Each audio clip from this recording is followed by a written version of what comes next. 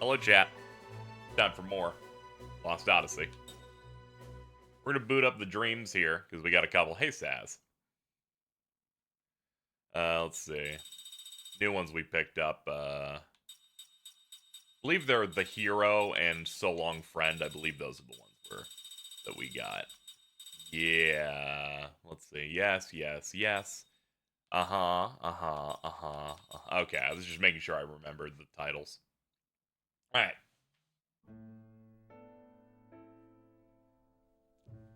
The hero was home from the war. He had performed gallantly on the battlefield. Ah, damn it! Someone had to fucking people like rushing into the. That has nothing to do with the stream. I'm gonna go ahead and ignore that one. He had performed gallantly on the battlefield, advanced to the rank of general, made a triumphant entry into the village of his birth. The villagers welcomed him with a festive celebration.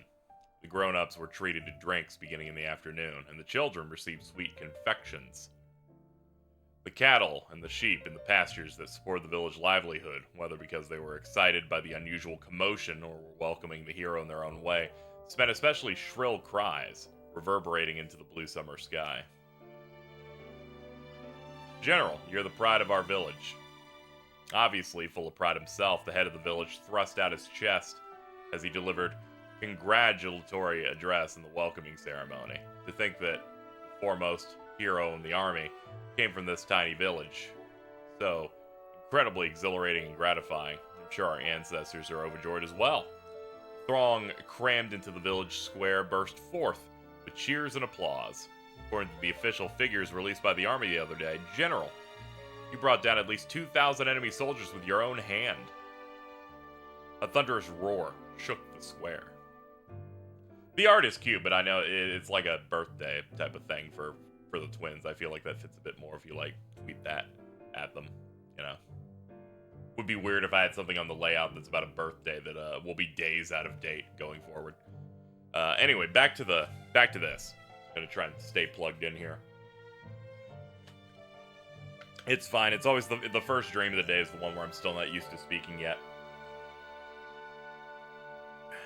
Come to think of it, the population of this village is less than 1,000. This means, sir, that you managed to bury more than 2 of these villages worth of honor on your own. How fortunate for us that you were not one of the enemy. If by any chance there had been a warrior of your caliber on their side, we'd all be resting in the hilltop graveyard by now. A few of the women frowned momentarily at this remark. The men, full of liquor, responded with an explosive laugh. Sitting stage center, the general lightly stroked his dignified beard. No one present knew that this was his habit whenever he was perplexed. When he left his village to join the army, he was just an ordinary soldier, a long way from growing a beard. General, you are truly the savior of our army and indeed of our entire nation. I understand you'll be leaving for another battle tomorrow, but we all hope that you will thoroughly enjoy yourself on this rare visit to your birthplace. The village chief ended his greetings and withdrew to the wings, whereupon the village's #1 entertainer bounded onto the stage in the most comical way he could manage. "Dear General," he cried, running over to where the great man was seated and going down on his knees. "Oh, hear my plea." The general looked at him uncertainly. "Is there any possibility that you would lend me the sword at your side, if only for a moment?" Perplexed, though he was by all this, the general, impelled by the audience's applause and cheers, handed the man his tasseled and jewel-encrusted sword. The man bowed deeply as the sword entered his outstretched hands, and again he cried, "My gratitude knows no bounds." Pretending to stagger under the weight of the sword, he came to the front edge of the stage and held the weapon aloft. And now, ladies and gentlemen, I will reenact the event that raised our dear general's fame to the heights in a single bound, when he hacked 18 of the enemy into little teeny tiny bits. The audience cheered wildly. The man, with exaggerated movements and commentary, swung the sword in a great arc. The audience knew exactly what he was doing.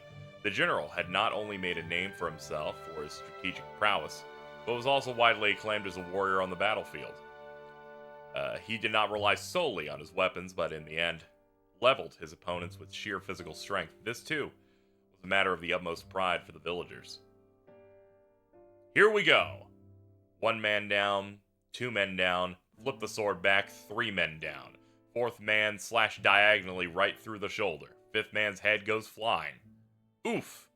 Then 3 at once. 6th, 7th, and 8th man. What a bother. I'll just skewer you like this. The man thrust the sword through 3 imaginary opponents, and the crowd went wild. The general, too, broke into a smile and applauded. When he was through clapping, though, he stroked his beard again. I'm sure you can understand how I felt at the time, sitting up there on that stage. The old general says to Kime before taking a sip of water from his leather pouch. His magnificent beard is completely white, so distant are the past events he is recounting. Kime nods in silence, and the general continues, as if mulling over every word. The more you know about the war, the more you feel that way. I'm sure the villagers meant well. They just wanted to pay homage to their hometown hero. No, of course, they weren't being the least bit malicious. My village has the nicest people in the world, which is exactly why I found the whole thing so painful. I couldn't stand it after a while. My favorite part of these stories is finding out where Kime is in the scene every time, because sometimes they kind of like hide him for the first several pages. Hacking 18 men to bits. The deeds of a hero are related in numbers. Surely the man who playfully swung the general's sword on stage that day could never have imagined the ones who lost their lives on the battlefield. The agonized expressions on their faces, the curse in their eyes as they stared into nothingness. But that's alright too. People who live peaceful lives don't have to know about such things. That's what people like us are for. To keep their lives far away from the battlefields. Don't you agree? Thanks to us and our killing of enemies, the people we're supposed to protect don't have to know anything about the bloodiness of war. Unless you believe that, what's the point of people killing each other? Kime says nothing in reply. Without either affirming or negating the old general's words, he stares vaguely at the general's troops. What'd you say your name is? Kime? I suppose you've killed more enemy soldiers than you can begin to count. There's no way I could count them all. I thought so. You have a flawless build, the kind that can only be tempered on the battlefield. Only a man who survived one battle after another can carry himself the way you do with complete naturalness. How does a man like you find himself driving a horse cart over a mountain pass? Kime is ready to leave without answering if the old man asks him such a question. But the general inquires no further into Kime's background. Instead, there's a sense of relief in the smile he bestows on the sight of Kime resting his horses at the pass. I was 16 the first time I went into battle.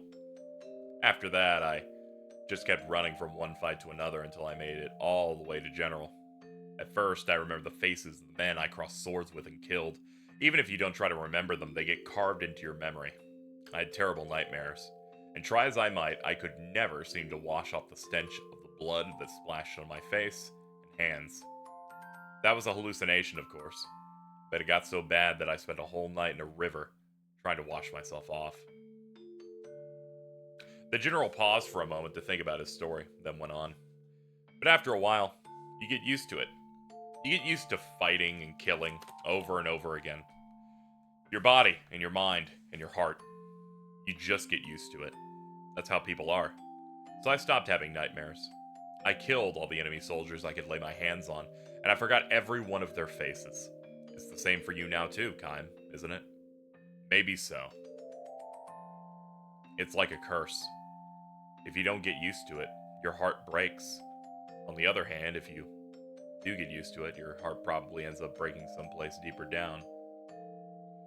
The general casts a fond glance toward his resting troops. Then, slowly shifting his gaze far down to the foot of the mountain, he says, "So that's what it was like for me back then, when I returned to my birthplace in triumph." For the final event in the welcoming ceremony, several children mounted the stage. And now, in honor of our hero, the children will present to the general a floral wreath, more marvelous than the greatest medal there ever was. The audience went wild again when the children put the wreath on his neck. The general favored them with a warm smile, the first honest smile from the heart that he had managed since climbing onto the stage.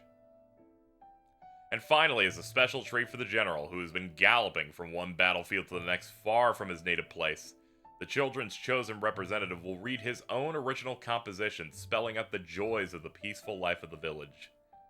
With a look of grim intensity, a small boy barely old enough to go to school unfolded his composition and, gripping it in 2 hands, began to read aloud from it, straining to make himself heard.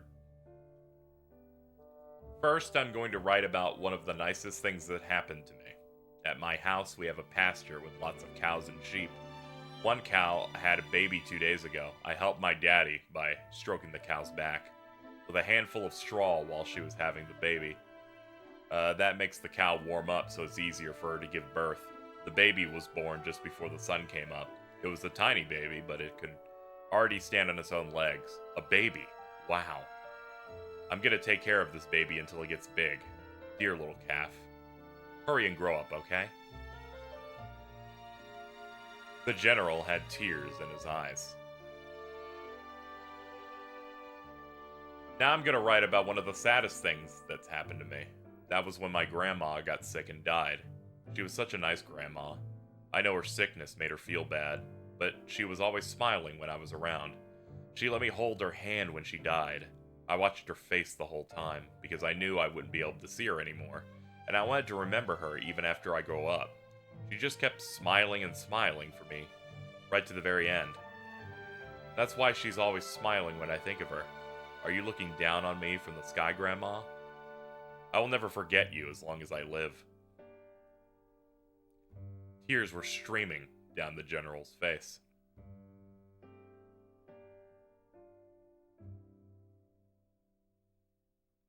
When the ceremony ended, the general left his village and headed for the town where the army headquarters was located. There he wrote a long letter to the king, and he gave his sword to his most trusted lieutenant. The general had decided to retire.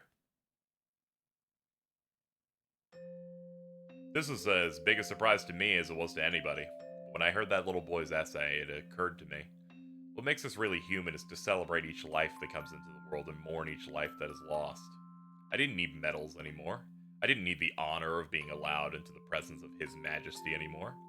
I wanted to be a real human being again. As a result, overnight I went from being the village hero to being reviled as a traitor. The general turns to face Kime and asks, "So are you going to mock me as a coward who ran away from the battlefield, or blame me for being a deserter who betrayed his own patriotism?" Kime turns a gentle smile on the old man. "Neither," he says. "As a soldier, you made the wrong decision, but as a human being, you made the right one." The general strokes his white beard and says, "My habit has changed, too.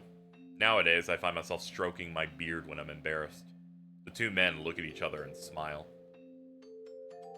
"Okay, back to work," says the general, standing with a grunt.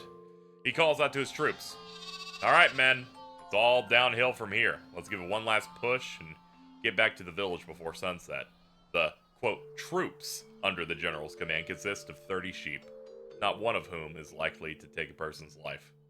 Except that one, over there.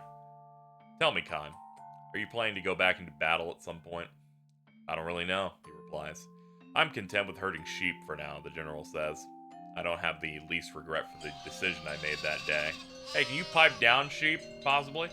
It would make me happy to think that this could be a kind lesson for you." With this parting remark, the general turns away from Kime and begins walking.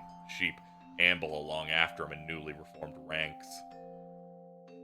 Standing at attention, the general raises his right arm and waves his troops on. "Forward, march!" The command he had once delivered to tens of thousands of men on the battlefield now echoes pleasantly among the mountains of his native village. There we go, and that is the hero one. Get that one nice and done. Anyway, thank you, Marvin, for the art. Usually when I get started, I try not to get run over or whatever, but I will put this in the. I will also put this in the Discord I'm in with the twins so that they can see it through there too. And going forward, as I've mentioned a couple times to people for fan art, please give Nep a mouth. They only wore a mask for their stuff because they worked retail during COVID. It's no big deal. I'm just letting people know in the future. Also, yes, this has been a great game to stream. It's a very good RPG, and it has these these interstitial stories about Kime, since he is an immortal who's lived for 1,000 years. They help get us into the mood for the game's narrative and story.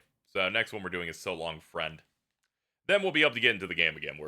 We have 2 of these that we need to knock out.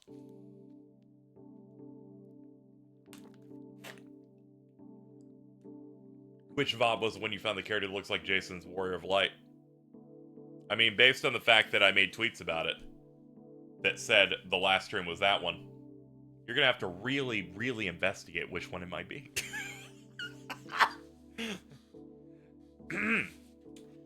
Alright, I drank a little bit. I think my throat's good for another one of these.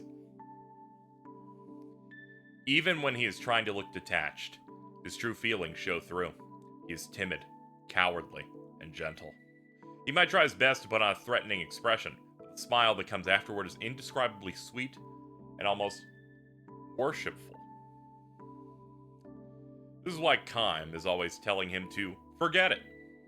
This happens when they're perched on bar stools, or earning a day's pay in the quarry, or walking through the marketplace, or standing on the stone-paved roadway. But why, Big Brother? Tubal says with a pout. He always calls Kime Big Brother, and though Kime has never asked for his companionship, he takes every opportunity to follow him around. He is worshipful in this sense. Please, take me with you, Big Brother Kime. When you leave this town. He begs like a child, even though he's old enough to have a regular job. Shout out to Harry. Sailing over the ocean, crossing continents, traveling anywhere you like.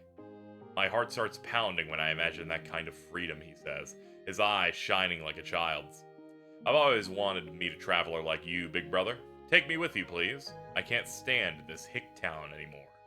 He would grab Kime's hand and cling to it like a little boy, and often he would look around at the people on the street or at the crowds in the tavern, openly making boyish faces at them to show Kime his disgust. You come from another town, so you know what I'm talking about. The only thing this place has is its history. Sure, it's old, but it's half dead. Look at these people's faces. Not one of them has any spark. All they want is to get through one ordinary day after another without any problems. It's the worst place in the world. If I have to stay cooped up here any longer, I'm gonna have moss growing on me. No spark? Kime doesn't see it that way. People here behave with the refinement and mild manner appropriate to a historic city known as the ancient capital. They simply have no taste for the kind of ambitions that go with high hopes or danger. Having never set foot outside this place where he was born and raised, Tubal knows nothing about other towns. Kime knows all too much about them. There are those that used to be the left and the right banks of a single town separated only by a river, but which now clash in hatred and intense and ongoing war. Towns in the grip of famine, where the residents snatch food from one another. Economically flourishing towns rampant with crime driven by greed. Towns of rotting houses abandoned by their people in search of wealth and prosperity, while, just over the hill, there sparkle boom towns where the people celebrate their riches all night long.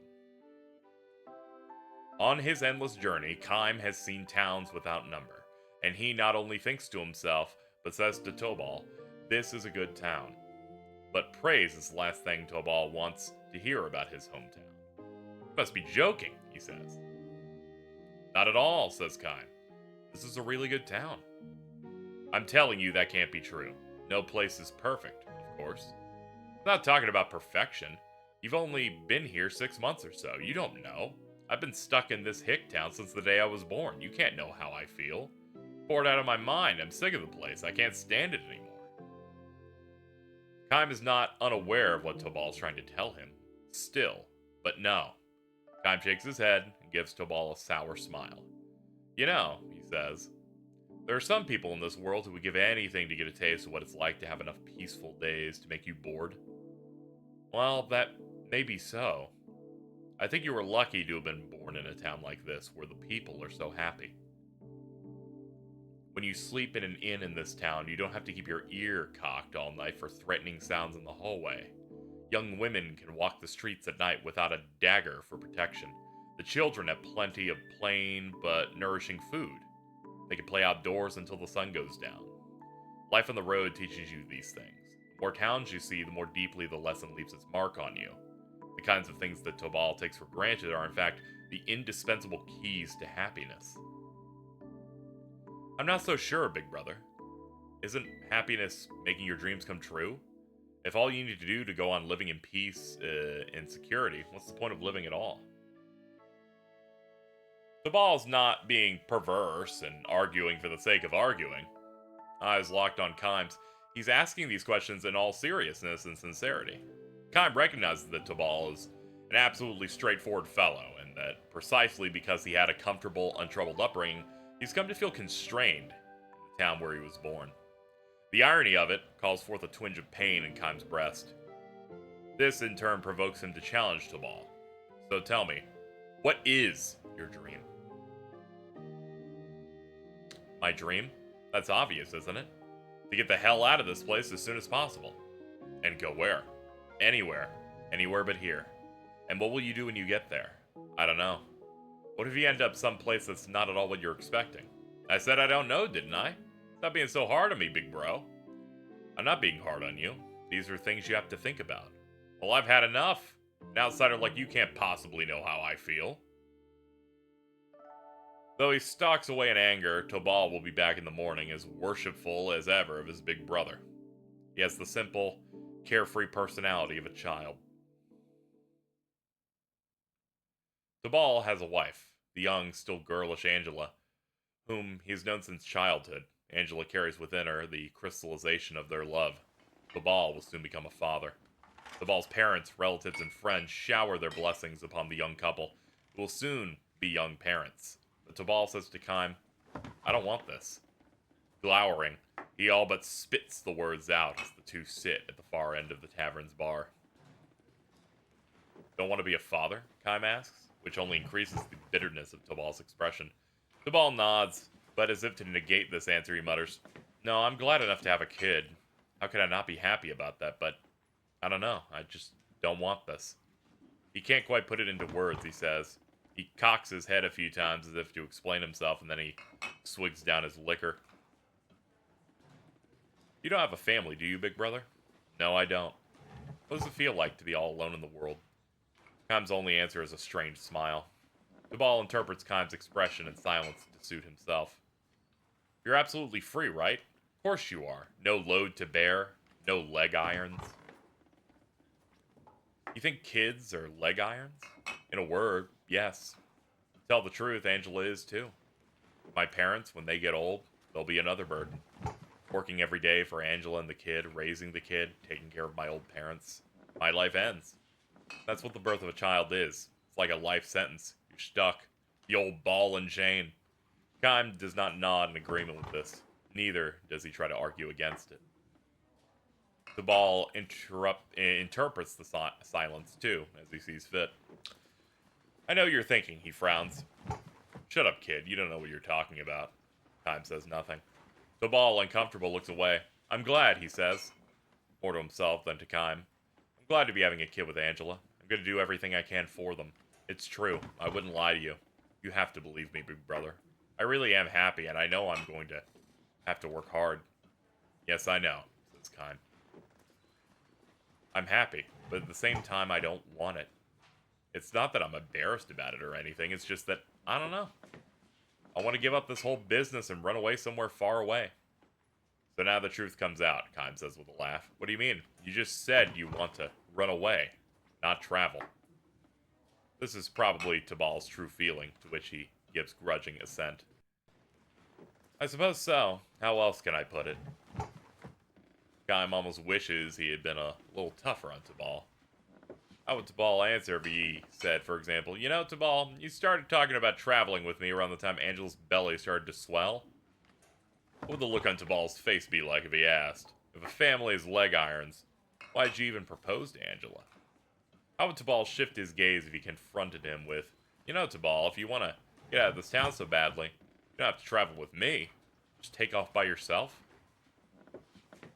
But Kime doesn't have the meanness to ask such questions, nor is he given to meddling in people's private affairs. Instead, he drains his cup of its last few drops and says only, Let's get out of here. Even after they have left the tavern, Tabal goes on about the stupidity of living the rest of his life in this town. The broad night sky is clear, the moon is out and perfectly round. I'm asking you again, big brother. When you leave this town, just say the word to me. Wouldn't it be better for you to have had a traveling companion? Tabal's starting to go in circles again when Kaim interrupts him. Didn't you want to go out there all by yourself? Traveling with a companion is not exactly a solo trip. No, well, you see it, you're right. I'd just go part way with you.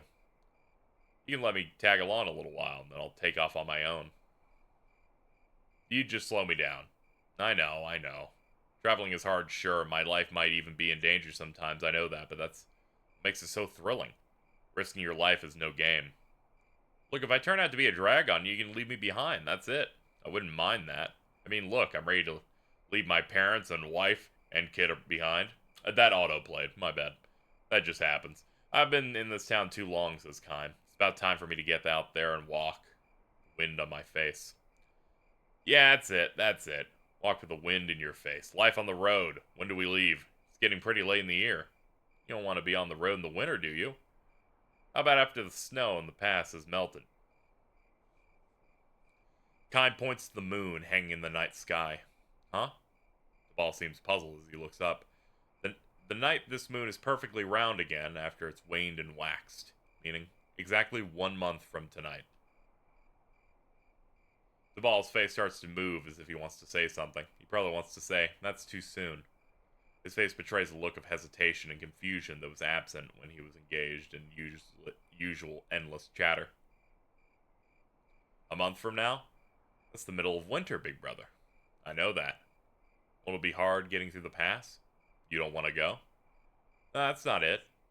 If you don't like it, you don't have to come with me. I'm leaving the night of the next full moon. That's all there is to it. Okay then, big brother, I'll go. I'm definitely in. The night of the next full moon. Angela will be having her baby right about then.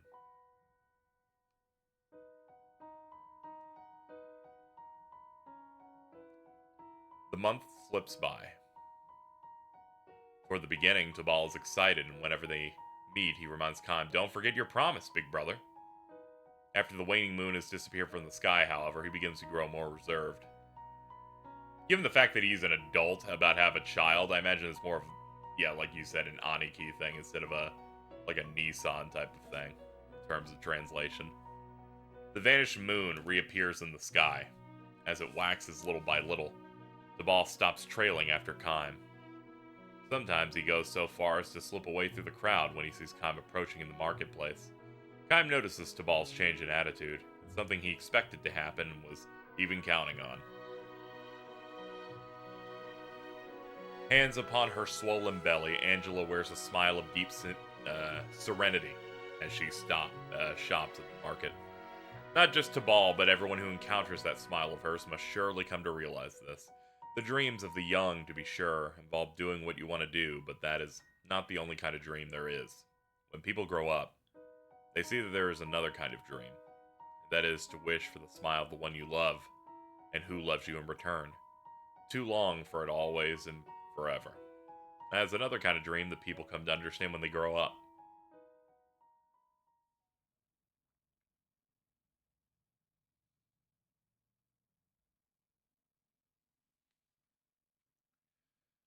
The moon is full again.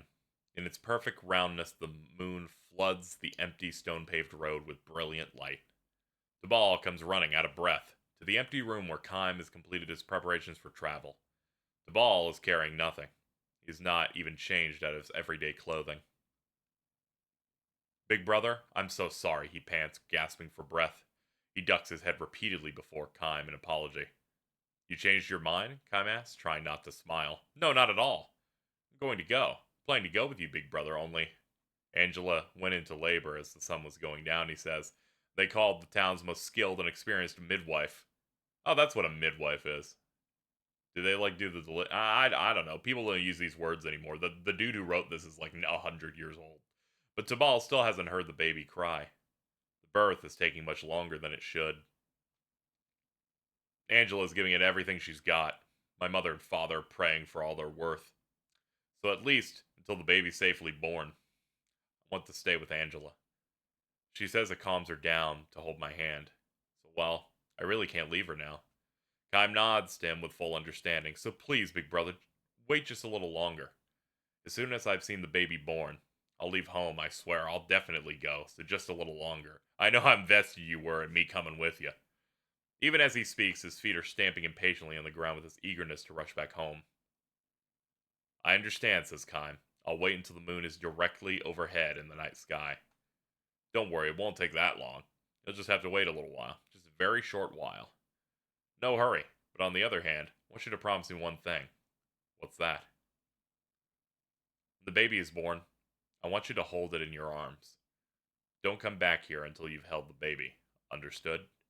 The ball looks at him with a puzzled expression, but he nods in agreement and says, Understood. I will do exactly that, big brother. So be sure to wait for me. The ball charges out of the room with even greater force than when he came in. The sound of his footsteps running on the stone pavement draws away. And when Kaim is sure he's gone, a smile slowly spreads across his face.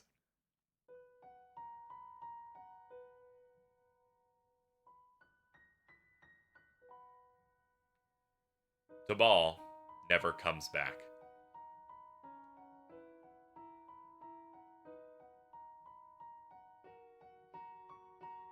As the moon reaches its zenith and begins to dip toward the west, signs of light appear in the eastern sky.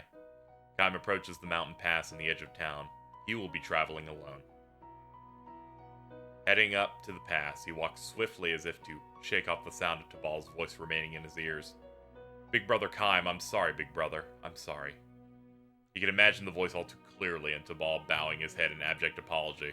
There's no need for him to hear the actual voice. Long after he's left the town, he'll continue to see Tabal's worshipful smile in the eye of his mind. Tabal would not have provided much support as a traveling companion, but a journey together would have likely given them both much to laugh about. But never mind. This is just fine. Kaim tells himself and ups his pace even more.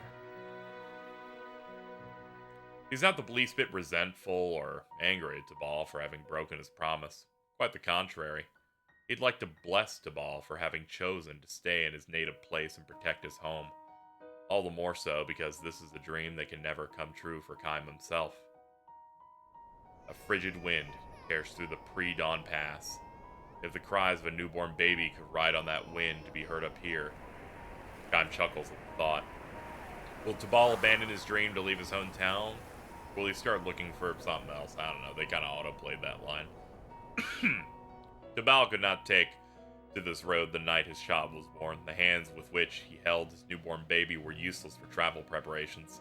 If only for that reason he took one step toward becoming a grown-up. Let's go, Kaim mutters to himself as he crosses over the pass. Look, Angela, he's smiling.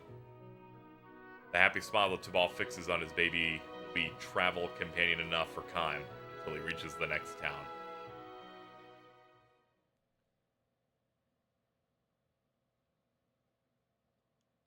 Well, we're done with that.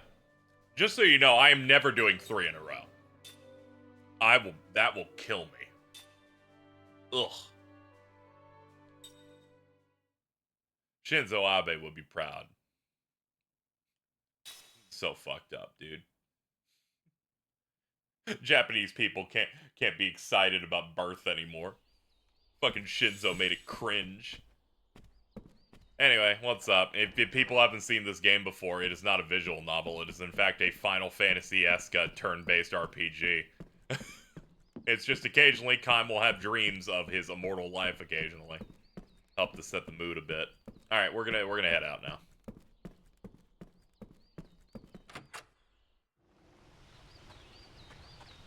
Yeah, it's really good, really fantastic stuff. In the end, I'm probably not gonna do all of them because you have to like go out of your way to find them, but that incentivizes people to do the very easy method of playing this game, buying a modern Xbox. Or I don't know, but using my friend Dreambums on Twitter put up a guide to emulate this. Anyway, in the last one, we went to a sorceress mansion and then found our wife that looks like Jason's Warrior of Light, and now we're gonna go into the Black Cave.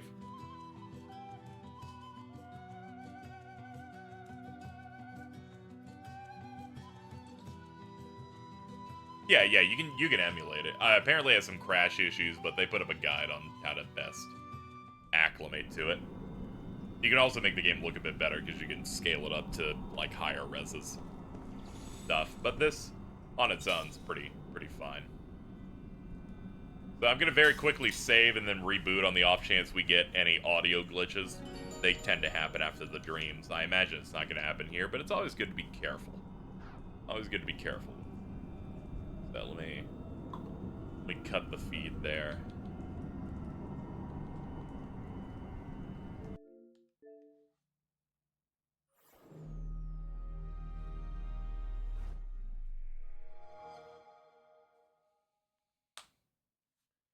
James, I had thoughts to hit on Sarah, but Seth immediately shot that down. It's okay.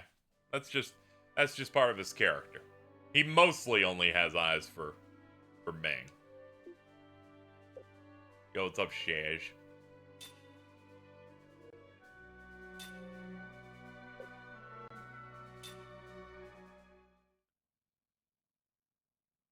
We had some audio bugs in a couple of streams where it's like audio just didn't play on scenes or music was not present in other places, that kind of thing.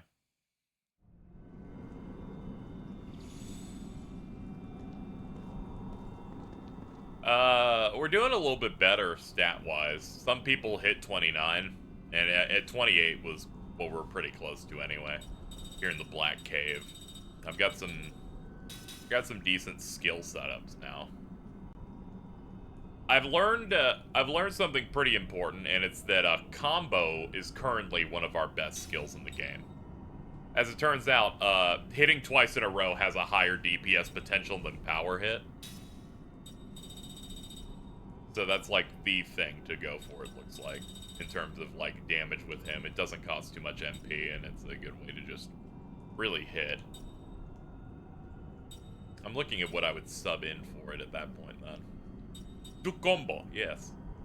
It's just double hit, and double hit's just really good. I guess I'll have Crisis Defense boost on here. We've unlocked the level 5 magics for the mortal characters, which means we got some new stuff open there.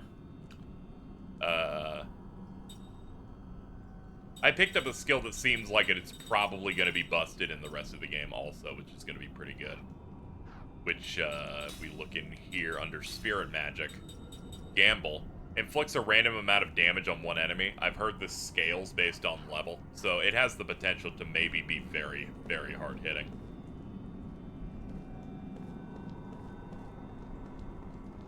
Yeah, nothing's better in D&D than being able to hit a lot. Anyway, this is Black Cave. Apparently this is the only way for us to make it to the next region, so we'll be getting to work.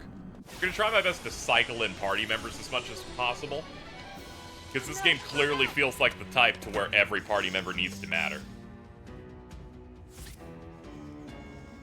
Okay, let's see. What are we doing? 6 bats and the dude in the back. The dude in the back counters magics. Yeah, what's up, man? Blah, blah, blah, blah.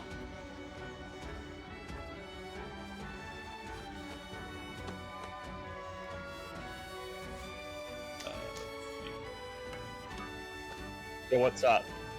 I really appreciate my great friend Prowley telling you to get a job. You posting your schedule, and they're like, me too, and then they show you a calendar with no markings on it at all. I feel like genuinely violent. That's great. Here, let me help you. Hold on. Okay. I got you. Sorry, there's a cat. Thank you. Oh, okay. I'm giving him an exit path.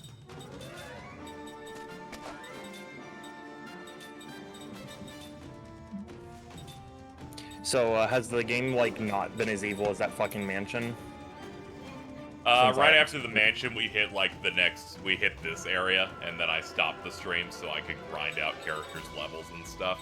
So we'll see how bad things might progress. Is grinding at least okay to do, like, is it not, like, a hassle? It's not too bad. Levels have such aggressive scaling here that each area you can gain maybe 2 or 3 levels at most before it drops off. So a lot of it is just me getting new skills on the immortal characters as much as I can. Right, so you're expanding your options and less so stats. Yeah, I'm expanding some stuff. Did I miss any dreams? Because I like... Yeah, we opened with 2. Oh, okay, damn. Yeah. I meant to tune in, but I was just kind of on my bed playing Asta Libra, and I'm like, oh, okay, Yeah. Casey will start the stream any minute. Oh, shit. I turned, I'm like, it's only been a few minutes since I... And then it said live now 44 minutes ago, and I went, oh, good gracious. Yes, I basically had to read nonstop for 34 minutes. Good heavens.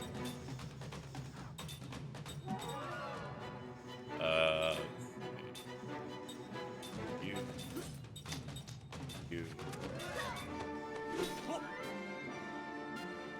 Oh no, bad.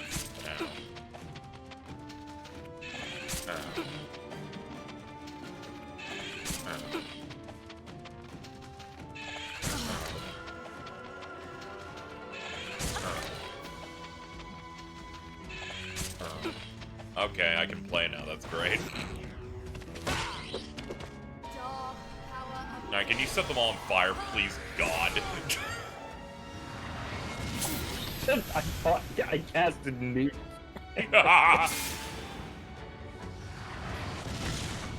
Holy shit, they're like pulling some World War shit right now.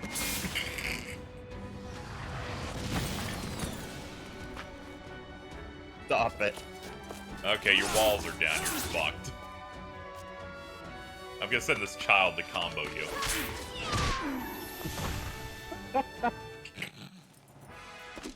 What a fucking joke, they made this 8-year-old have like the 3rd best physical in the game.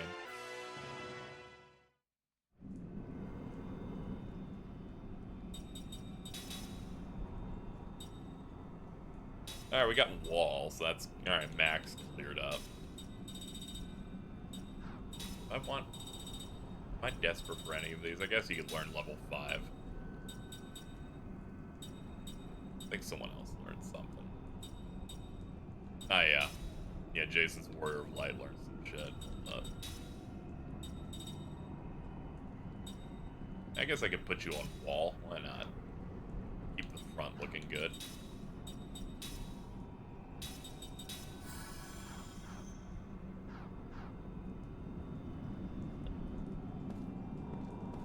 Yeah, even the enemies working on, like, back row systems is also neat. I could have done that battle better. I was just incredibly lazy. I should have just gone for single target spells. Man, this is a real cave. They just have routes that have nothing in them. That's what a real cave's all about. I was like, this map makes it seem like there's nothing here, but that would be wrong. And then you go there and you're like, oh no, they're actually, oh. Yeah. Anyway, what's up? You were saying something? No, I don't even remember. Oh, okay. It wasn't anything of importance. Okay, I it wasn't have to assume. Alright. It was No. like Skibbity or some shit. Alright, let's go. Come on, man. Oh, what's up? Not today. Not today. Come on. Is there a problem?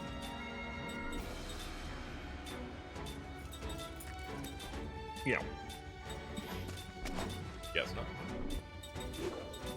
I wouldn't say that. Okay. Hey, Jordan. Hello. Cat tower. What happened? What are we doing? I'm building a cat tower. Oh, okay. I had to ask my dad for help because I couldn't find the hole on one piece. Couldn't find the hole. Always saying this. I'm always saying this. How are you, Ari? I'm alive. Was it a stressful shift? Not really. It was just, I mean, like, it was difficult. But it's like, so like, I think the one part that did almost put me on suicide watch was when they had, like,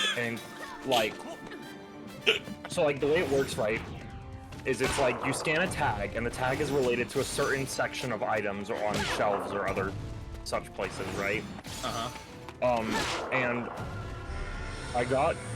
they were like, Ari, we need you to do Department 33, which is like effectively the knickknacks department.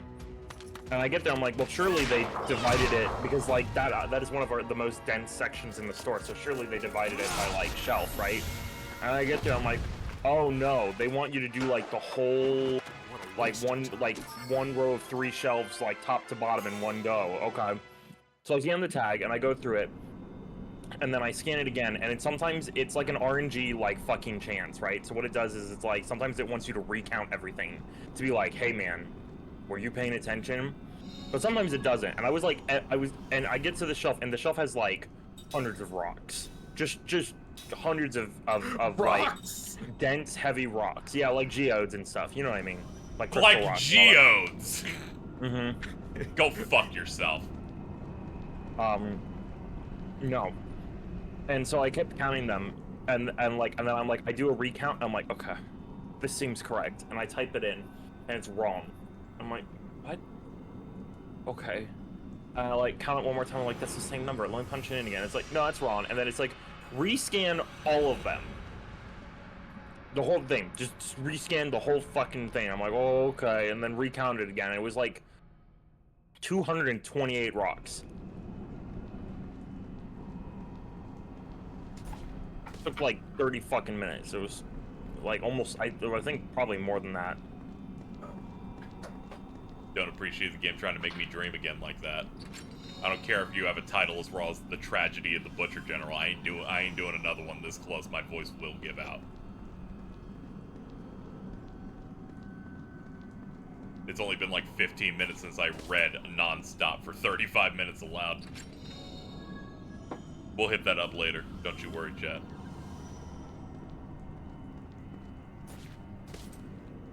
Anyway, that's pretty arduous work. That's like almost as much as Prowley has to work.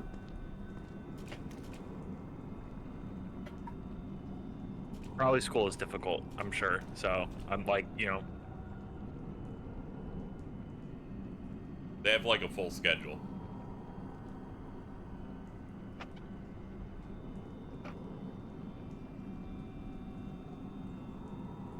I mean, they seem pretty busy in Japan. Yeah. Yeah.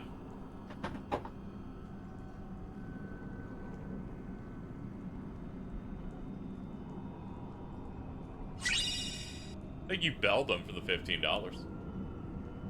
Gonna use takedown? Yeah, let me see. See what they have to say. So did you know Matangs could split apart and devolve? I didn't. So it's gonna be just Beldum for a few. Sorry. Oh damn, Matang fucking threw down. This is so sad. I think I have school from 9 a.m. and have 1 p.m. now for 3 months. I'm very... To be fair, that did... When I was in college and I had to go from 1 p.m. to 9 a.m., I did almost want to kill myself.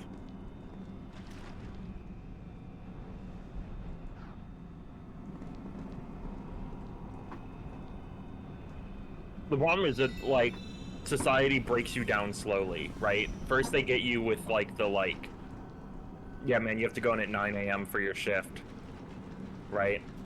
And then what they do is they're like, okay, but could you come in at like 8:30? And you're like, well, that's not so bad. I can do 9 a.m., so 8:30 is no problem. And then eventually you're like, okay, can you come in at 7 a.m.? You're like, well, I pulled off the 8 a.m. before, so it's like, you know, it's fine. Yeah. And eventually they're like, come on, man. 2 a.m.? It's no problem for a guy like you. 2 a.m. and then you can come in at 9 a.m. the next day and then 2 p.m. the next day. And I'm like, fuck it. I mean, I've done it before. Yeah. And then you realize that you've broken yourself. Yeah, Cat, please calm down, chat. Seen you yell over here. Envy is not a good quality. Just saying.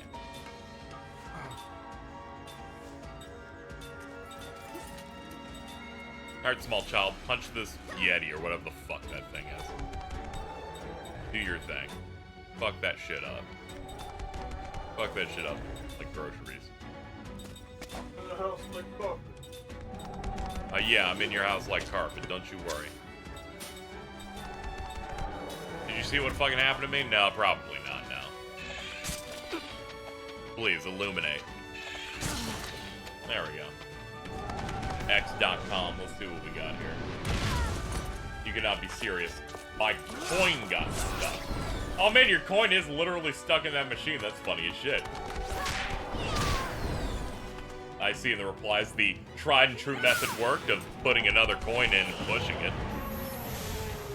I'm missing a piece. God damn it.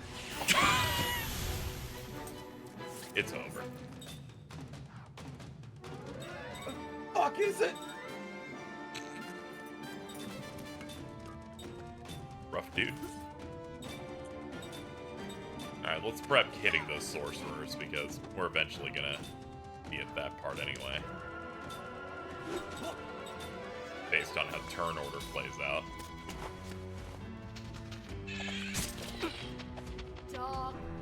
Yeah, check if your cat inhaled the missing piece. Like, shake it and see if you hear any, like, metal noises inside. Maybe he'll, like, just, yeah, test it out,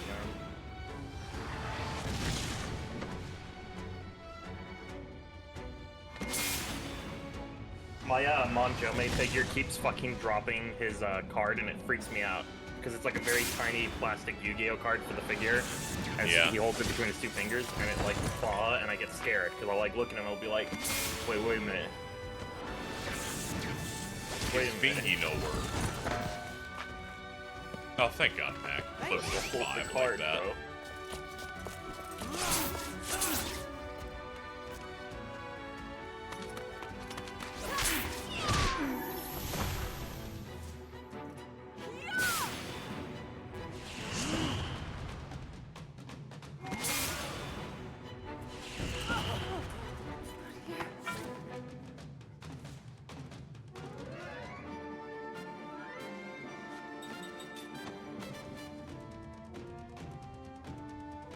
Oh my god, it's so...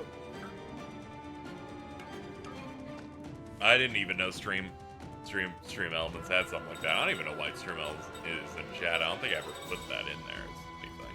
Weird. Oh my god, I found it. You found under it? my desk. That's dangerous. Okay. Should go smoothly now.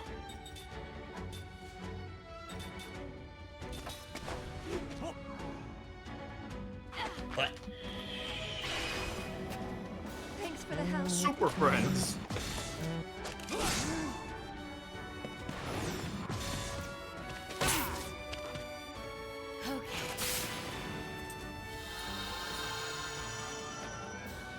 Ah, okay, we're clear. That dude's charging for a while.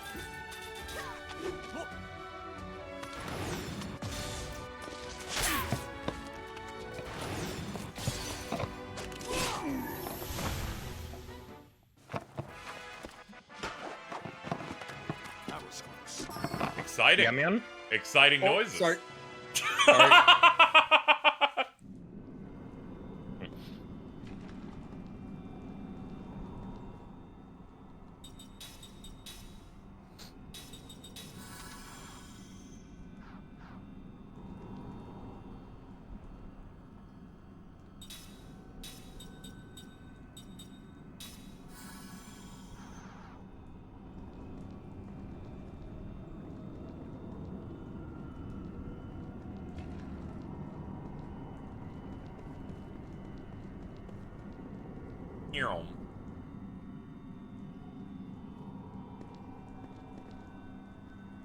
Oh, good. I'm glad we're in the Great Hall of Foul Creatures.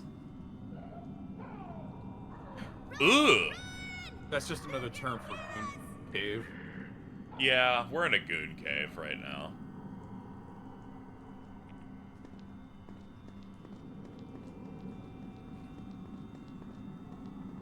Oh, there's like a... Yeah, here we go. There's a side rim here, it looks like. Hell Trap. Cool.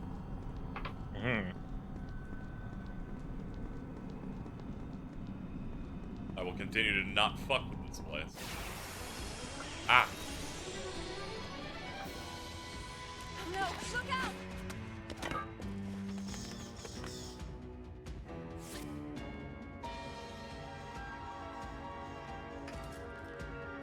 You know what sucks about our modern modern Twitter is now that because anyone can pay $5 or whatever to get the blue check mark.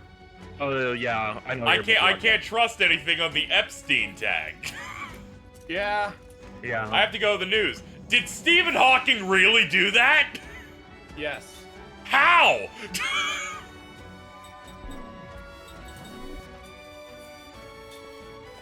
Did he get that thing in one of the X-Men movies that makes his legs work? Like, fucking what happened over there? No, it's like a Dragon 7.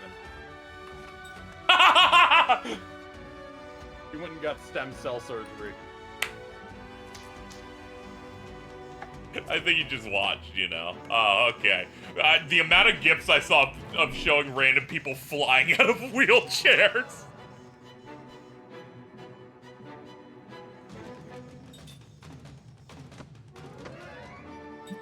Thinking about, like, you bringing up that Kojima tweet, and people are like, damn. All the blue checkmarks are like, yeah, bro, I bet you would make a crazy They're like, this is a vampire great game." idea. I hope someone lets you do it. It's like, he designed They that did. game. That game came out in 2003. Dude, I held my GBA to the sun up like a real motherfucker. Like, I mean, you can do that. You didn't cheat. You didn't, like, press against the light bulb. No, I, like, I went into my backyard and I would hold it up. Like, I would be like, come on, man, we gotta fucking kill this dude. Still in Black Cave. Don't laugh at me over fucking Black Cave. I've spent a grand total of 20 minutes on stream in this place. You French rat.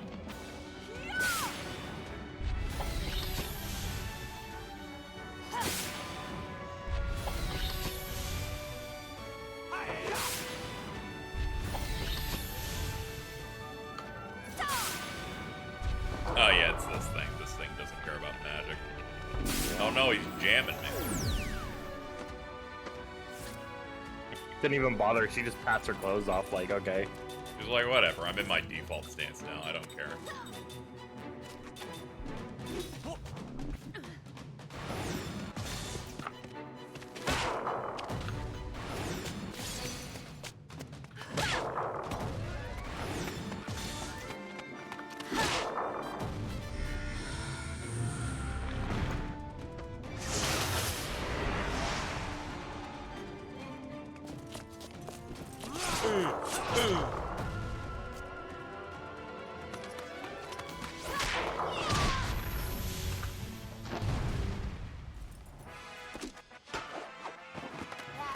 Oh my god.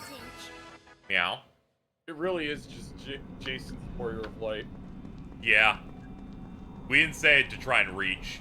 He's like, the hair's wrong. And I'm like, here's official art. Oh no. Oh, good heaven.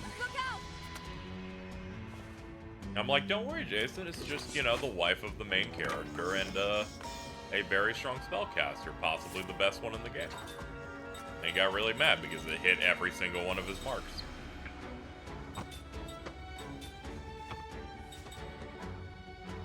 You know, I don't care for this fight. I'm just gonna leave. I will abstain from this. And I'll keep doing it until you let me leave. Because I do not respect you. Whoa, watch out, the bat. Oh my god. It's the freaking bat! Anytime developers like, I want a chance for you to fail the flea, I'll go up to them and get a little hammer and smash their fingers right in the middle. Until they go, okay, we'll give it 100% chance. I'm like, there you go. Now we're talking. I keep thinking about how, like, Bravely Default let you just turn off encounters sometimes. Like, if you're like, Yeah. yep. Yeah, I don't know if I This one you don't necessarily need that as much, because then the balance could maybe go out of whack if you just keep it off for too much. At the very Yeah. least, I'm like, I gotta go. I need to leave now. Go fuck yourself. I'm leaving. I'll engage in a lot of battles to keep myself up to par. But also a Lost Odyssey fighter requires a lot more brain power and execution. Also, the formations in this dungeon suck ass. They are bad. Evil, no good formation that sacrifices resources. I'm like, I am at a level where I'm getting like almost no experience off these guys. And some of these formations make it so the fights are way more prolonged. Except for certain ones. There are certain ones that I'm totally down doing. Not this one. Not the one where it's like, okay, the bats are going to go first and do forced animations, and the two things in the back will auto-counter with magic if you hit them with magic. And I can't hit them with physicals because they're in the back until I kill the front. Like, it's sad because we're probably not going to get a remaster of this or anything like that, right? Yeah, nah. But, like, Yeah.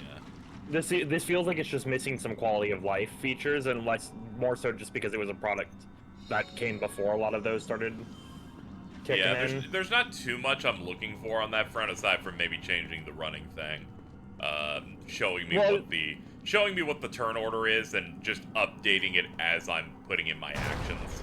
Well, there's that, and like you could skip animations for enemies.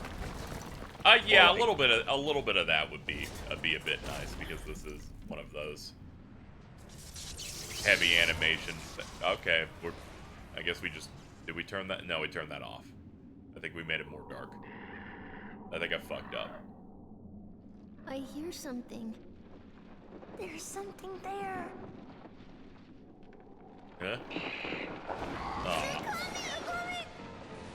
Me when they're coming. Can't be serious. Now this is more like it. There's only one way out. We have to go through them.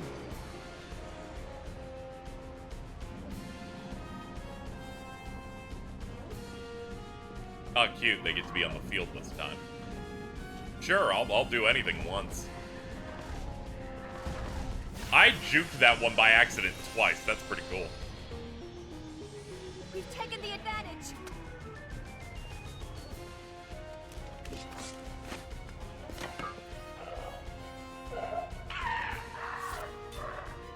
Rough eater. That's great, dude.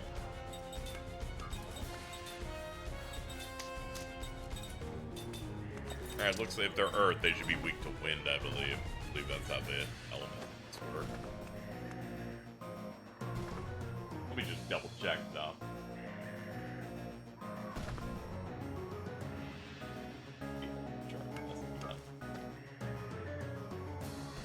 Ah, yeah, that is right. The only one that fucked me up is the fact that fire beats wind.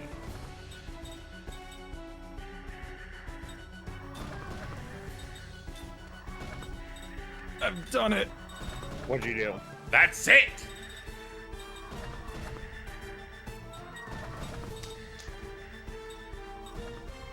Whew. Oh, Shadow was just a better version of Shadow. I thought that was the default. Yeah, we can do that. Let me put that in Goon Call chat. Okay.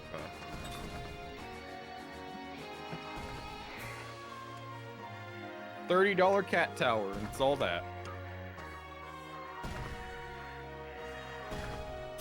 Here, chat, here are the results of all that work.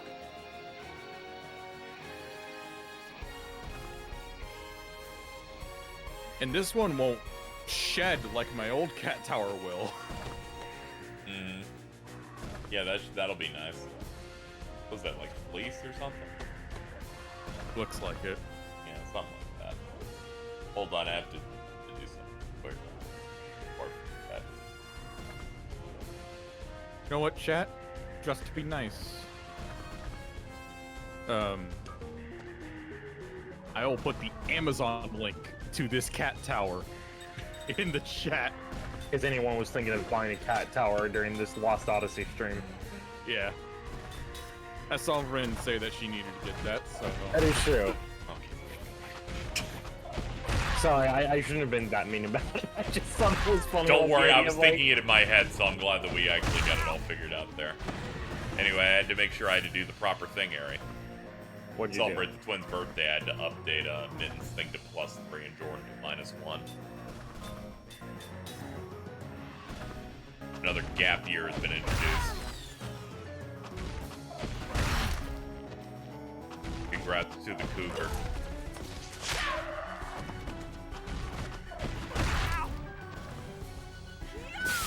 Alright, we need to start nuking you. I'm tired of you guys.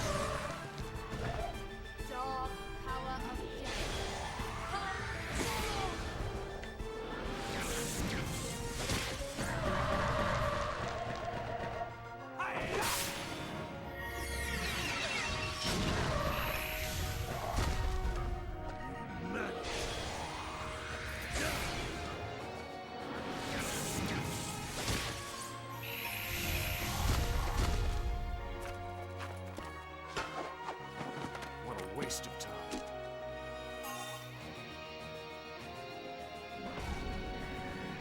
I had a feeling that was only going to count one unit. Alright. I was like, I need to come out of this running.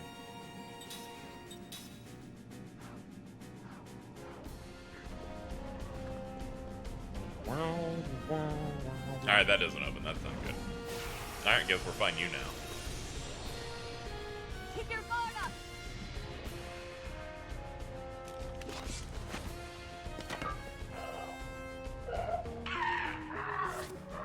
I don't like those things at all.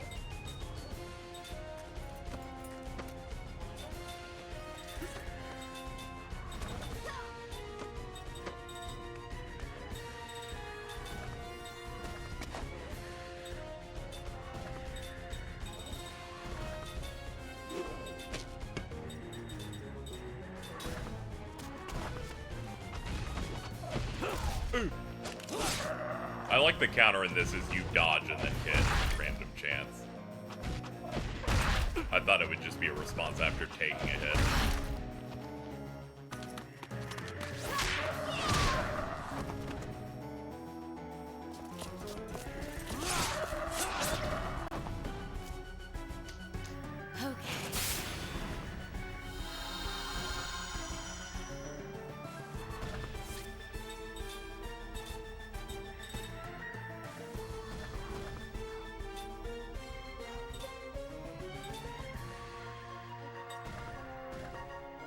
Guess for you, yeah.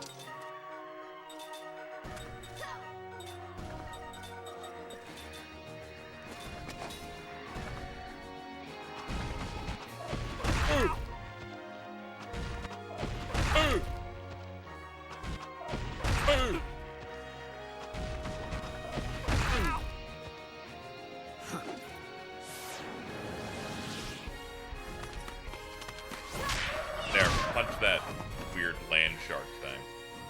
Good call. You must answer.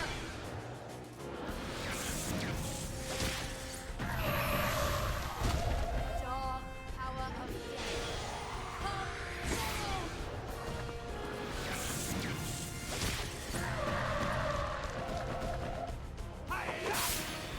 If you like any one character so far, they're all pretty good. They're all pretty good. Ming's a weak link in terms of the fact that she feels like the least versatile of all the characters I have so far. It's because she has, like, no fucking skill slots, mainly.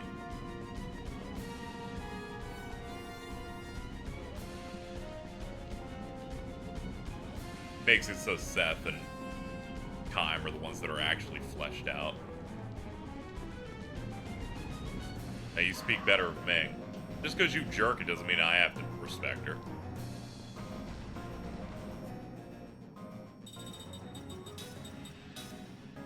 Needs to put in the work. We'll see.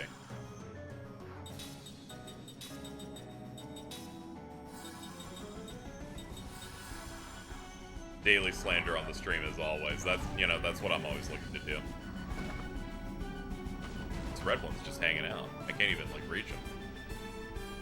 Alright, I'll kill every single one in the room. Then maybe you'll come out to play. This does not look good. I was calling someone in chat a gooner. Yeah, that's basically the beginning and end of that exchange.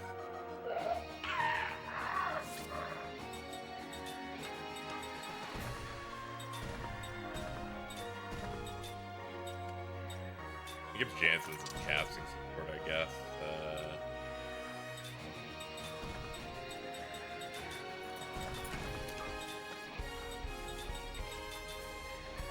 Oh, okay, they probably. Don't worry. I did my research. Alright, let's go.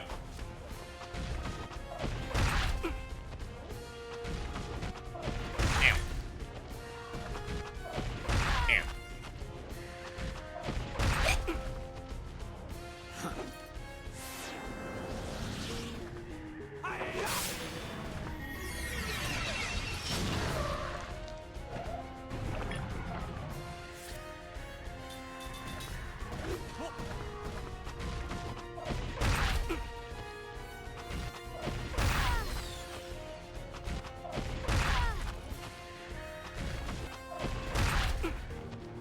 Hi, Casey. How go? It's going all right. Mostly. Death calls to you. You must answer. These guys are causing me a bit of trouble. Get 'em. Bye. Oh, I thought they all died. No, they just fall back very dramatically. They're not a fan. So, Izzy, I still get emails. That's what I'm talking about.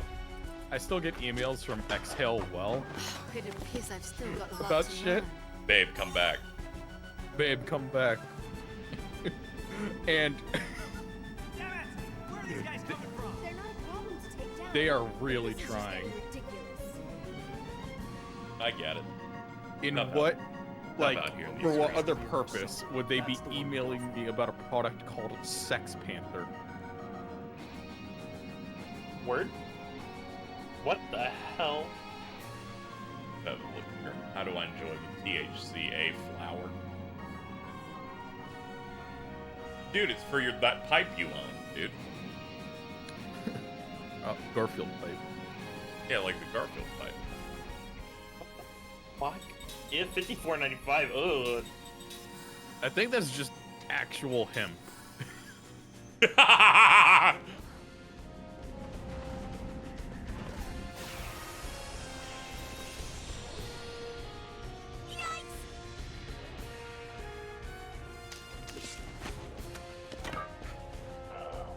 Means Casey, how's tricks? I do tricks sometimes. I did a kickflip once.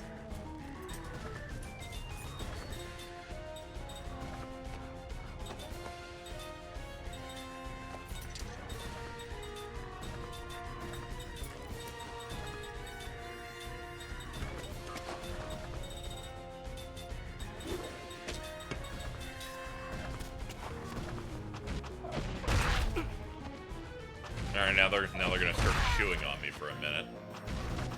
Then I grimace as the 8-year-old child can't cast this turn because he got hit. You do an indie nose bone? No.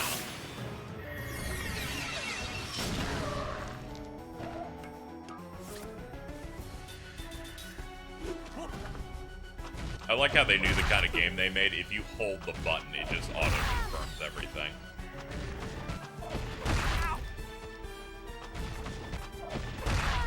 They knew this shit to the degree that there's an option to make it so it does it for both pros. It defaults to not doing it for the back. Because they know you're probably going to cast in the back.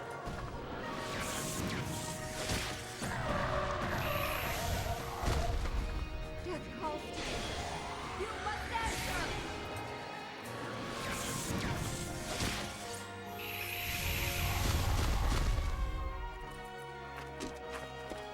I did it! A perfect battle!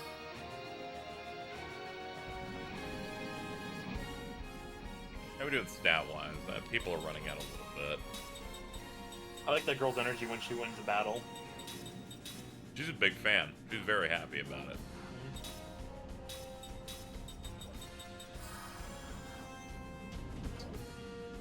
Need to have you heal us up with Zephyra.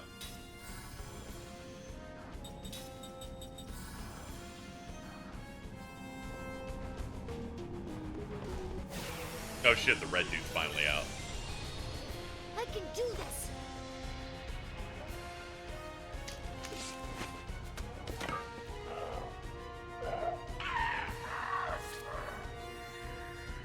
Love how you're okay with the animations in this, but you have to speed up every Trails battle. It's because I think the Trails combat sucks ass. I think you're wrong, but that's fine. Yeah, it's fine. It's just not, it's not to my taste. Yeah. Speed up should just be an option, though. Yeah, I prefer if this went in double speed, but I just don't enjoy the combat in that very much. That's pretty much the end of it. Yeah. You tolerate things more if you like them. That's literally what I'm doing. It's literally is this that but thing where better. it's- Having played both, no, I just didn't take to that one as much. I would not fucking say that, bro.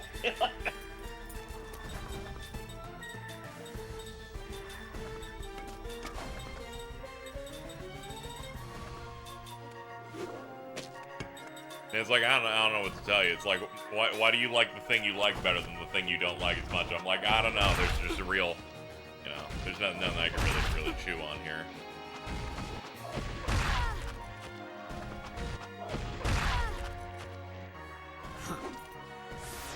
You know what fucking sucks for me? But When I like look at a game and I'm like, fuck, I think I would love that, right? Like you look at the trailer and you look at how the gameplay works and all that shit, right? And Yeah. you're like, damn, I'm all in on this, and then you pick it up, and it's not like it's a bad game or anything. Like, you know, people like it and it's got like a lot of good merits, but it's just like you play and you're like, fuck, It's repellent to you specifically. it's not working, but it should be. also, Trails has that system where when you get enough craft points, you can just bomb people the whole time, and that taught me bad habits, and it made me disengage from the combat almost immediately. Yeah, I think a Where lot I'm of like, you just screen nuke the whole way, and when they don't let me do it, I'm like, well, I don't enjoy your combat enough anymore because you broke my brain, so now I'm just trapped in an endless loop. I must write about this in my journal. Ah, they respawn now. Okay.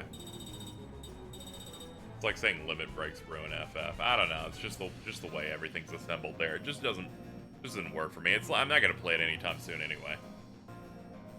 James, summoning discourse about that series every day for 6 months was enough for me to really want to break.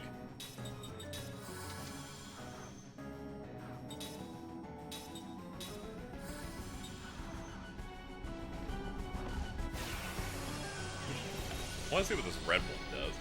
This does not look good.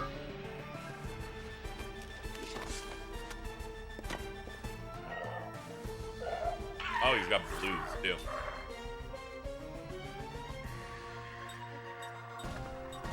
These look like the things from Kong Skull Island. Oh my god.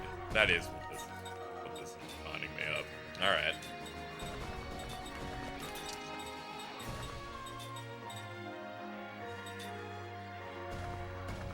She's definitely getting a bit like Kong on my Skull Island.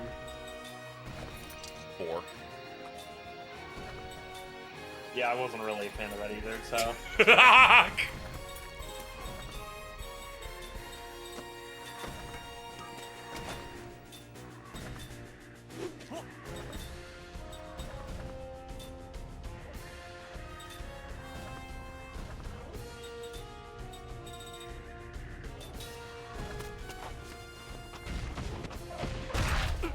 You can avoid all discourse by getting everyone to block you. Nah, it's okay. It wouldn't have worked. I didn't hate FF16 enough. Pop him up. Remember when Bryan Cranston was in Godzilla 2014? I didn't. These I know, fucking sound effects. Don't you worry about it. It's a funny, happy noise. I will learn eventually as I catch up on the Monsterverse. Ugh. The Monsterverse? Yeah, it's the American-made Godzilla films, like King Kong films. I think that's what they call that specific set of films.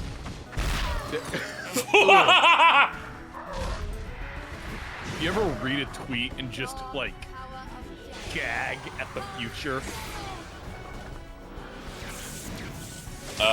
Yeah. Anything to do with how bad starring- Google and the AI shit is, pretty much. Yeah, the Glee reboot starring James Corden is due to begin filming this year. Oh my god!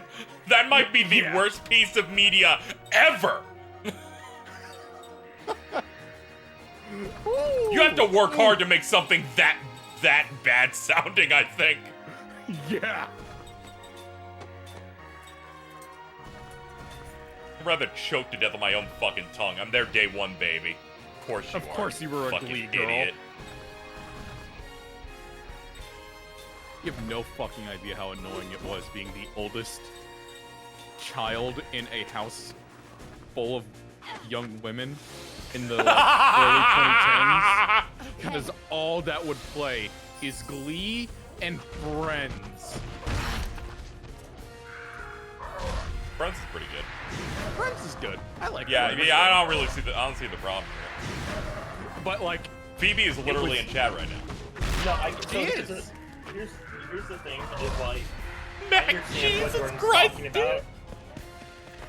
Like, because my friend Noah had like fucking his sister had a like 5-year Friends phase where she would watch it like every day on the main TV in the house, like on like just going through the season. And when she finished, no, I would be in calls like in high school with him, and I would just be hearing Friend episodes in the background. He's like, "Please make it fucking stop." Yeah, that was the like, problem, is that Friends would be on a loop. Like, my sister would watch the entire series and just rewatch it immediately. For, like, 4 years.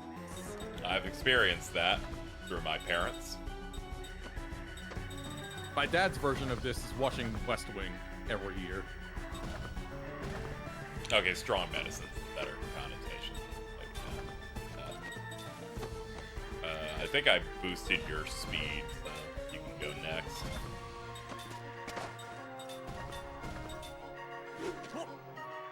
The other one, the one that I'm okay with happening was when my dad in like the late 2000s would just watch all of Scrubs repeatedly.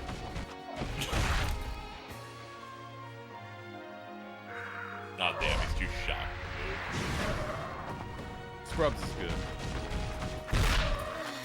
I'm gonna say this game. Your AI is the most malicious I've seen in a while in RPGs. They always solo target the one person I don't want.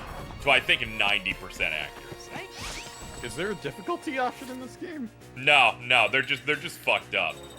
It's mostly because of my front row setup. It's not great. Oh, my wife got stoned. That's bad. I just looked over and I went, "Hey, what the fuck happened to you over there?"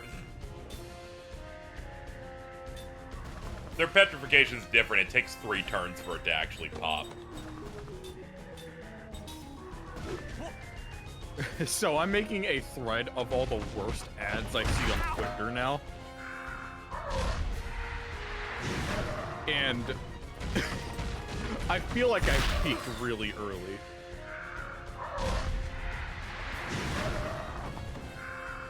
My name is Peach, and I am the Reach.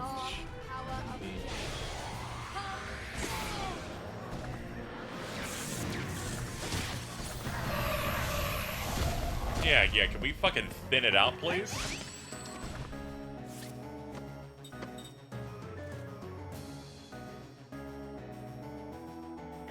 I just gotta pretend that your turn's not gonna do anything.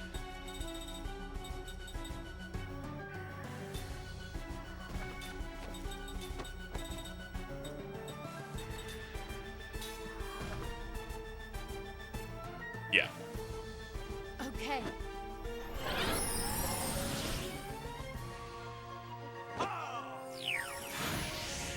Chance to go back and cast until you're using speed. That counts as backseating. Doesn't change if you try to address the character.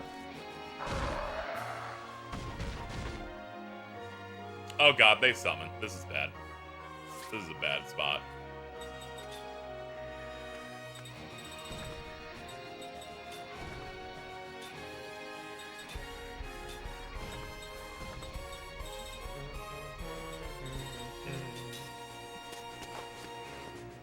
Okay.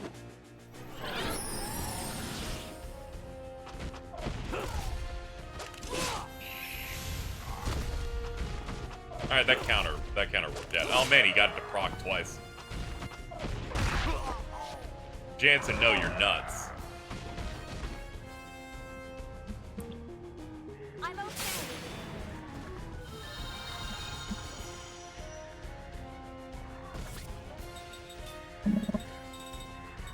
Alright, let's pick him up.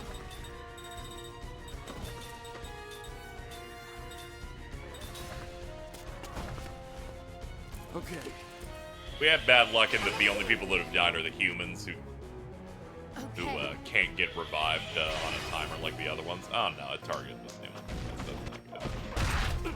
My bad. Forgot to menu through that.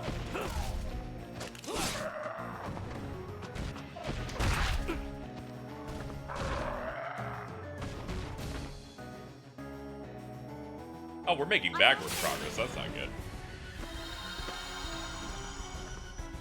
They don't really make, like, RPGs anymore where just random encounter could just kill you.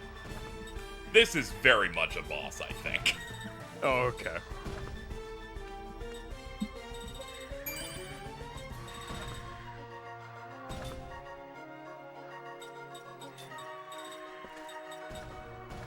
Hold on, one of these items for this status effect I have. I'm sure I'll find it somewhere in here. There, dizziness. That's what I have, apparently.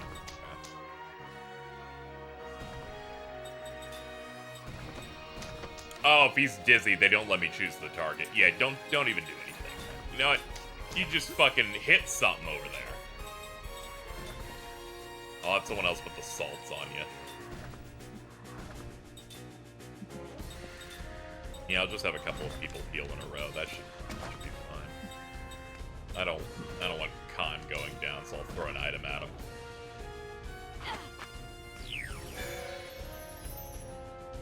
Okay. Is KZ in the super dungeon? When have you known me to go into an RPG and be like, I really want to do the super hard type secret dungeon? Like these guys are new or something.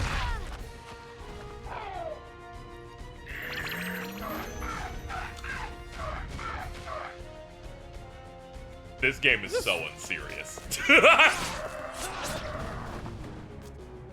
Fucking Super Friends ass sound effect. Yeah, I'm like, between that and the dude getting horny, I'm like, dude, come on.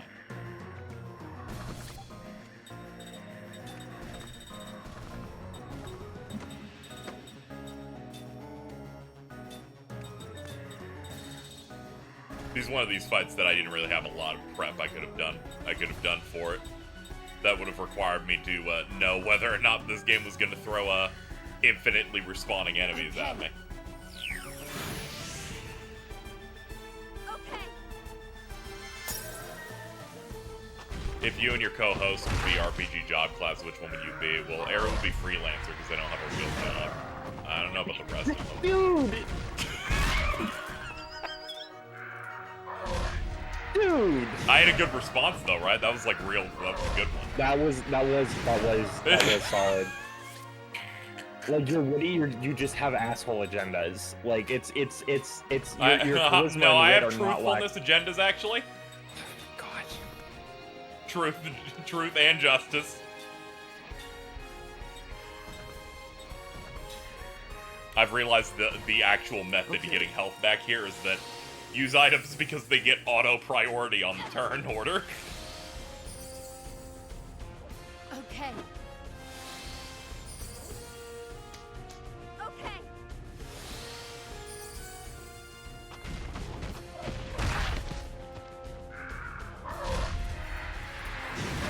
The only benefit to one of these getting buffed is it means half of them waste their turns hitting each other because they're mad.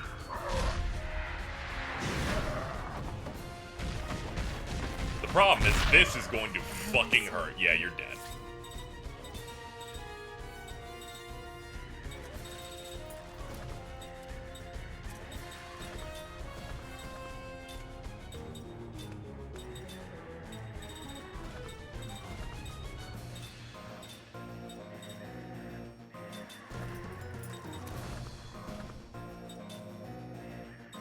But what if you need them later?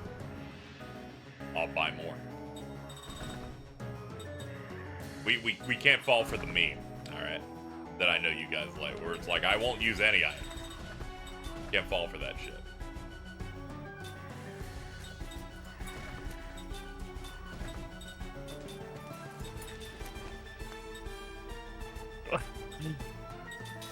What's up, Harry? Okay. It's nothing. It's fine.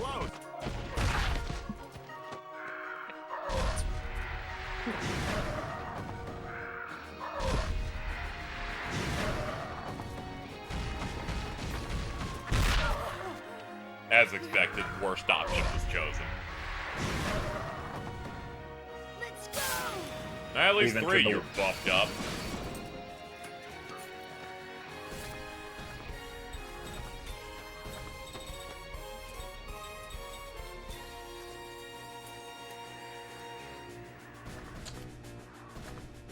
Okay, I figured out what I should do. The other two, if I survive long enough, will just auto-revive, so I'll just leave them dead.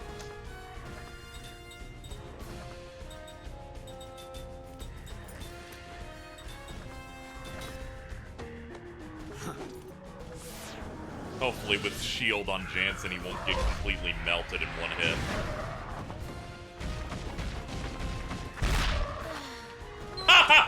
So fucked up.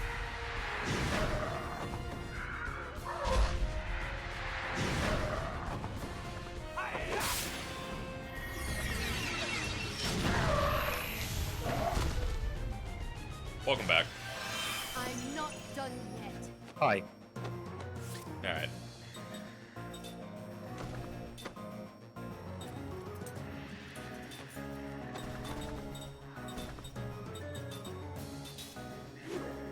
Okay.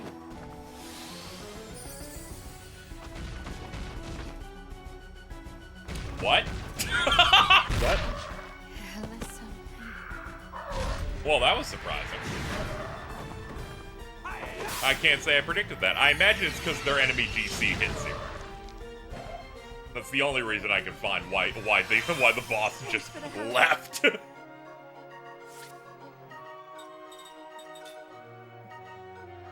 I mean, I'm not gonna complain. I mean, this doesn't. I mean, I'll just go win.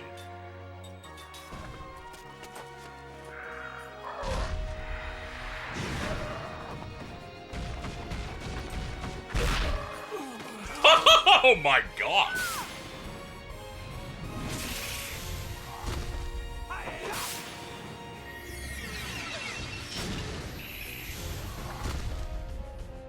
I did.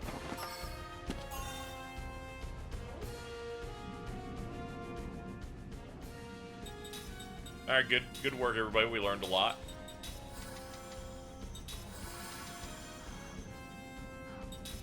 Get everybody back to good graces here. Get cooked too, she needs to heal up. Did it fucking leave? Yes. I think it's a little rude, but understandable. Like, I get it. Yeah, means I won, so I'll take it. How do I open this? Can you open the door, please? Come on. No? Okay. Don't actually know what I'm doing in this. So you fought a boss and you're still in a situation. Oh shit, it's back. Hey, hello. Alright, let's kill him again. Oh no, look out! Hello? What? What's up? This seems a little scary. It's fine. We're now refreshed and I know how this works now, so I'm going in set to kill and no longer thinking, maybe I should try and steal for once. Fuck that shit. We're just gonna kill now. We're going Scorched Earth. I now know how much damage they do. We're putting the shields up.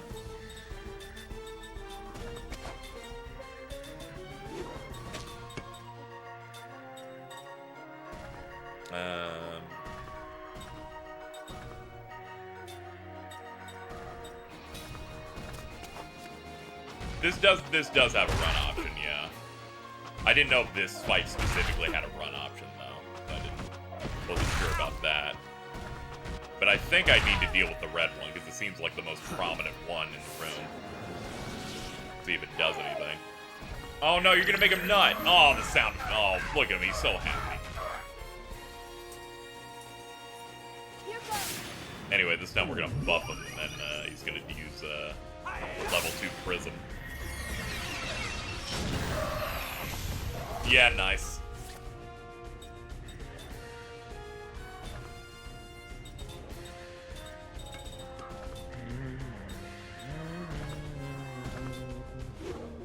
Okay. I'm positive. Actually, hold on. Do we have Peric here? Do that. That lets them heal a row and cure the status. Yeah, we're in a better spot now. Yay, the shield made it so that didn't one-shot me.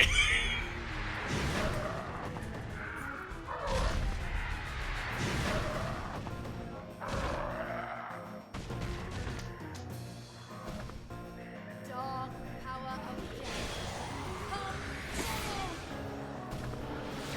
Come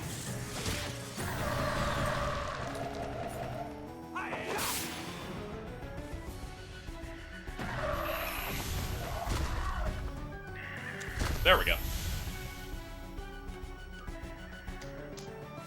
Alright, just gotta deal with this guy now.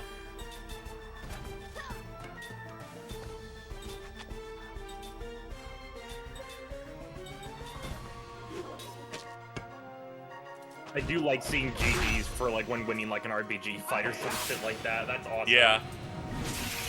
Yeah, he's definitely a mini boss since he actually got to do that thing where it's like zoom in on him as he melts. I am the greatest. Maybe you are, Jansen. You leveled up, so I guess it counts. Ooh, a slot scene. I don't love seeing that. What? They're all running away. I'm sorry, you've been debunked. Hey, if you want to Okay. defeat the body, just cut off the head. I was. Okay. I love doing that to you too, so I get it. I don't feel like that. Sorry to say. I'm not even like trying to say anything. I prefer to lose personally. That's my stance I'll be taking here, specifically to spite you. Damn. Okay. Well, you win, I guess. Fuck. Yeah, I was a bit fresh with it and decided that was the important I don't got thing. shit for counterplay. I guess you know. Yeah, I know. It's fucking pack that shit up. All right, we'll put Cook back in. I don't know whenever they're gonna make me split the party. I'm gonna try and keep every character like on level the whole game.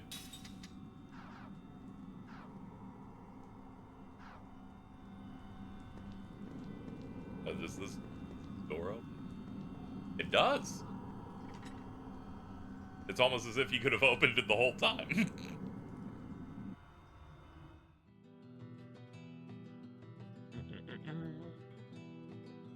Shiny. Bunch of shinies. Ice Canyon. And, Saman. Alright.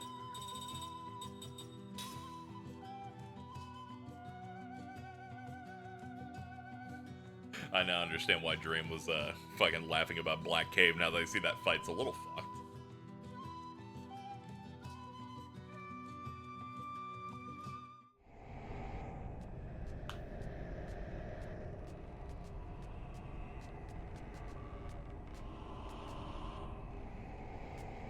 This isn't good.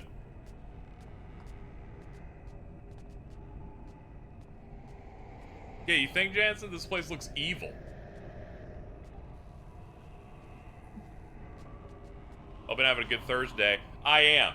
I described it at the beginning of the stream. I almost fucked up. My alarm goes off at about 10 a.m. And I go, no, man. I can't do it. I've done good for like 2 or 3 days, and I can't do it anymore. I think it's over. I'm gonna just sleep till 3 p.m. And then my gut said, you gotta get up at least. And I'm like, ah, okay, I guess we'll just do it.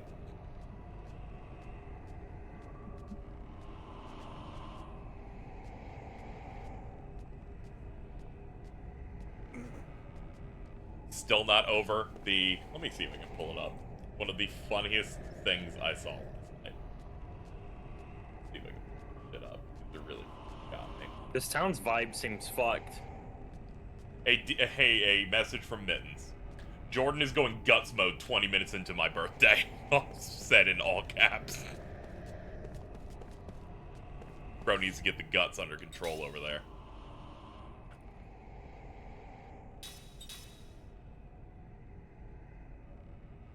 What does that mean? He had to shit. When we talk about our guts, it's because they're attacking, and we need to fucking empty that shit out. I forget which one's the shop in this. I think it's the herbal.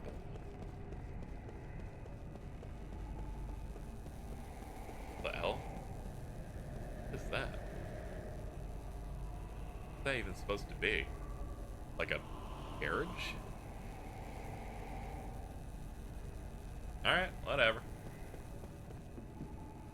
I don't know what kind of machines you made here in the magical industrial revolution.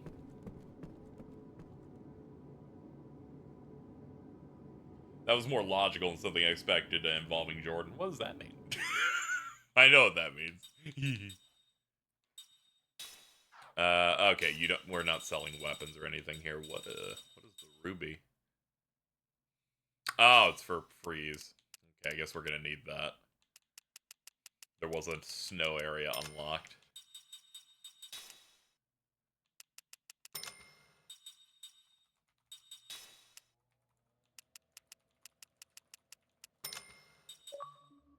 Oh, hold on, I got a message from Alta. You just hate the Sis because of the things that they did. I hate the Sis because it is led by the treacherous Count Dooku.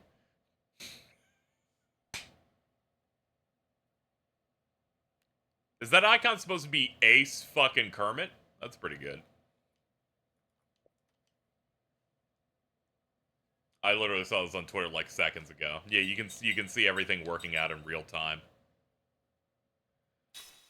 Alright, we seem to have gotten like the high tiered potion here. I'll only get 10. Let's not go crazy on it. How we doing on revives? We could pop 3 of those.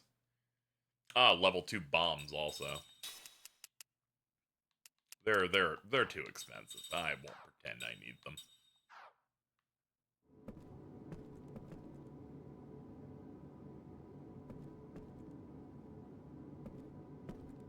Yeah, the MP stuff is kind of what we need at a premium. Thankfully, each one restores like 250, which no one even has that much MP at this point. Hello, Town Cobbler. I am a shoemaker. There was once a legendary shoemaker. That's crazy. I'm gonna think about shoemaker now, because that's just how Kime is, alright?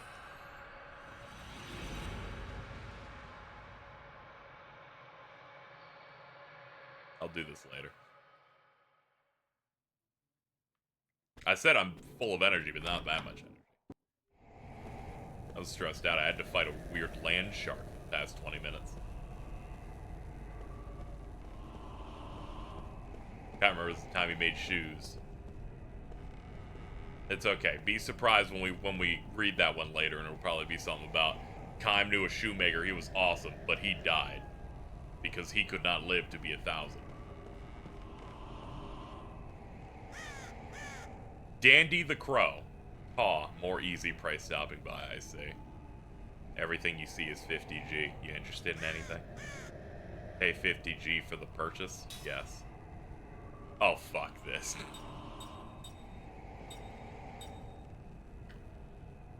Jordan, what do I pick? Never mind, I thought it was... Walking away. Do I want this one, that one, the other one, or which one? Which one? I got a mana herb, thank you. Cool. My stuff drives the chicks crazy. Hold on, give me that one. This one. Ah, okay, it's random every time. You aren't mad I called you easy prey, are you? I'll see you later. That's great, bird. Oh, does this town have Silent Hill noises? I don't know. The kids have gas on them. So it's not... Things aren't going great here for some reason.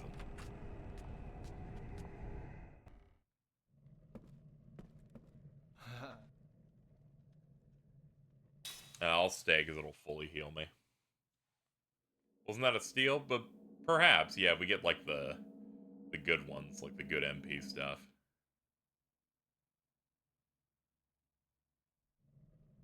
The Merchant of Birdie turn into one? It's hard to say. I just think Pomparum's doing a good job.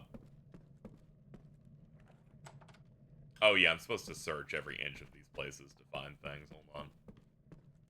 Hello, sorry to bother you. I need to search your drawers.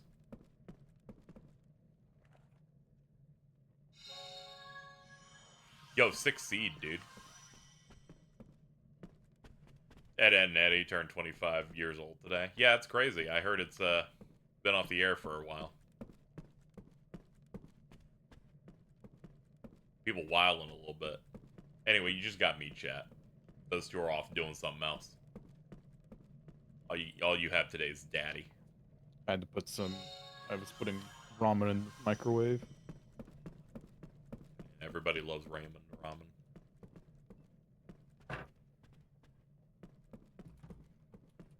I must search for items. Who knows what could be in here. Who knows what they could hide in the potted plant. See, there you go. I wouldn't have seen this. There. Someone put 5 sticky tapes in there. I need those. Did I open this already? Yeah, I did. I'm good. Let's go downstairs. God, I love ramen. I'll fucking bet, dude. They put like an egg on it, a meat on it. When you have ramen, probably, in Japan, do you do the anime thing where when you're done, you, like, pick the bowl up and drink it? And then, like, go, ah, and then, like, yell the fucking Yosha or some shit?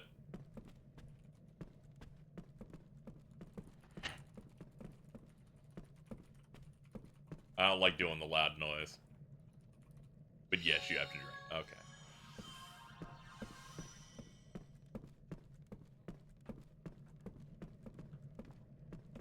Did I go in here? No, that door doesn't even open. Okay, cool. Thank God. Alright, let me search the town for any valuables that they will allow me to steal for free. And then we'll actually look for where the plot is. Actually, the plot could be in here for all I know, but we're gonna keep looking around. What the fuck? There's a pea pot in the pot.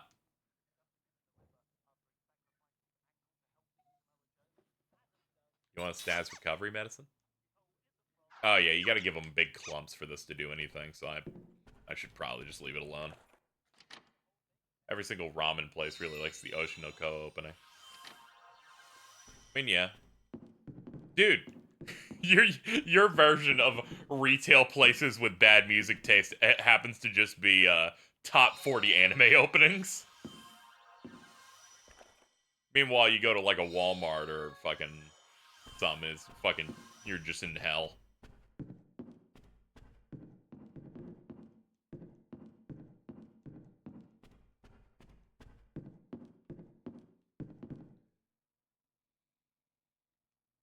Oh, cool. He's talking to a cursed doll.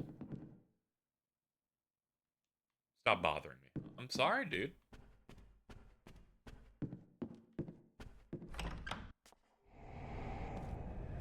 Okay, Smoky Child, what's up? Hey, can I have some candy? If you don't give me any, I'll throw you in the ocean. That's great. Sounds good. You expect me to say welcome or something? Like, just leave me alone and go die somewhere, okay? Okay, this is pretty awesome. This kind of kicks ass. Welcome to the town of Saman. Place is a real blast, let me tell you. Enjoy your stay. That's great, kid. Like, I'd like to be able to, like, live in a country where I could go into, like, a 7-Eleven and they're just playing Specials by King New. Instead, I go there now and I don't know, they're playing something for the Swifties or something. I have tomorrow off. What movie should I go see? Godzilla -1 if it's still going.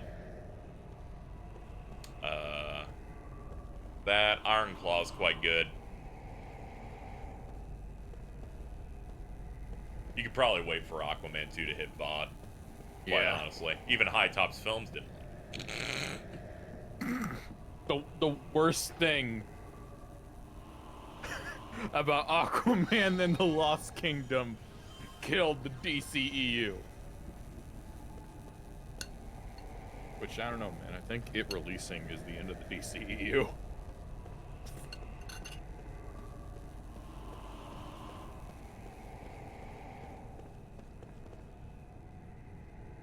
Captain's probably nervous about the trip. Said his stomach was hurting. Oh no. Or tell me one more. I don't really have the energy to be too harsh on Aquaman 2 because ultimately it's better than 2 other DC films that released this year. They fucking put out 4 movies this year. Isn't that crazy? Yeah, I know. It makes sense now, given like half of them are bad. Aquaman's like in that Aquaman 2 is like in that mid category, and Blue Beetle was fantastic. So it's all right. 25% success rate.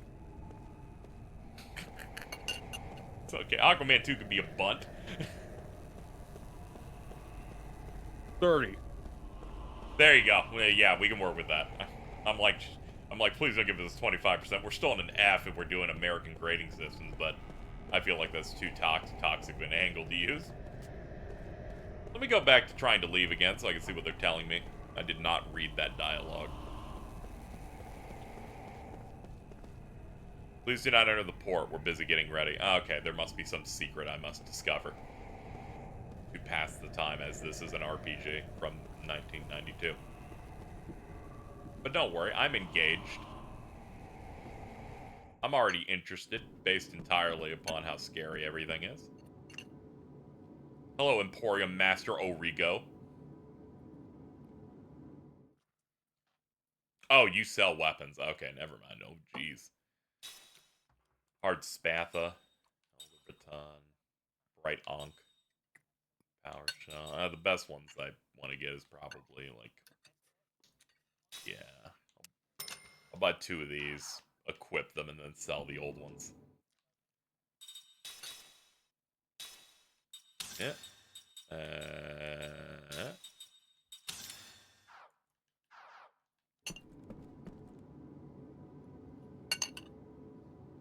Clink. Is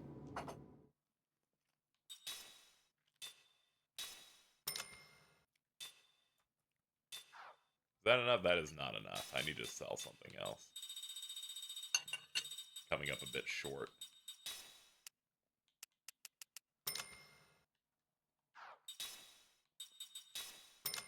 There we go.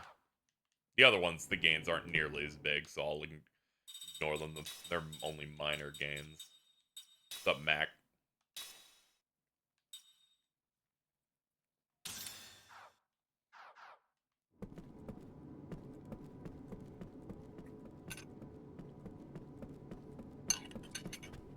Blank.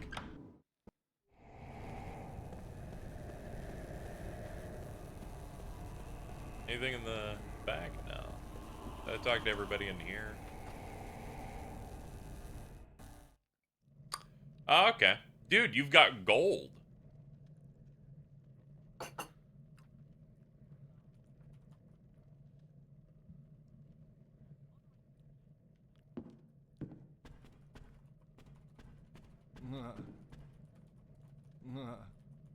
I love this guy's noise when I talk to him.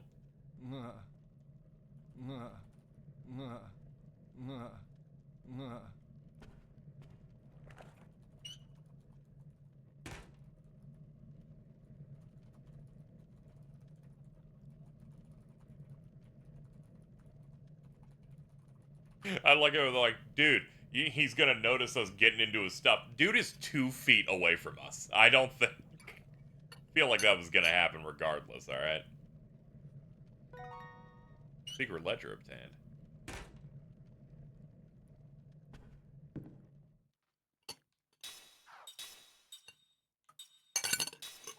Jesus. Sorry. God damn it. Contains evidence of smuggling.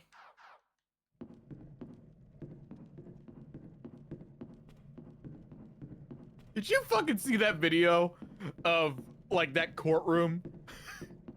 Where the dude does a Undertaker dive to attack the judge? I think so. That shit's crazy. I saw it. Somebody edited it to be the foot dive from MVC3. See, that's what I'm talking about. Yeah. Sorry I'm gonna have to take a short break because I'm helping somebody with something. Don't worry, Jordan will be here to slam his fucking fork or spoon onto an object in the mic as much as possible. You're gone. Okay. Thanks, Jordan. I knew I could count on you. Oh. Alright. Anyways, I'm gonna, I'll be back, basically. It shouldn't He be that doesn't long. know what the Undertaker dive is. He has no culture. Fine. I don't need to know about this.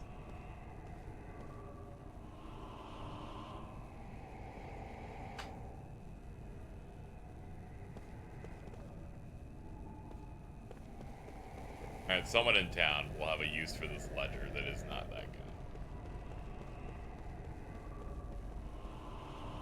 I'm uncomfortable with the idea of someone who's never watched an Undertaker match. I watched the Eye Patch Wolf video about him, so I know he's old. It's so fucking funny how poorly every single Eye Patch Wolf video ages. Like, wrestling specifically. Like they aged so. I need him to. fucking I bad. need him to make a Cody video. Like, that Undertaker video came out, and then I believe 3 months later is when the Undertaker, Kane, and Triple H Shawn Michaels match happened, which is the one where Triple H tears his pec in the middle of it. Ow. Ow. That match is awesome.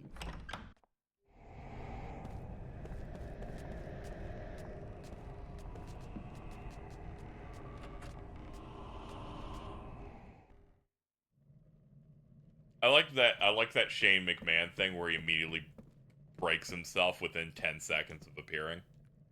It's the fact that Michael Cole goes, Shane still got it! For the record, by the way, the move he was doing is called the International because it is the most basic wrestling maneuver ever, and it is something you can do anywhere in the world. Imagine living in a world proud where you can make the statement Snoop Dogg improvised and saved it and be correct. Has a better people's elbow than a fucking frog splash.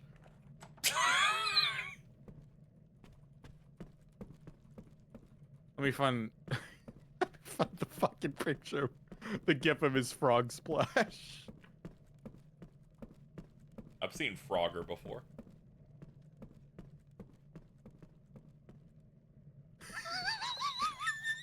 Oh, I think if the captain's out, I can go to the port now. Hold on. Let me check this shit out. Okay. Chat, I can't show you the GIF. Here's the screenshot I took, though. I got the right shot for it. I think he's saving it, pretty much. I think he got it. Oh, yeah, this guy isn't up here. That was what I needed to do. Neat. They're like, you have to discover the bathroom where the captain's been shitting his brains out. Now you can go out. Well, that seems to be a celestial light on the other side of the ocean.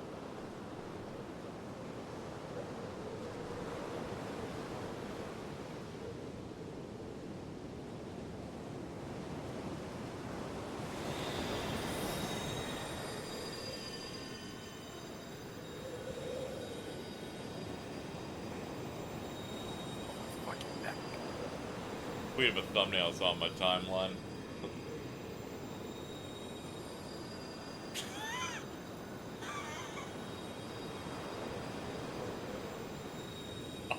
Oh my God. This is a good thumbnail. What's Count Dooku doing? Just he's busting it out. Politics of the Sith.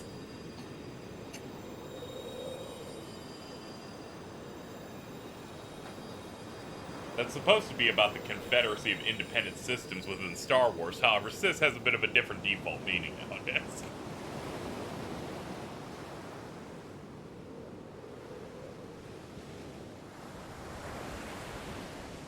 Is this the ship they fixed up? Captain! Let's take her out. I want to see if what they say about the source of magic energy is true. The source of magic energy? I wonder. Ming, do you sense it? I'm not sure. I do, however, sense the presence of powerful energy. Only one way to find out. Sure looks that way.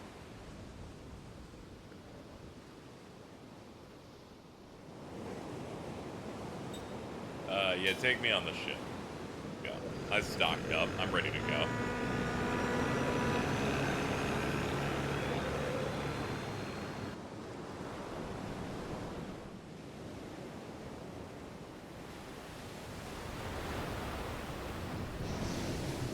What was that? That was creepy. We're surrounded. What? Maybe they're a welcome party. All right, let's just go back. Who's with me? Come on, let's go. Turn this thing around. We're going right into the heart of this thing. fun starts once we get invited in. Wow, you know the sea so well, just like a captain should. Or maybe not. Oh, I can feel it. Oh no! Ah! Oh! Ugh. Oh, here they are! Get on board! Wow! Hey, come on, guys, they're way overcasting. She's Lil? Yes. Let's get them. Cook's the one that sounds like the other one.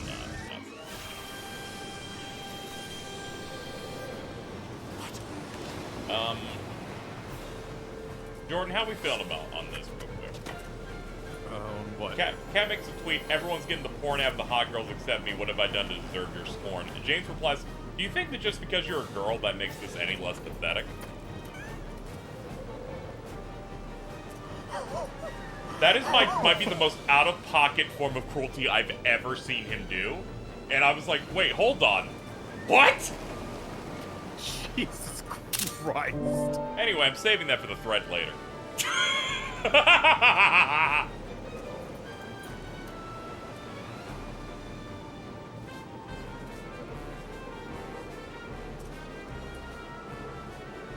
He stores up his power for big hits. Okay.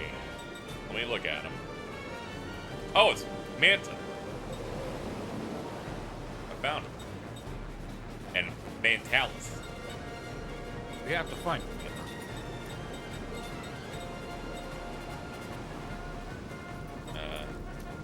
Could do big hits. Ideally. I guess we can trust Bing to do something.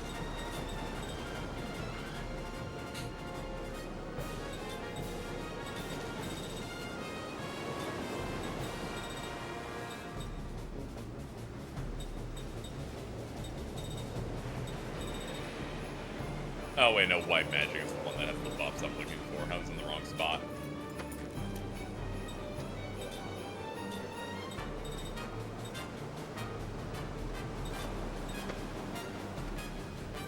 Now, prison isn't that good in this one. Looking for something a bit heavier. I guess flare might be good on them. They're like water.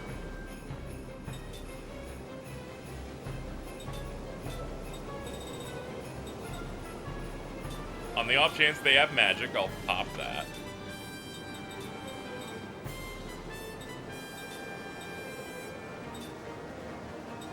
I want to try gamble. I haven't tried that yet.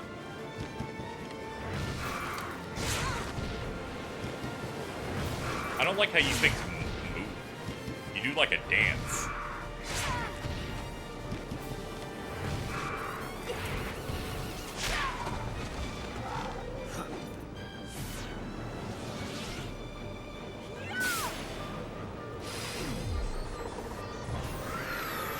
That was a lot.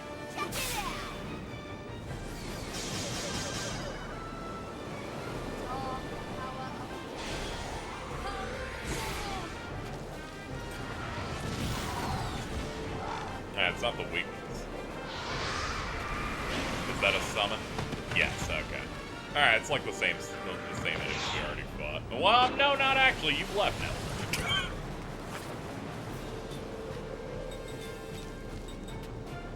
You were just afraid of my power or something like that.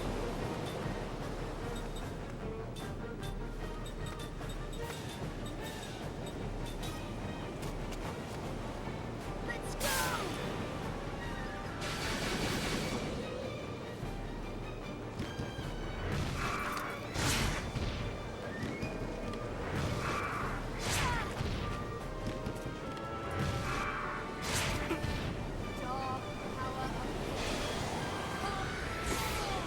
I like how their form of realism is like, you're on the sea, so the water's real loud. I've been fully immersed.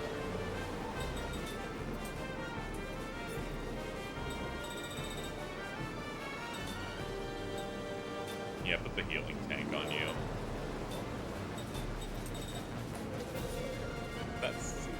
no, it's like purple stinky gas.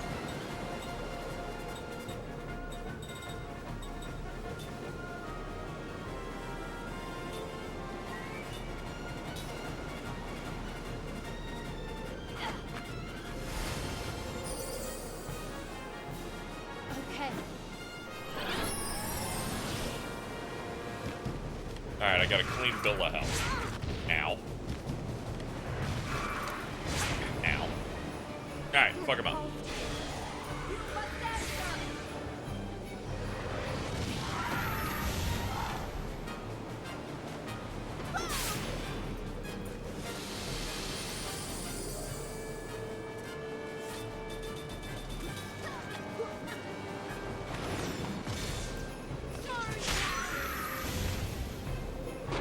Up here. Welcome back.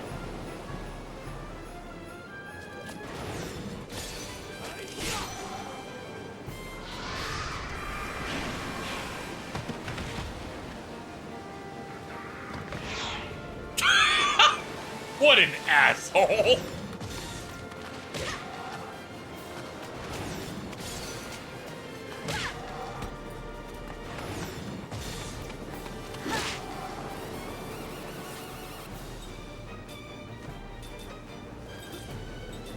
Alright, you two in the front do combos. Rescue, you can just start nuking.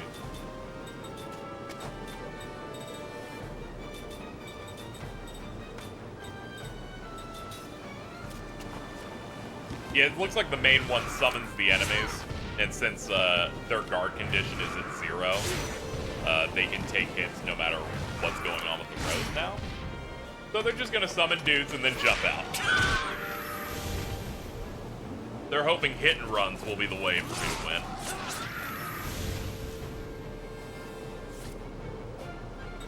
So I will stay calm and slowly whittle him down. Also, he'll get caught by a shit ton of spells eventually.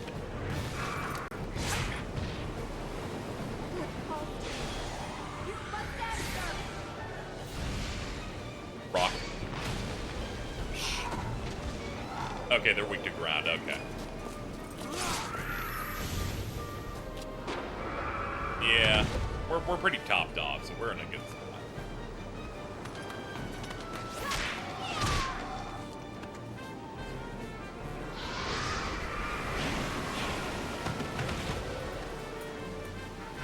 It's also scripted in the way that he'll just bypass turns and just go, all right, you hit me once, I gotta get out of here.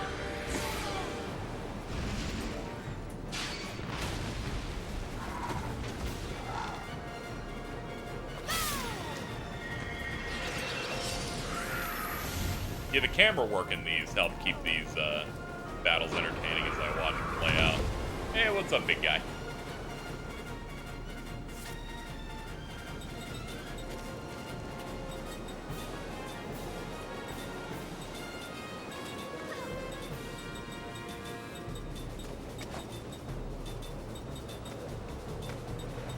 Alright.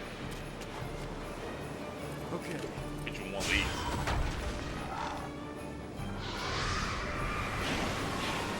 Like, if I'm only gonna get one hit, this is probably the hardest thing I can do.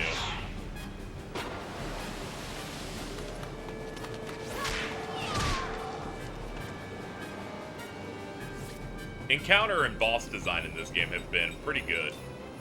Mainly in the fact that none of, every single one of them has had a different idea. And I haven't hated any of them yet, which is also quite important.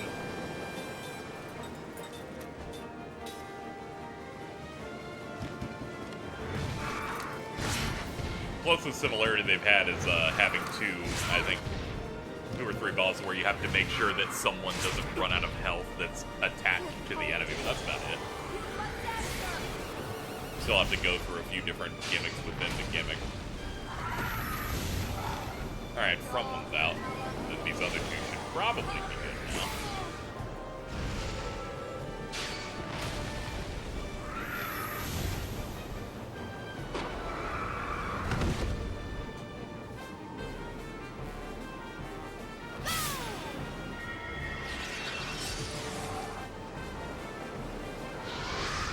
Bit of a shame that's the one hit that came in. I feel like it could have hit harder with someone else, but, you know.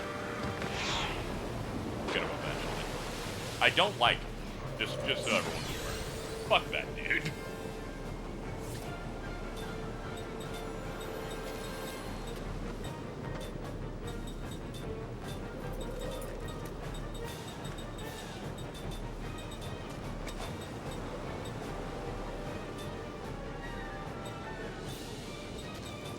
I'm getting too comfortable. I'll have someone heal.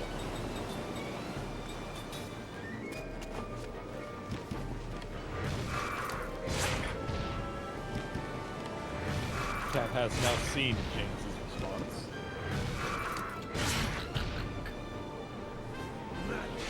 That's awesome.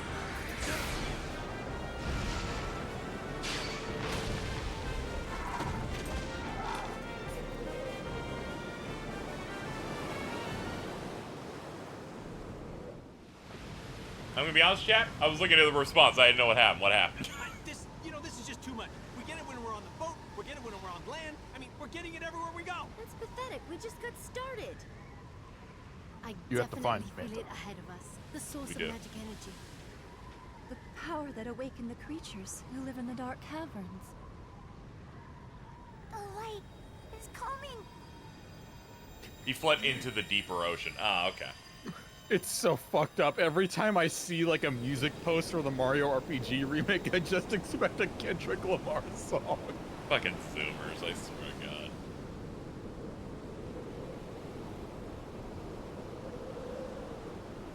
Alright, I'll be back. I'm gonna read this one. It played during a main story cutscene, so I imagine it's way more related than usual. Alright. I'll see you in a couple minutes. Alright, let's read this one.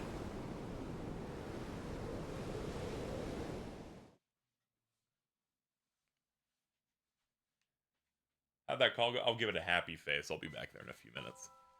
I know you probably hate me now, Anera. Okay, this one will be another Seth one. Or perhaps, as the descendant of the noble white-winged clan, you harbor no such vulgar emotions as hatred. Kind and gentle as you are, perhaps you've forgiven me. Perhaps you've accepted what I did. Now you pity me for being trapped in the prison of solitude again. For those who didn't see her last dream, she was a pirate for a while, and she's immortal. And, she got captured by other pirates and chained inside a dark cave, off in a place no one would go to, so she would be trapped there for an eternity. And then some special beast named Anera, freed her from her chains eventually. Who was also the last of their kind, of a race of bird things, I think? Something like that. I insist on making one last selfish request. Please hate me. Hate me for eternity. If I know that you hate me, I can remain connected to you. If I know that you have not forgiven me, the pain of that will enable me to feel you close to me. Are you laughing at my convoluted reasoning? Then let me say it more simply. I am lonely. I fear eternal solitude. That fear has been with me ever since I killed you with my own two hands. Oh, that's bad. Why would you do that? That seems a little out of character. 900 years have passed since we first met. In the conventional way, I took a husband. Even more conventionally, I gave birth to a son. Soon after naming the baby Sed, my husband died in an epidemic at his bedside. Of course, I cursed the fate that would not let me die. Had you not been with me, had you not been with me, Anera, I would never have been able to find the strength to raise Sed by myself. You said to me, there's no greater joy than for a child be born and to grow up healthy. Fitting words from you, sole survivor of the White-Winged clan. You also said to me, you'll be alright, Seth. You're no longer alone. Now you have Sed. You'll never be alone as long as he is with you. I nodded to you in tearful recognition of the truth of your words. And you went on with some embarrassment. Leave Sed to me. I'll train him to be a full-fledged man of the sea. If anyone should dare threaten him, I'll protect him with my life. How kind you were, Anera. How truly kind. Even now I can recall the carefree smile on your face when you were playing with Sed. He was such a frail little boy, but you steeled your heart to train him sternly. And on some days, when he had cried himself to sleep, I often caught you in profile, watching him sleep, your face suffused with ineffable gentleness. How glad I am, Anera, that fate brought us together. In my long, endlessly long life, I can declare without hesitation that you were my finest companion. So why, Anera, did the events play out the way they did? To this day, I have no idea why. Did you know why those things were happening to you? This is what I would like to know. All the more so because I can no longer learn the answer. I desperately want to know it. It happened 30 years ago. I said goodbye to you and said, and made my way to the Tower of Mirrors. For the memory had come back to me, the mission on which I had come to the world, the task I had been sent here to accomplish, and the reason I possessed memories of 1,000 years spent in this world. Here we go. We're digging. I was a pirate who prized freedom above all. What I enjoyed most of all was living wildly on the open sea. Exactly why I was so drawn to freedom I myself did not know.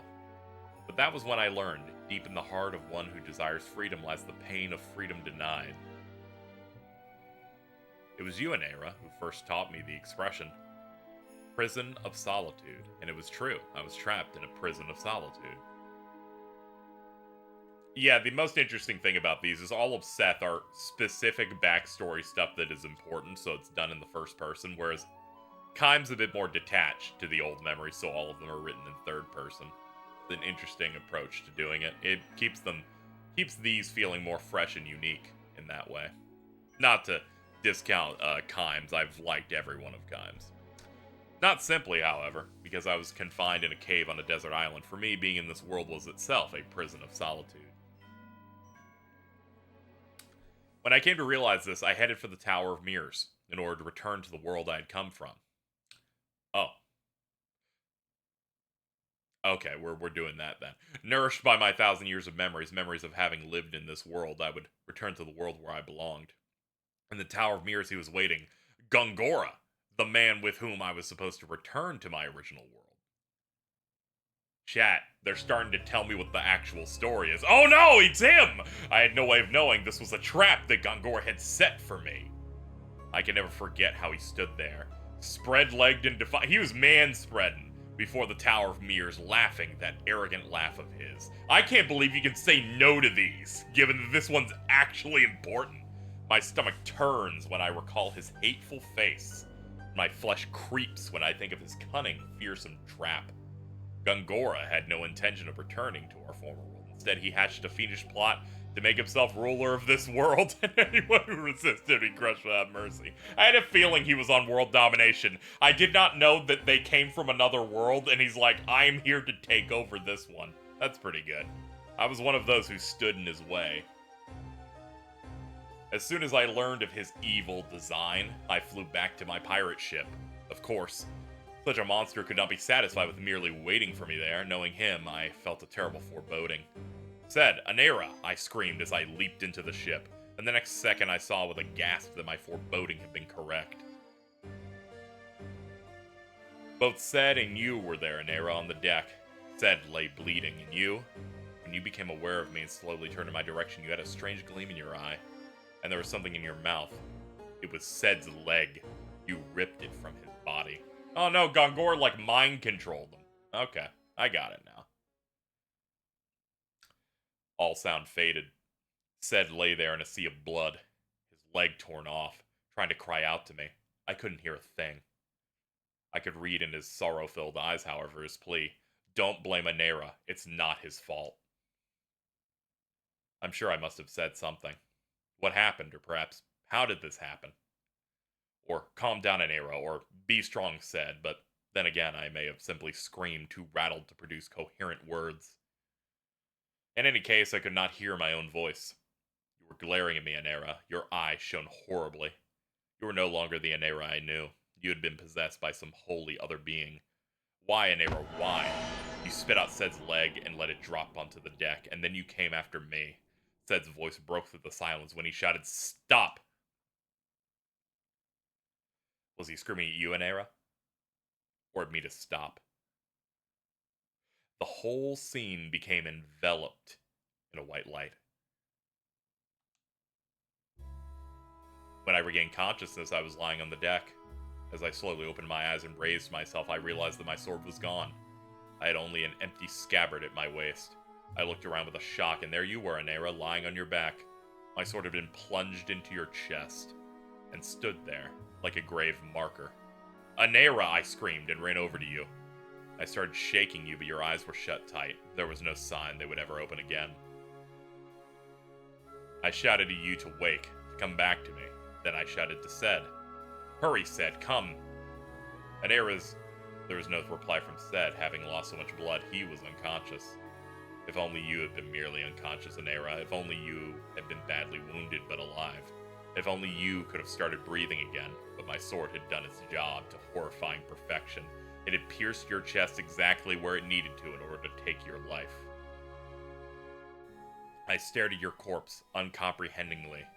Oh, Anera, lone survivor of the proud White-Winged clan. Tell me, please tell me what happened. Was I the one who killed you? I sensed someone approaching from behind. I turned to find Gungor staring at me, expressionless. You killed him, he said softly, his voice devoid of emotion. I shook my head, wincing. No. My voice was hoarse, trembling. Gungor went on, as if slowly pressing his words into my ears. It was you. You killed him. No, I would never do such a thing. The trembling of my voice spread to my entire body. To think I might have killed you, Anera, with my own hands. That could never be. This is what I wanted to believe, but the reality before me was shattering such hopes. Gongora threw back his head in contemptuous laughter, all but proclaiming his victory over me. He's like, you are soy, and I am based. You see now, Seth, what you have done. Killed the one you most loved.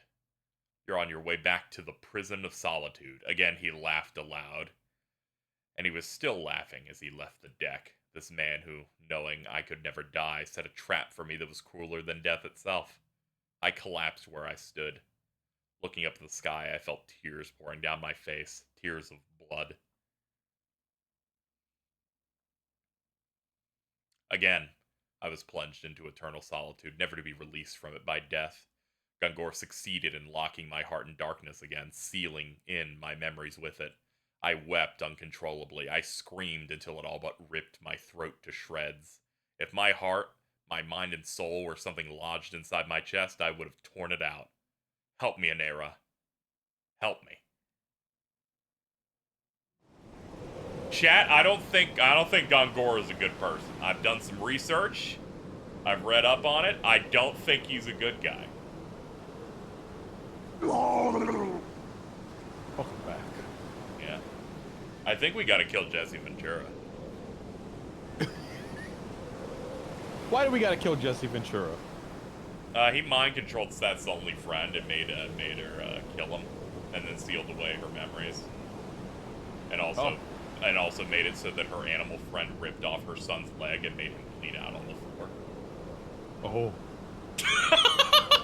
And then he laughed and said that she will now be trapped once again in a prison of solitude where there's no one with her while she lives with eternal life. So pretty bad over here. I'm glad we had that flashback. I've now learned that the immortals are from another world.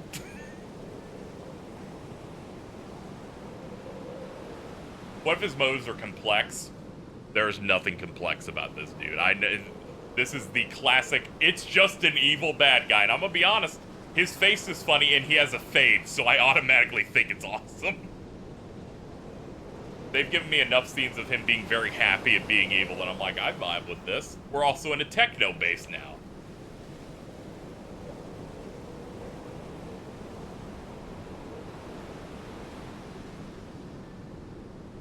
He's evil McBad. Yeah, too many people are focused on, we gotta make our villain gray. I'm like, you know, sometimes I just need him to be bad.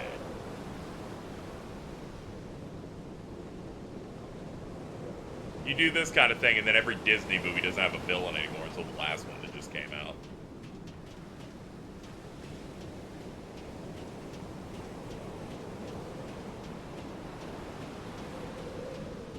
Sometimes it's okay for a bad guy to kick a baby. I mean, hey, how else am I gonna know they're bad or not? Wish? Yeah, Wish is like the first Disney film in a while that's actually had a traditional Disney villain. I wouldn't say it's necessarily handled well, but, you know, they did one. I think it's Chris Pine doing it, too. Alright, Seth, you're gonna be in the formation because you just had some trauma. You can come in. Yeah. Let me figure out what I want to do with the back row.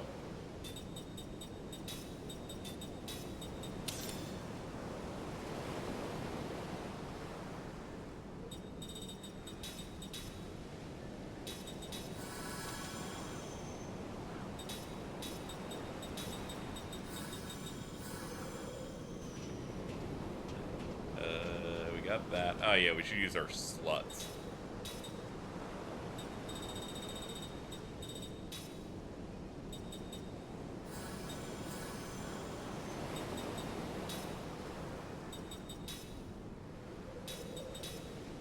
Yeah, what can we use here?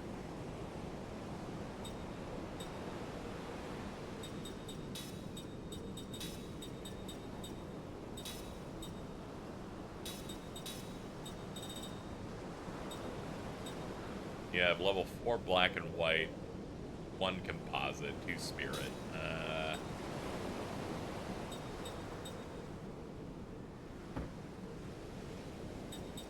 Level 3 black white, I think, works. Yeah, because you already got level 1 on an enhancement. Alright, you need to learn something else, too.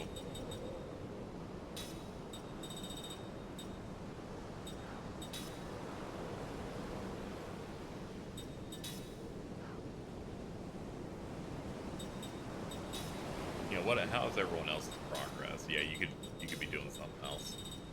Pick up level 4. You're still working on a thing. You're done.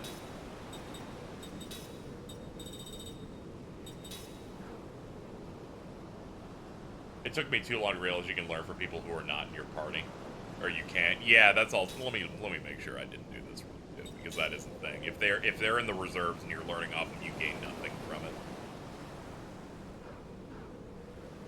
I can only learn things from back if I did it like this. That's a pain. Fucking who cares? Keep going.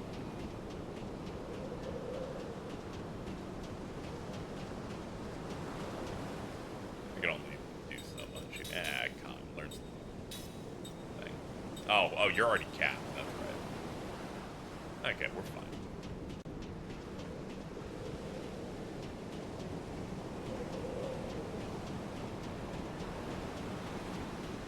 I power grinded skills, so I'm already ahead of probably what they expect anyway.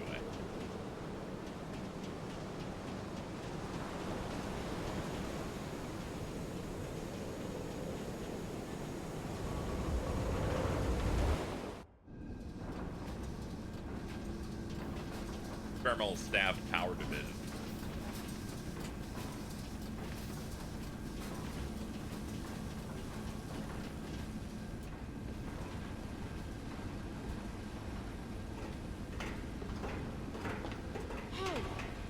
There he is.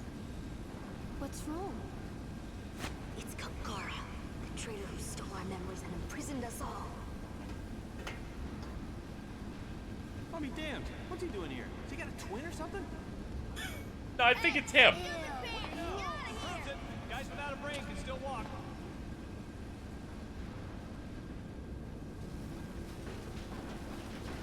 I'm excited. I hope they let me punch him or something. That'd be cool. I think it's a little early to beat him, to kill him. I'd like to fuck him up a little bit.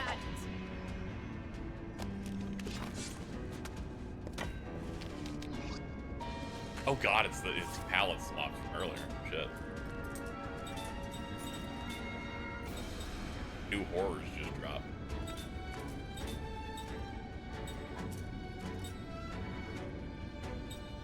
I'm trying to think of it as a heavy spell. I guess you can do something.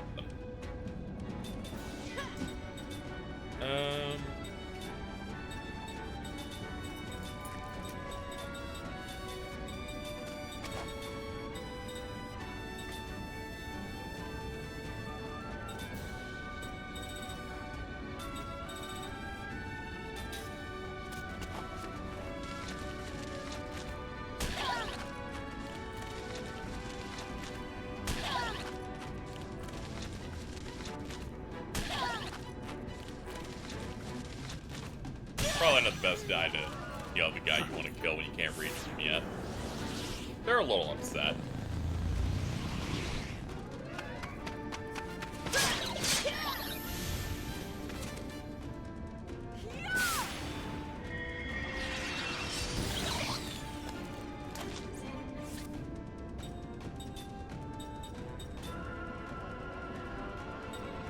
A regular attack will be fine. Everyone will continue their work.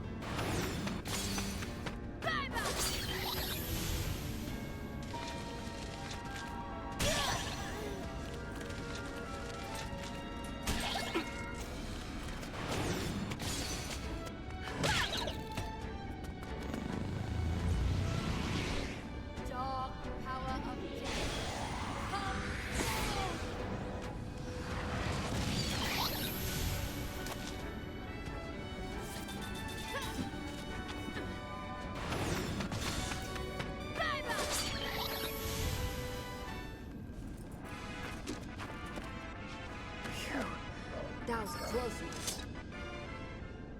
one. Okay, finally good XP gains again.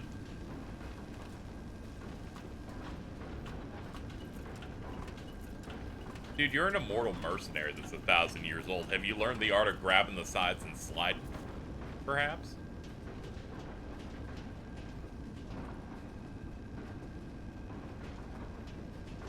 Seems to be a dead end. So I saw something moving, like maybe I hop onto a track. Well, up, get down. Might work. Maybe. Nah, this is not how that works.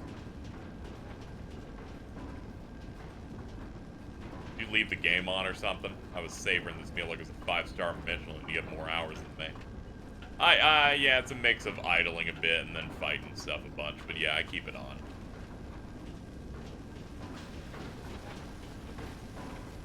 I idle a lot in games, so that the time ends up getting inflated a lot.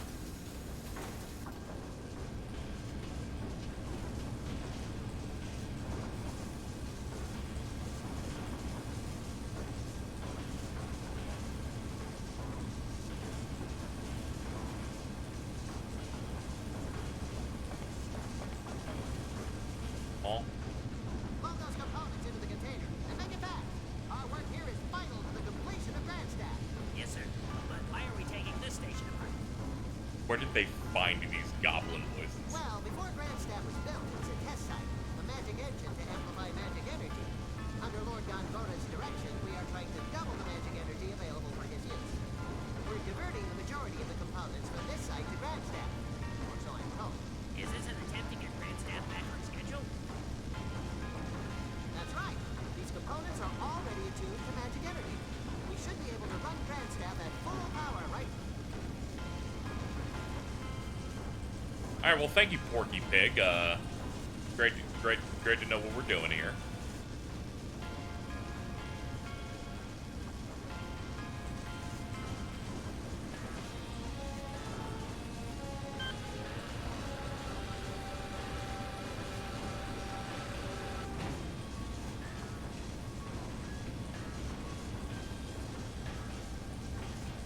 And that lifts it, but then I'd have to like operate it to get it.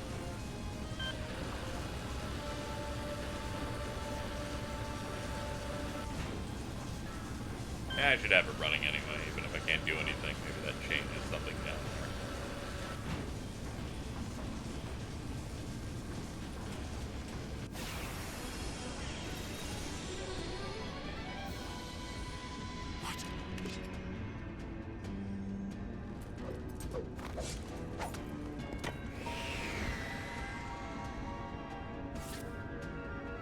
Alright, it's just a dude on like a floating Segway.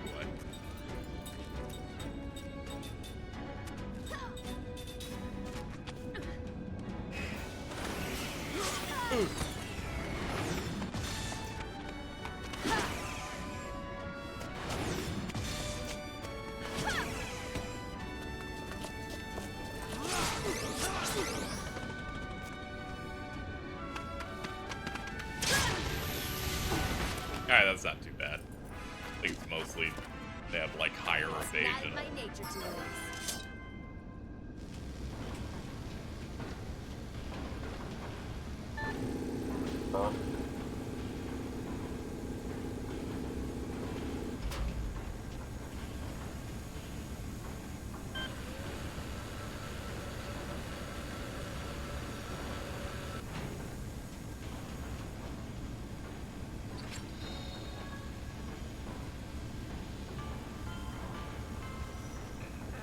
Alright.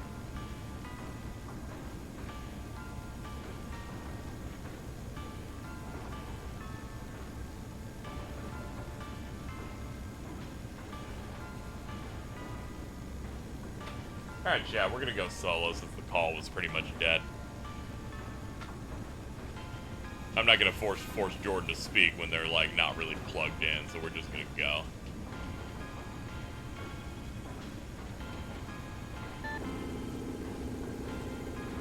Vocally when hosting, I get a bit paralyzed when I have a call that's dead silent like I shift into 2 different types of commentary mode based on the format of what we have going on.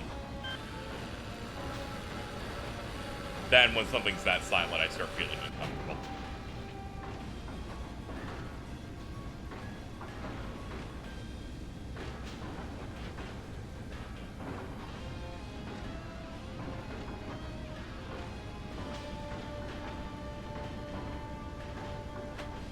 I'm weird, where for some reason, whenever I'm in a call and it's not moving, I feel like I should speak less. It's weird.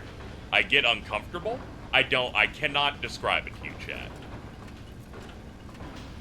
This similarly happens when I'm streaming and I'm talking, and then the chat doesn't move for multiple minutes, and I go, well, they're not putting the work in.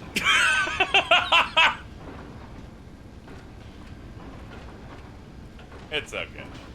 We're chilling. This theme is so Shimmer Tower it hurts. Yeah, this is like the evil magic energy theme that mostly plays anything when anything Gungora related pops up. Kime books it. I wish other RPGs had such a magical run speed. I'd just be saying she even when Chad is dead. Yeah, I don't know what it is. But, you know, sometimes my energy falls out a little bit. But alright, I'm doing good now, though. Oh, this is a bit complicated now. The first fight we had actually had a good setup. It's okay, we'll just spam combos on these guys, and then the rest can cast spells until we're out of here. I don't know these things' element. I'll do water. They're like robots, so fucking maybe we can get something. Huh.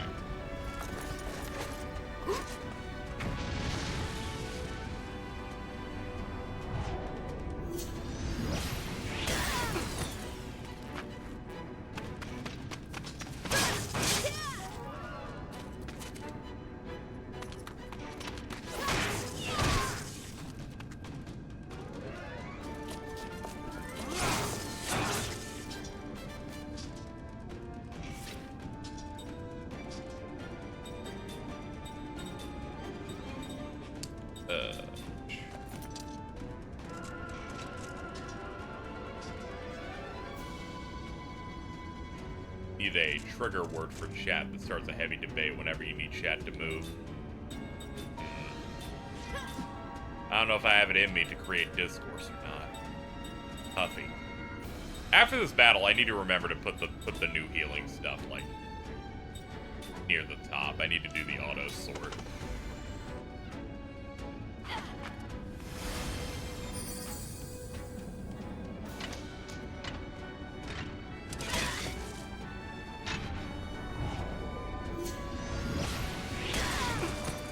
Well, that was cool as shit. I didn't know you were real like that. Bring up the JRPG discourse. No, I don't want to.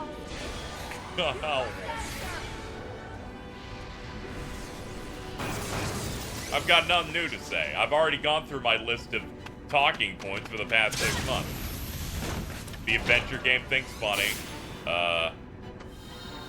People calling this FF13er insane. FF16 isn't a real RPG, and that's kind of lame. I don't really got anything left in me. We already got all the big hits.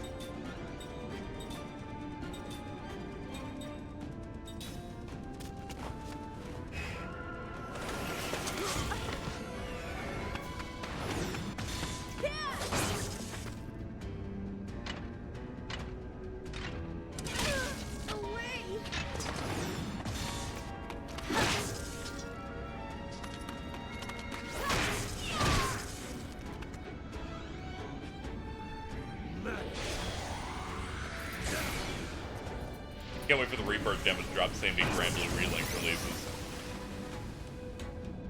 I'm just hoping that if they make a demo, it is not as easy for them to crack it. Mainly because the last time FF7 had a demo, they got a lot of shit out of that one. I'm hoping since it's PS5 only, hacking tools are a bit lessened, so I don't have to worry about that. They data mined like Sorry about that. the underground thing you find Wedge in that game. End game bosses and shit. Like I'd rather not. Guys, the more doesn't work on any games until this is back. Yeah.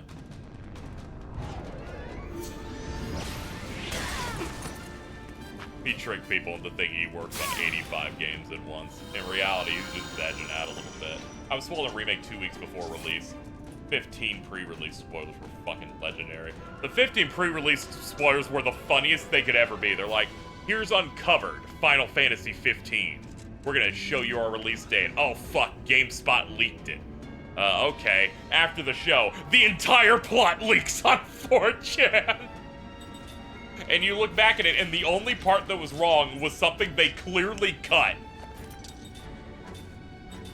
They're like, the only thing that was wrong is that there was supposed to be a full boss fight of Monster Arden in the Crystal World, and in the game it's just a cutscene, which very much implies they cut an entire fucking true final boss thing. Everything else was so right, it was kind of crazy how correct it was.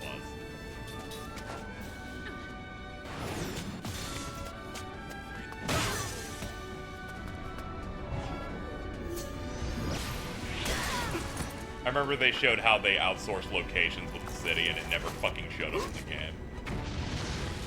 When I streamed FF15, I did more of a research, retrospective style with it, where I went and I basically looked at every single piece of media that they did before launch, specifically so I could read quotes to the audience of things they said would be in the game. Because I thought it would be fascinating. Because many people go, whatever, a game came out, that's it. I'm like, no. You need to hear this quote from Tabata that says, you will join Luna's party at some point because she has a lot of things going on, and she is a very powerful character and a pillar of the game. And I just needed to list these things out loud for people so they're aware of all the exciting things that are going to be happening. I like FF15. However, I do like the amount of things that are said or the specific language used throughout the release structure. Because it's all very fascinating. Oh yeah, every single time that I read a quote that was just wrong, I went, I just can't wait to experience this. I'm just pumped. I didn't care about the DLC. When Tabata said he joined Square because he was a fan of Matsuno, I felt like he threw a stun grenade.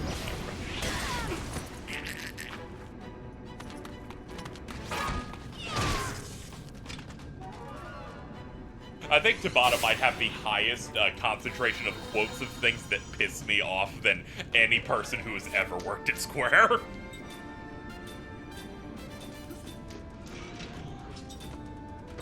Not even a contest. Anyway, I'm looking forward to his new games at JP Games. I'm saying this with no level of sarcasm. I'm interested in seeing what he puts together. That being said, the chances of his thing having weird AI shit is incredibly high. He seems like the kind of guy to do that. He did release a game at a very quick turnaround. It's just every decision he made in it was arguably incorrect. Such as when developers asked him, but shouldn't these enemies that you're fighting in the areas have tells and stuff so people know whether or not they're about to attack? And he's like, no, you should make a real animal. And that's why every time I fight something in FF15, it hits me on frame 1 with no fucking wind-up.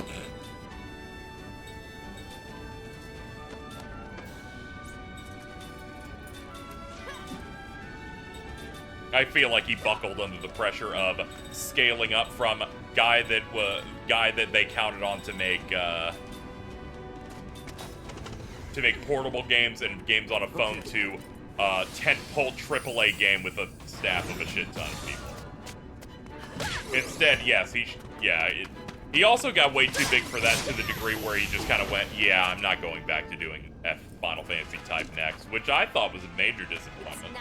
I would have loved to see what he could have done with that, given that's like, of all the things he did, that's the one game that's entirely like his kind of vision a bit, instead of like Crisis Core, which is a story that's kind of established that you're fleshing out, or, you know, Kingdom Hearts Coded, or Third Birthday, or whatever. Like, this was like, hey, he got to make his own, like, concept of a Fabula Nova Crystallis game, and then he, would have loved to see him push some of that more.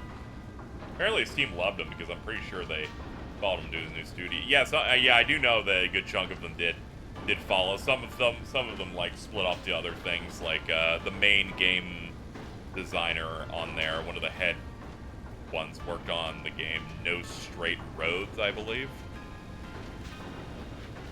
I know he ditched and didn't join JP Games.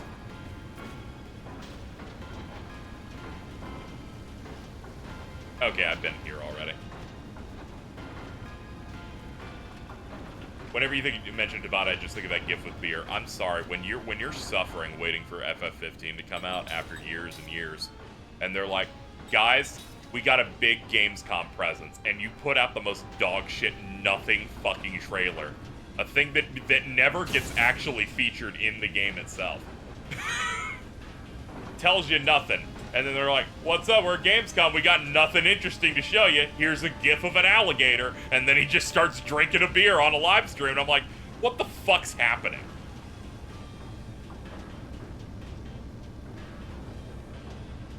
I'll tell you what's happening. Fucking nothing. Okay, we have not been here yet. I was like, I think we're going back. I'm like, I would have seen a chest. Isn't Third Birthday the most hated? Yeah. Having seen the context of the stuff in that, seems pretty fucking lame.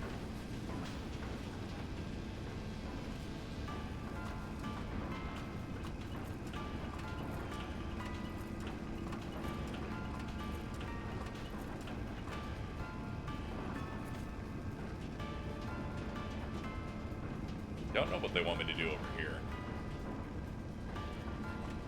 Third Birthday from a gameplay perspective looks neat, but all the story stuff seems pretty bad. Then everyone fights about who made the choice on what, and really, I don't really give a shit. Whatever. It's a PSP game no one's ever gonna play again. Your FF15 look-back stream was my favorite in 2023. That's good. Thank you. Don't worry, Greg Miller saved by doing an hour press show to announce the release date that totally won't change a month later. Yeah, that did happen. Whatever, he's just doing his thing. He's just some random host they hired.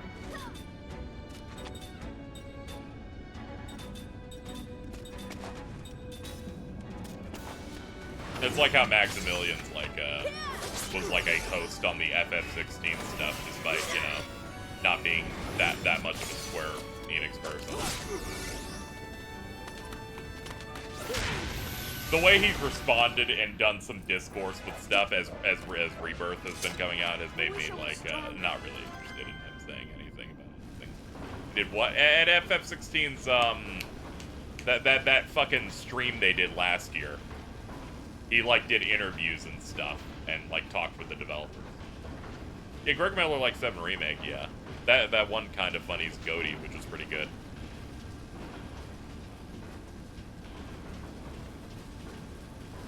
I popped off pretty hard. Any other games you think you would do a look-back stream like you did for 15? We're doing that for 7 Remake. I've done a little bit of work, but I need to really dig.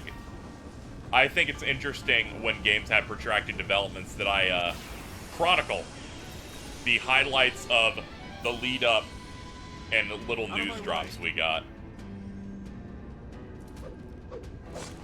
I've been one of the YouTubers I follow, Prime's Theater, does film series retrospective stuff, and he pretty much talks about the entire like marketing and lead up to a lot of film series and stuff, and I always find that stuff fascinating because that always kind of falls out of the discourse after it comes out.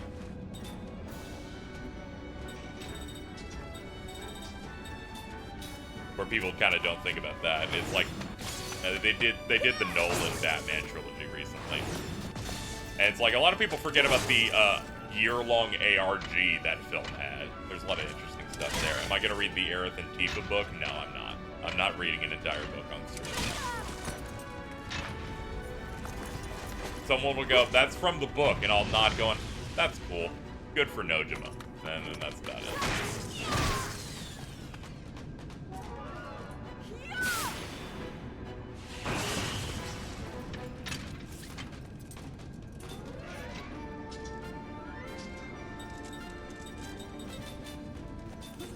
I might need to get like a machine killer thing here. The name of that YouTuber, Prime's Theater is what it is. He does retrospectives on a lot of film stuff. One of his bigger video series was chronicling all of Transformers, since that's clearly one of his major interests. But yeah, all those videos are real good because he'll go into the lead up and then go into the film, and it's one of those critiques where you summarize the film. But he does a very good job of injecting opinions, vibes, and like general takes in it throughout. They're really smooth watches or listens. I know a lot of people listen to long videos like I do. If you read every FF7 book, you get a personal pan pizza. Yeah, that is an option, but I'm more of a Domino's guy than a Pizza Hut guy.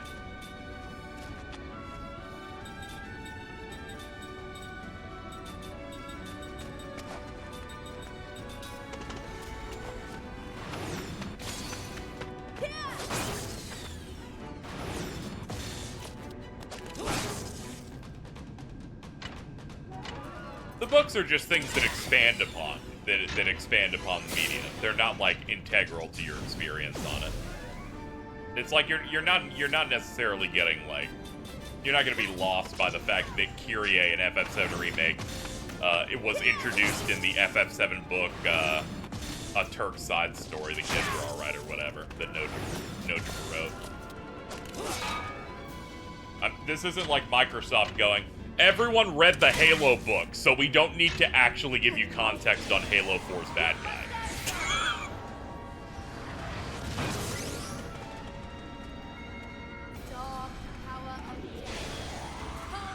Our franchise is definitely not the hardcore dude bro Mountain Dew drinkers.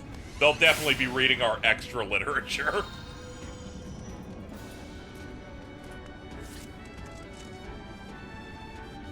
Yeah, you don't need to play before Crisis to understand Crisis Core, but it's kind of a bump where you're like, oh yeah, that's where System comes from, or whatever. You do need to look at that animated intro, because man, that was a vibe.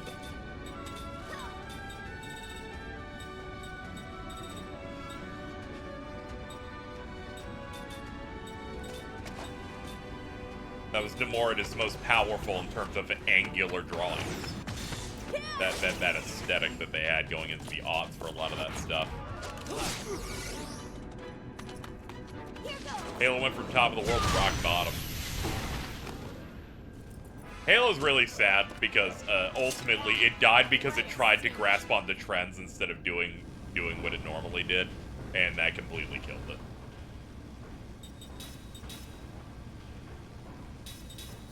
Kept trying to make it more like other modern shooters. Call of Duty-ifying it, open world-ifying it, service shit. You could have just, made something a bit cheaper, but, Microsoft has been incapable of sealing the bag pretty much ever.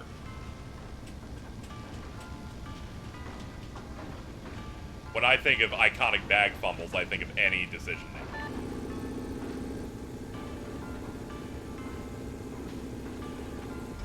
Halo putting in a sprint, but it just being a speed lines is funny. Yeah, because they don't know what they want to do over there anymore. They have no fucking clue. They're like, we want this to be a speedy Call of Duty style thing, but our community fucking hates sprinting.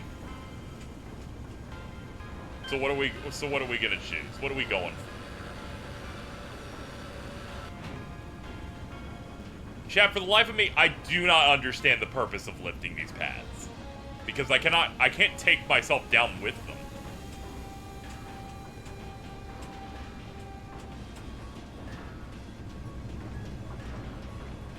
I'm here now. Hold up.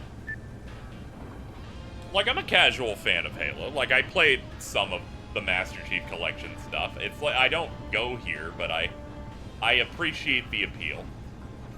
Gotta steal a gate pass from the enemy. Alright, chat. I'm gonna ask you a question, and if you know, please answer me. I would really appreciate it. When they say this, does this mean that I will obtain it like a normal RPG? Or do they want me to get into a battle and use steel?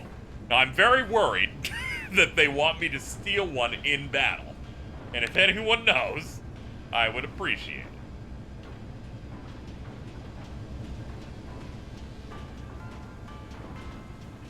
I have to wonder how much of a boomer Sakaguchi is being in this current time. Ooh.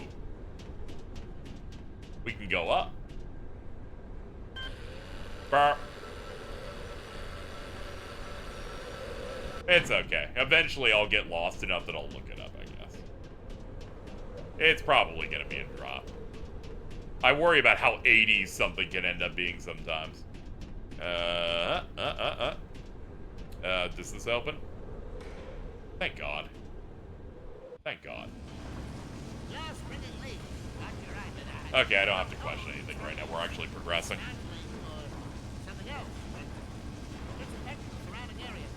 IGN guys since you have to skill in the battle. Oh my God! You fucking crazies!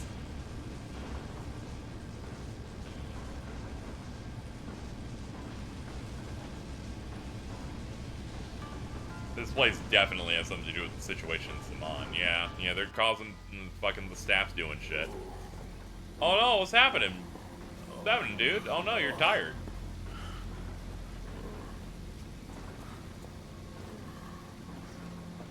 This is gonna be me after the stream. I just want you to know that. Huh. The time has come. You must return. Oh, is he getting weaker because he needs to return to his home world?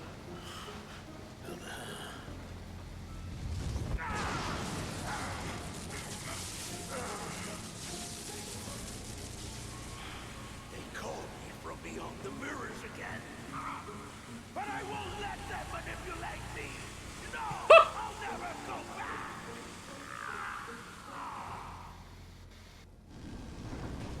Alright. Well, good to hear. We have to lift a pad from below.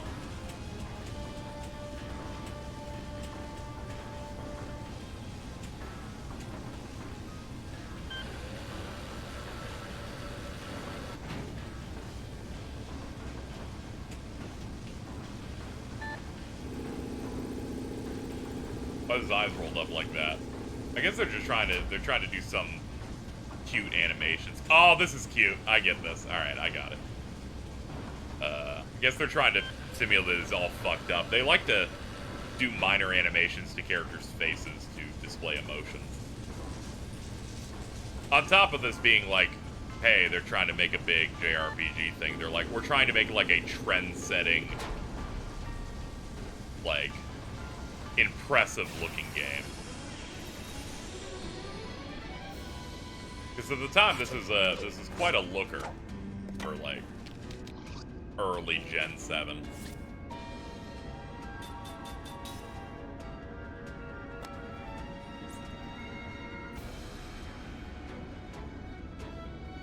My statement earlier about when this fails, I want to like find the devs and hit their fingers with a hammer still stays. Just so you're aware.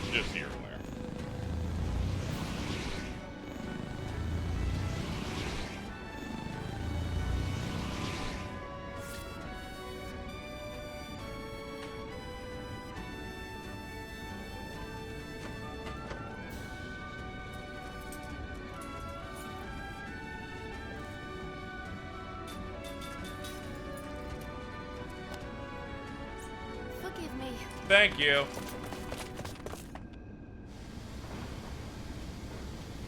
They're like the sin bugs. Yeah, a little bit.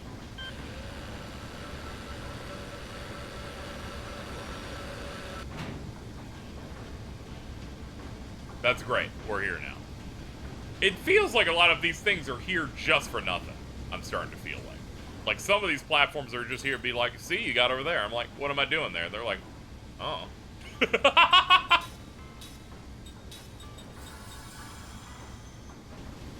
How we doing on levels here? Everyone here's 30. Yeah, we need to change formation then. I don't need people to fall behind. I don't know if this will run like FF6 and they're like, you're playing as Jansen and Cook for a section. I hope you leveled. And I'm like, oh, hold on. Hold on, I'll handle it. Yeah, we can bring out Ming. Yeah, we'll roll with this.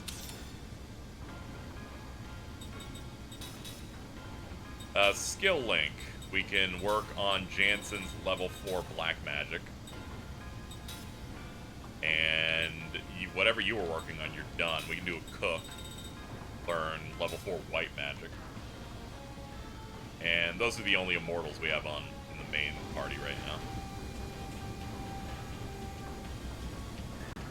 Oh, there we go. We need to break up the gameplay, make him hit switches. Yeah, they at least, this really does feel like they're doing their best effort to be like, we're making what a JRPG is, but on the 360. It's like, it's gonna be puzzles, the dungeons are gonna have random switches, we're gonna have heavy focus on front, back row RPG combat, and for a lot of things they've succeeded pretty handsomely and almost effortless. I was looking at the intro of the game again, and that transition from the epic battle that goes right into gameplay is, I imagine if I played this on release, I would have gone fucking crazy.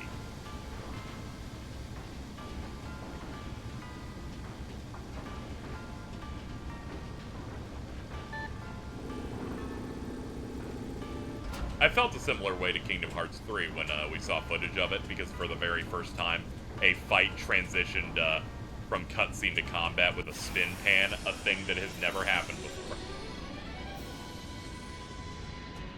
Looks like we got a good chance. Bad news, Elon's launching an X crypto coin, and there's a raffle for it that includes the brain chip that kills you. Oh, what great variety. Very excited. Do it in one shot, Elon. Make it fucking count, dude.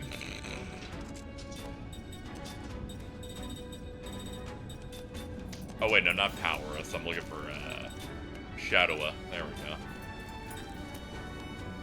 Cook is out of MP? Ah, damn, I forgot to do that. Check Twitter, hold on.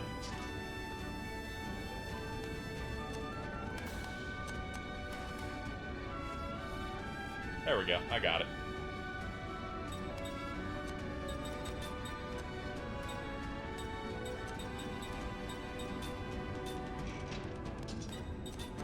Chat might be going, why is probably saying check Twitter? It's a image of them attempting to reply to me saying kill yourself. Just so you're aware, guys.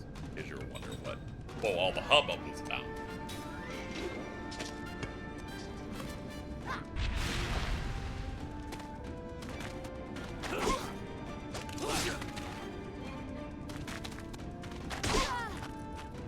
Rude. They called themselves straight on Twitter, and while I was streaming, I put straight in quotes. I can't say I was entirely undeserving of the fucking complaint. And we got somebody off that.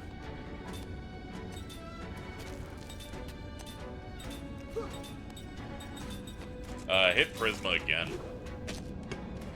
Get him on that beat. Ow. This game makes me think the whole children join the JRPG party kind of funny, because the adults just straight up beat a child's dick. Yeah.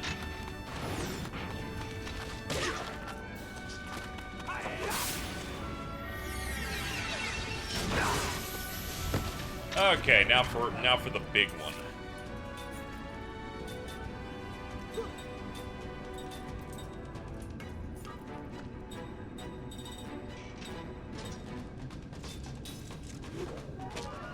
Been trying to start my own stream for over an hour. I just can't do it. I don't know why. Oh, what? It's like technical issues, or are you just not? You just don't have it in you today.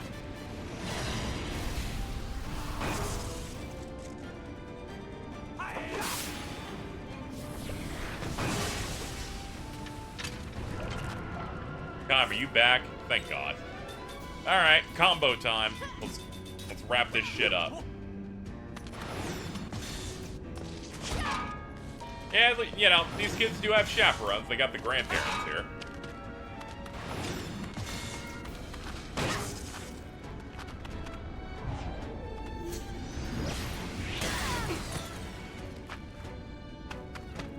Just can't bring myself to start. Don't worry, I've been in that spot.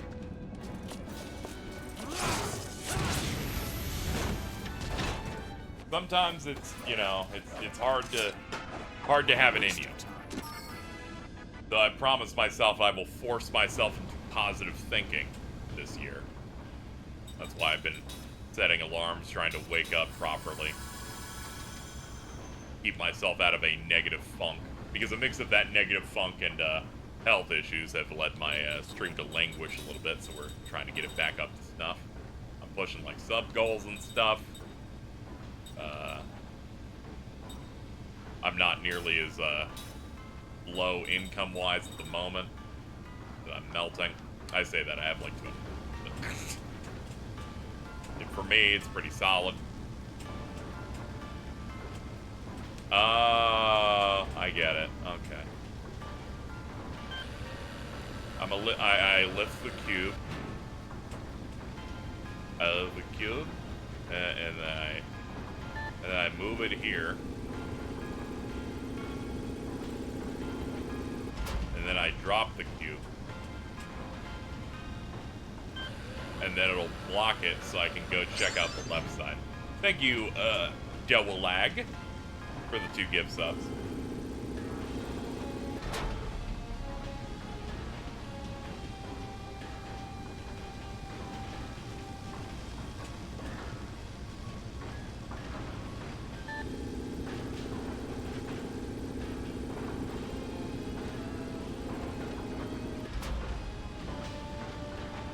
And what do you do?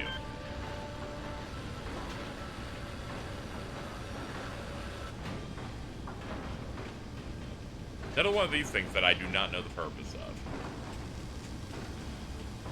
This way.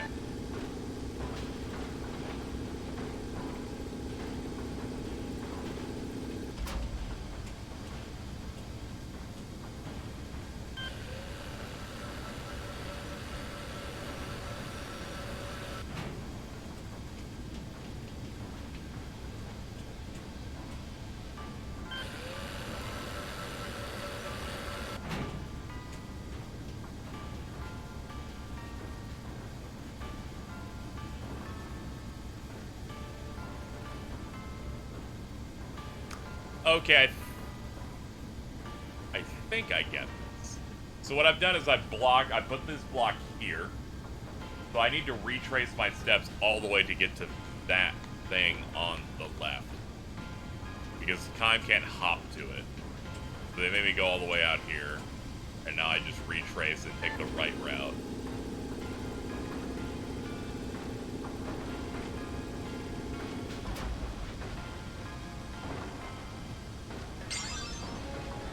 Cesspool of Hatred showing some love for 5 subs. Thank you so much. I appreciate it. We had a really good turnout in the first lot of the Odyssey stream where we got a bunch of gift subs. Truth be told, like my income on Twitch went down by like a quarter past like 3 months, so it felt nice to have a nice boom of support. I'm gonna try my best to keep up the pace.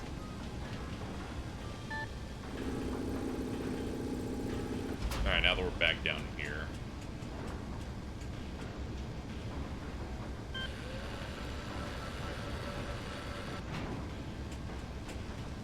This sure is a puzzle. It's one of those where you know exactly what to do. You just know it has 85,000 steps to it.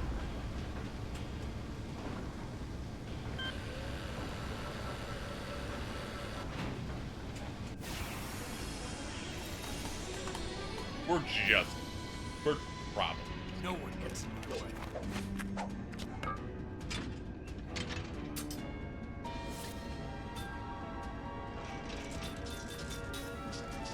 Oh, I should get Cook's MP back.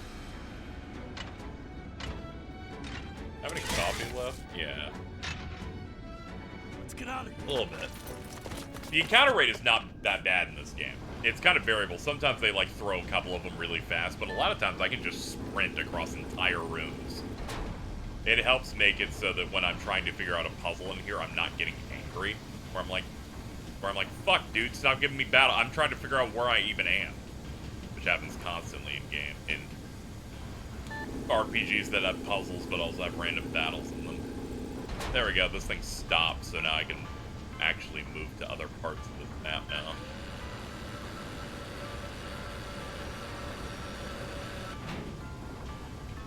KZ, those are never good. Sometimes you get no encounter for so long, then you get 2 in a row. Yeah, it's like, yesterday I had one where it's like 2 steps, you got one. Other times I get 3 rooms and nothing. You could say adventure games. I can say many a thing.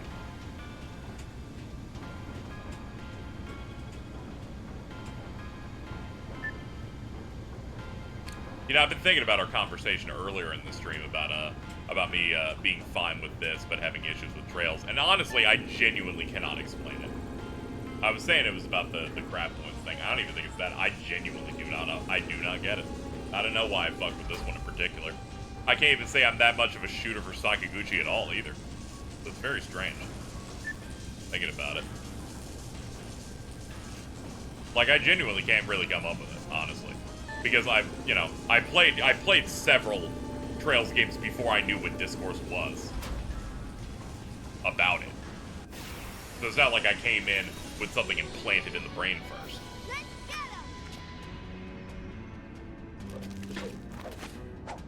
Can't even be the Japanese VA because I eventually switched to dub. So it's really hard for me to really get it. Yeah, what is it mechanically, I wonder? We're gonna keep running, I think. I want to make it a little bit more progress in the dungeon before I do this, because I'm still a little bit trying to figure out where I am. Keep saying trails, but my brain keeps thinking tails. Yeah, it happens.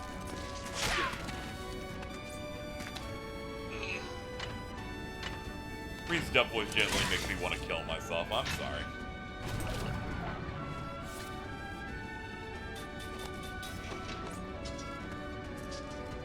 Sorry, got homework to do.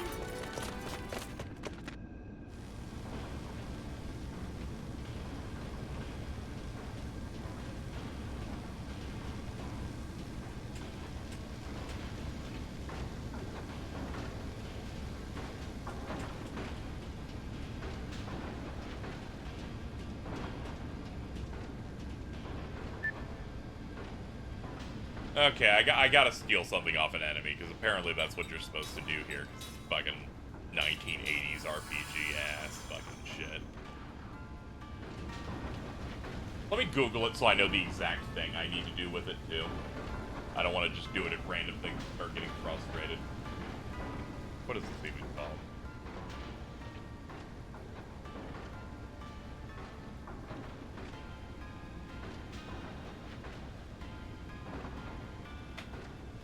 Steal from the goons is, yeah, let me see what the IGN guide from 2012 says about it.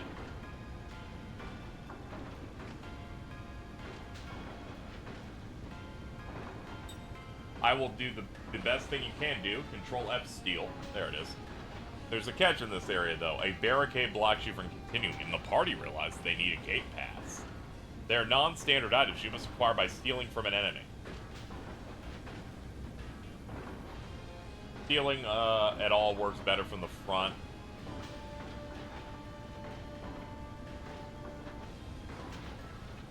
There's several barricades both here and the next area. Whenever you unlock, when you you lose the pass each time. They come in like a 4 formation. I think that's all you need. Speaking of the second. Okay, so it looks like it doesn't matter. It doesn't matter what enemy it is, I just need to steal. Okay. Just steal it off dudes that are clearly like dudes.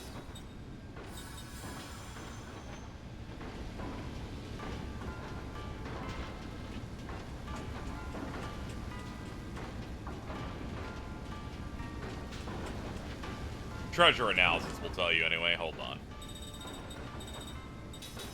Let me just get that on, too.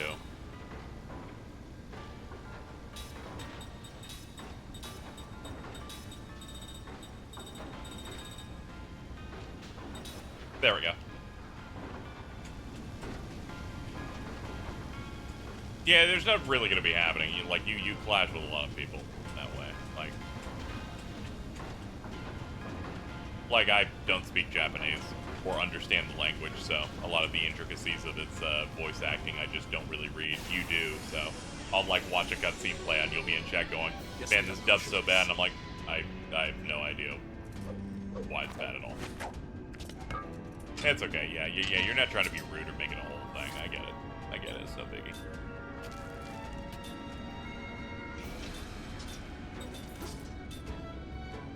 Mechanical 1.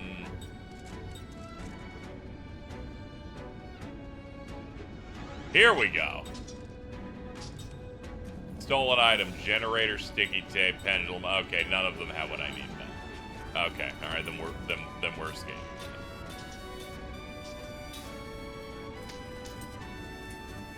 Maybe next time. Sheer amount of depth kind of intimidates my dumb. Yeah, just start from 1 and don't worry about it.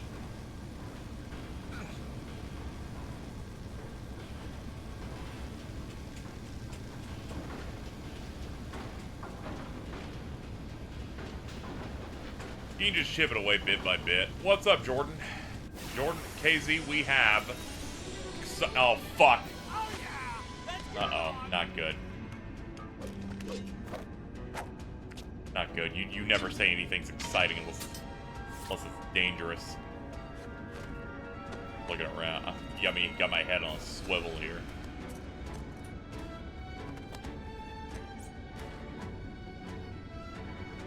Tommy Tallarico didn't even compose the songs he claimed for Sonic and the Black Knight. Let's go!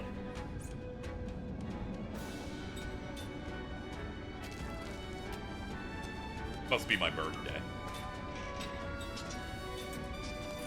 Sonic Music Facts on Twitter. Let's see. The Cauldron has been found. Sat BK's The Cauldron is an Sonic and the Black Knight's track The Cauldron is an arrangement of a song from the 1998 PC game Adrenix. The song appeared in one of Todd Dennis's demo reels, confirming that he's responsible for the song. That means Tommy Tallarico did not do this one either. Let me just retweet that one. Huge thanks to these people for the research. With this, we can finally confirm that Tommy Tallarico did not compose any songs that he's credited for on Sonic and the Black Knight.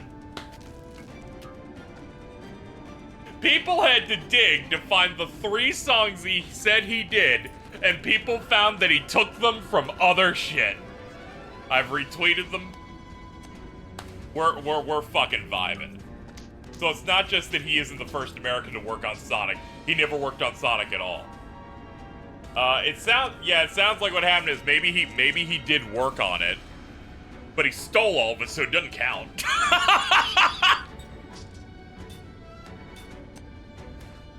Okay. Alright, yeah, this thing has a gate pass. Okay, let's try and get as many of these as we can. I think we need like 4. That's, let's get to work, and everyone else, who isn't stealing, which I only have one thief, pool all of your energy into killing the non-goon. Yeah, there's no point in you even trying. You're in the back row. It's not gonna work out.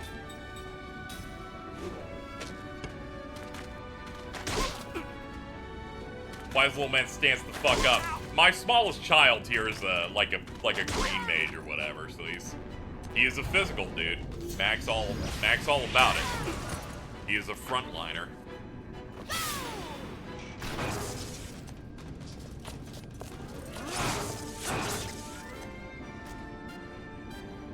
Give me the thingy. Seth, you are a fucking failure, and I will leave you at the bottom of the ocean. Tommy, my faith is wavering. Tommy, is your mother actually very proud? Is she, Tommy?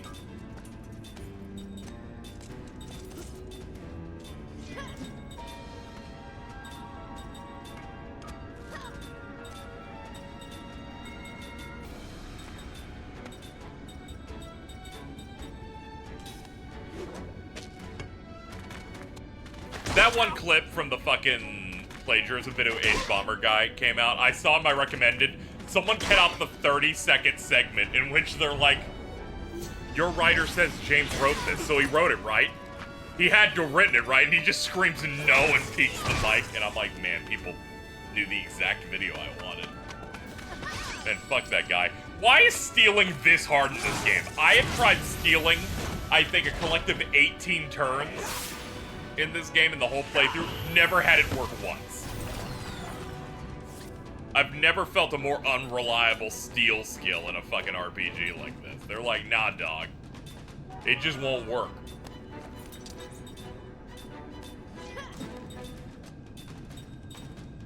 She's a pirate. Just let it work, goddammit.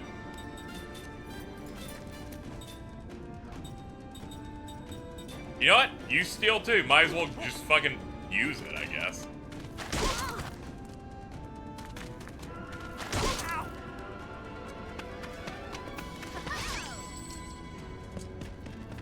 Are any of the characters actually good at it?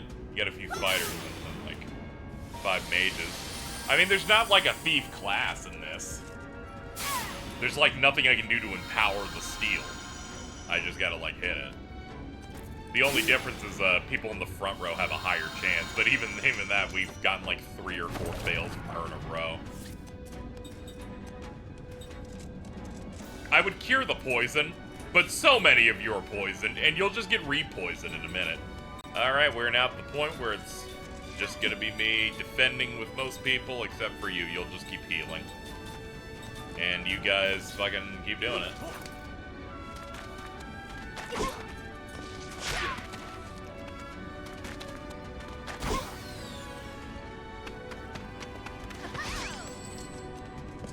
I guess I got it already. Maybe I got it and didn't notice? Because now they said he doesn't have anything. He did manage it. That's fucked up. The guy who had the lowest chance got it. Okay, that's fine. We're still not done, though. We need to steal it again from you.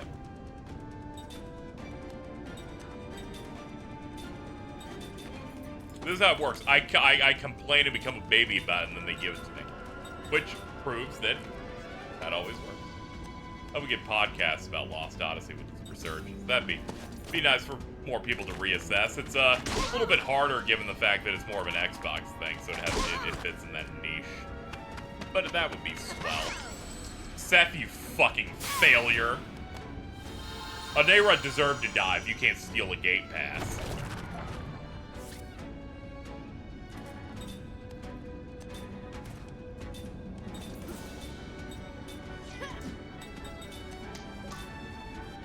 Hold up, my dog has to say something.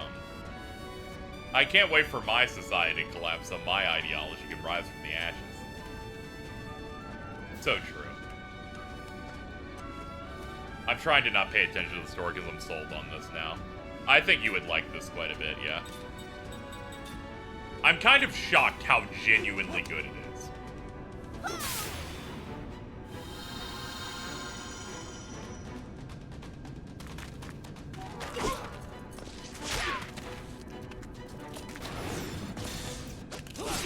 Who are we fighting? We're just working our way up the staff right now. We're trying to steal gate passes off this because we need them to be able to progress. Alright, good. Alright, cool. We can clear it out now.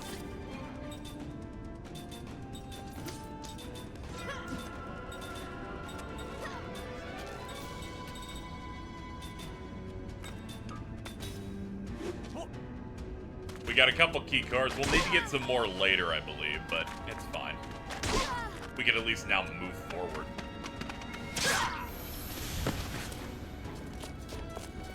Huh. I was gonna suggest probably would emulate this, and then I remembered it's a PC thing. But I don't know, they're getting more into PC stuff, which is very unfortunate because it makes Charlie annoying in every fucking Twitter conversation about it. Poison seems like it hits almost as hard as it does in FFX. Yeah, it's pretty rough. That was a close one. It's okay, we get cured of it afterward. Alright, next. Oh, there you are. Alright, heal us up, please. Done. Cool. Nice. Pop it. Cool. I'm here. What do you need?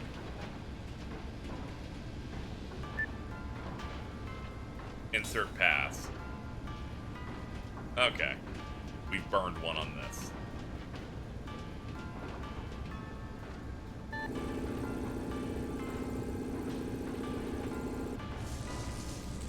Is 360 emulation even good? It seems to be okay, but this one has a couple of crash issues.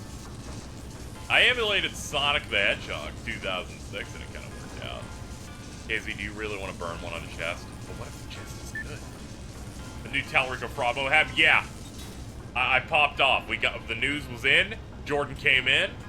He did the Hanna-Barbera run. Oh, this is totally worth it. It's a new weapon. Nice. Fucking Talarico, dude. I bet he's lying about his mom. I don't think we know. We got White Lotus. It's a 4-point boost. No abilities on it, but we did get the Lotus Ring. Machine Killer and damage up. Oh, you're ready. You're ready for this place now. That's gonna help a shit ton. I think his mom doesn't exist. I think she does. It'd be kind of funny if she didn't. I'd be like, man, what the fuck, dude? That's weird. He's like that Budokai composer, except not as much love. Honestly, I know the dude plagiarized the Dragon Ball guy, but have you listened to the Budokai soundtrack? That shit's good. I think we should have just kept him. I think we should have just tolerated it. Because, man, those tracks kick ass, man. I'm just saying, like.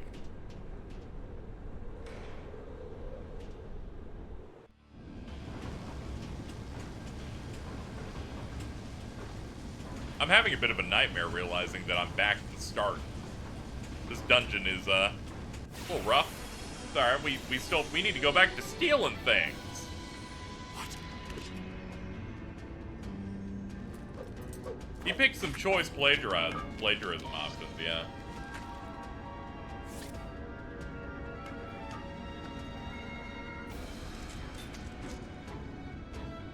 Ah yes, the magic insects.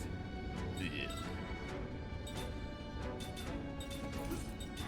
New combo. Shouts to Earth, Wind, and Goku. I'm all about it, dude.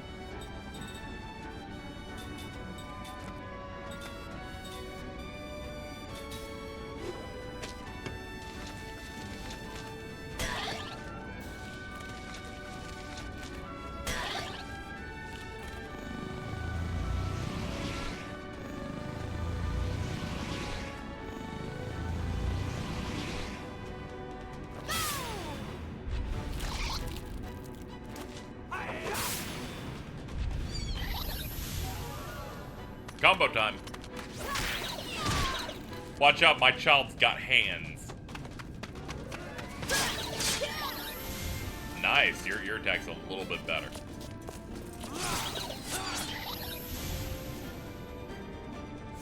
Yeah, he got found out because he copied James Cameron's Avatar.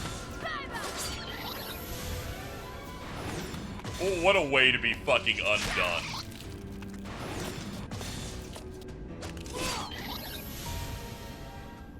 I'm not someone who bullies the Avatar franchise. Like, the movies are fine.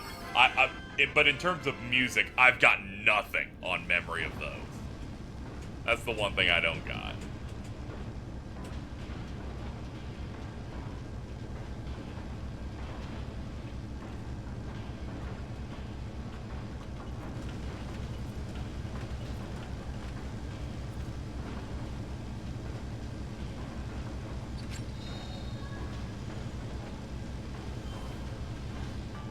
What rings can I craft? Daydream. Increases magic delay effect. Crusher. Odds. Oh, Crusher is better than Bruiser. Okay. Beast-Hide Rasp. Alright, pick that up. Then Crusher Ultra needs Guardian Ore. Beast Killer, Machine Killer, Magic Killer. Crusher might just generally be a better option. I'll give you the Demon Ring. I'd be shot dead if I was held against one to hum a medley of a song from Avatar. Yeah. Yeah, I can't say any of it comes to mind. I like Budokai 3 music as a kid, so learning it was still insane. Yeah, and it also made those remasters bad. First, they only remastered 1 and 3, but 2, it's like couldn't have the music. Like, that sucks, man. It's not the same no more.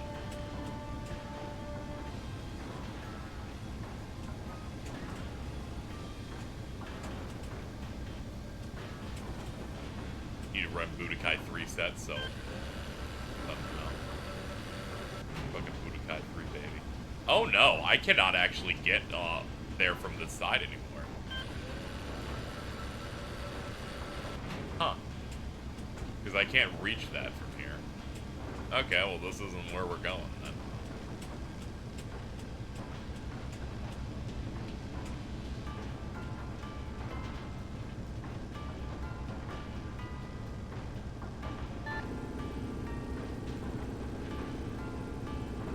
The Onimusha soundtrack being replaced by the original is so good, the remaster is still really good on its own, yeah. It's a shame when, you know, stuff like that happens.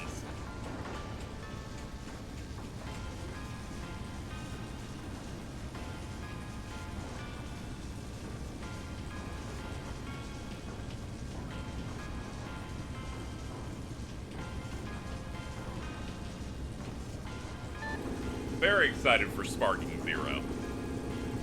I hope they do the correct thing, which is getting us a new Kageyama track.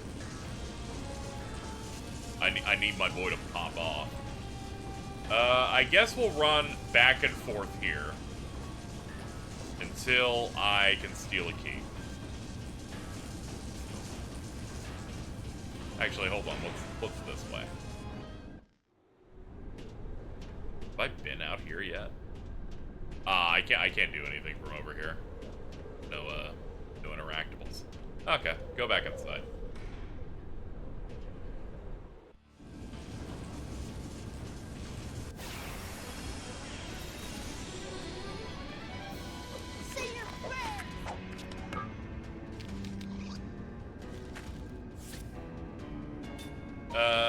Okay, escape. There's nothing I can rob from. Brian, how disappointed I was playing Super Meat Boy on PlayStation and discovered they changed the OST because of some rights issues. I think it's my understanding that Edmund McMillan just started feuding with the composer of Meat Boy and the creator of, and the composer of Isaac, and they had like a bad breakup, so that's why it ended up getting stonewalled or something. Bit of a shame because one, the Meat Boy soundtrack sounds like fucking shit now. And I also don't really like the Isaac Rebirth soundtrack. I vastly preferred the original guy. Thought his stuff was way better. Damn, that Jonathan blows.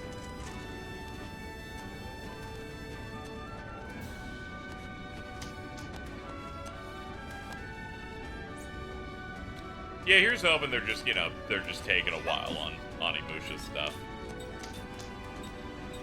I'd love to see Capcom bring back some of their older stuff, even stuff I haven't really engaged with. I'm just interested in seeing it.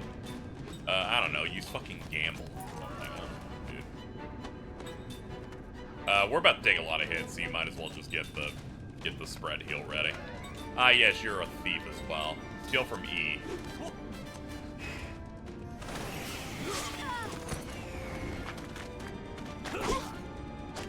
Bonk. Well, he ain't doing anything.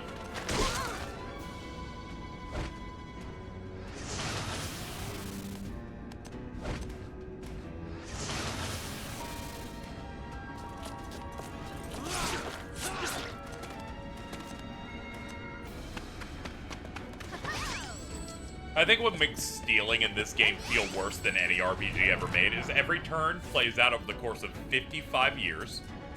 And then they go, it didn't work. And I'm like, that's great. Can I have my time back?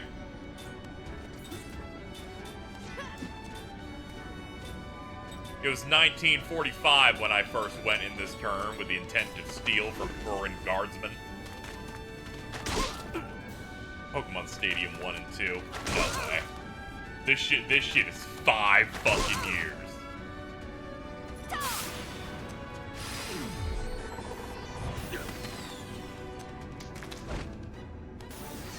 I can somehow do 3 Pokemon Stadium turns at the time 1 round here takes. I'm melting.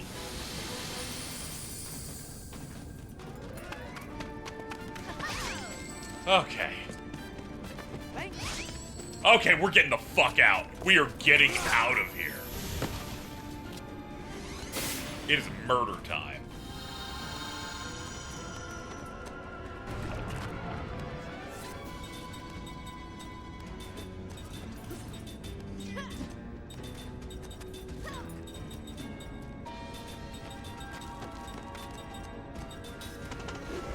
Pokemon Stadium Roulette would go hard. Yeah, I kind of want to do something with Stadium or something. Bro, this is the 5 Angry Men. What's up, Ari? So, in this dungeon that I'm currently in, the premise is that there are doors that are blocked, and the way that you unblock them is getting into battles with goons and using steel on them to get gate passes. This 2008 RPG has the spirit of 1991.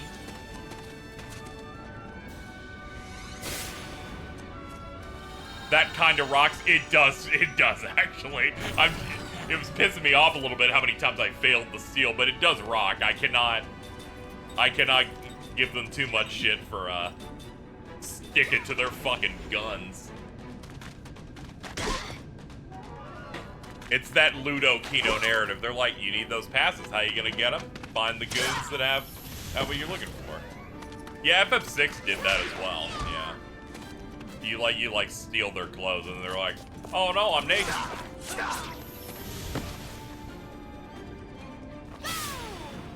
How long have we been in this one battle? Like 4 minutes or something.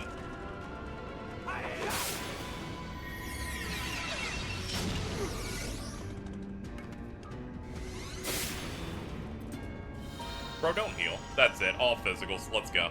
Hold button. And ready? Don't miss! If it was FF9's battle theme, I'd have checked out already. Hey, be nice. Uematsu thought it was really exciting to give Final Fantasy IX one boss thing for an entire game. Fucking idiot.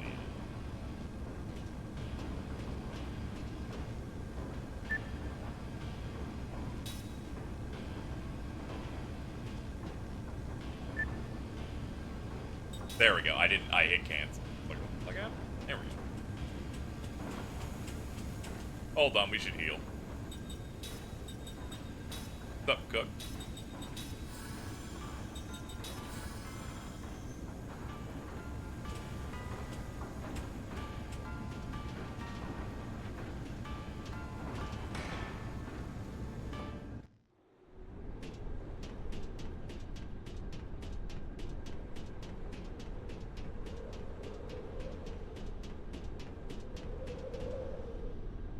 Every JRPG got the tower dungeon. Oh, this just brings me back here. Where the hell is progress in this place? I keep winding up in the same spots.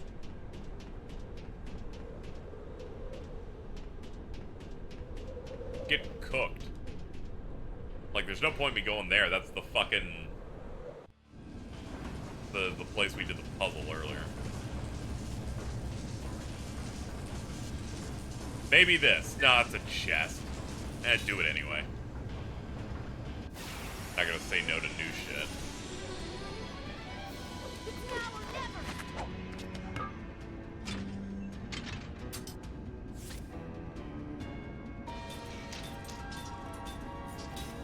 My least favorite dungeons in RPGs are kind of like these, where they put multiple exits and entrances to an old room, so when I return to an old room in this, I'm like, oh no. Am I achieving nothing? And then I start freaking out. Knight's earrings. What is that? What do we do with like? What bonus do we get? It's a physical defense. Defense boost. That might be decent. You're not using composite magic. Put it on you. Love the bots for one. Like Casey's read me a bedtime story. A lot of the time, really sad bedtime story. Yeah, a bit rough out here. Doesn't really have a map button. It's got that map on the screen here. It's got 3 zoom types, but I just have the zoomed out one because I can see it pretty fine. It doesn't have like something that I can blow up. It shows me the whole thing. The issue is I just have no idea what's supposed to be progress, and stuff like this seems like it makes no sense. They're like, lift this thing, and I'm like, was it blocking something? They're like, no. And I'm like, why was it here? And they're like, we don't know. Like, I'll hit some buttons that have like no effect, and I'm like, what do you want from me? What do you want from me, you freak? Like, I came all the way out here, and all this did was give me a shortcut to back to start, and I'm like, I'm trying to find progress here today. Alright, let's go up. I will be honest, I do see why most RPGs now just don't make real dungeons anymore, because sometimes you hit these where you're like, what am I doing? What am I doing even? I'm going to... Man, chat. Strap yourselves in! Let's steal some more passes! You may go more, and I'm like, if you're just tuning in, the passes are consumed by the machine, so we have to make new ones. It is time for our goon search. I'm sure everyone's played this can help you. I'm sure, yes. Hold on. Oh, boy. Okay, focus on the big guy. The big guy hurts like ass. Do combo. You might as well prep the healing. And you steal Guardsman C. We have to steal the pennies to put them into the machine that squishes them into Mickey. Ow. Oh boy, here we go. Ow! Fuck him up, kid. Jansen, give me a key. Yeah!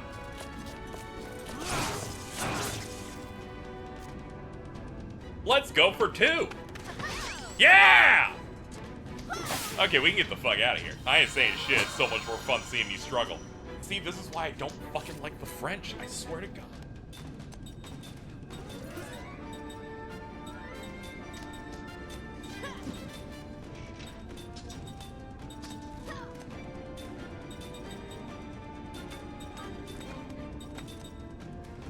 Alright, fuck him up. Let's go.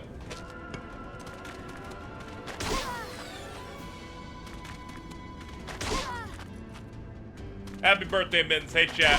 Wish her happy birthday.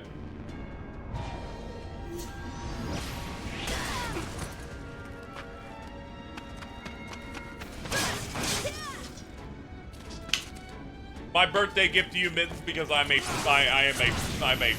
poor, dirt-ass, poor loser, is I made sure to rename you and Jordan to correct the fact that at this very moment, you're a +3, he's a -3. But the gap has widened.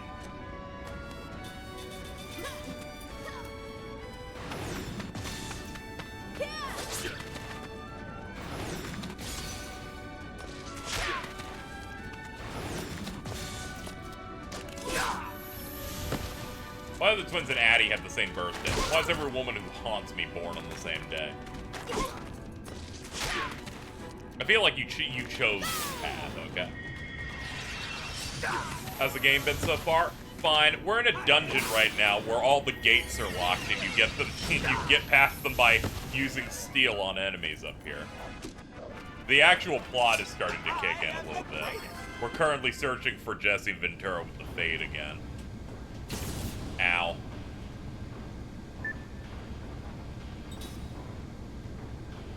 Yay. Haha. Yay. Alright, next.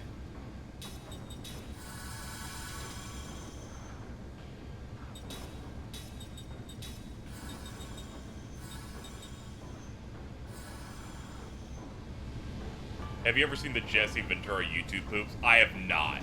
I just think his name's funny to say.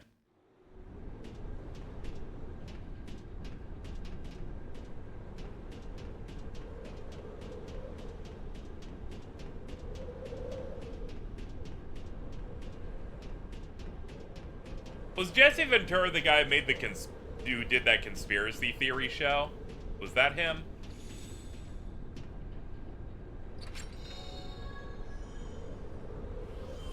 Yes. Man, this sucks. The only thing I know about that guy is that he was in the edit of the video that created Gamergate. Is that real?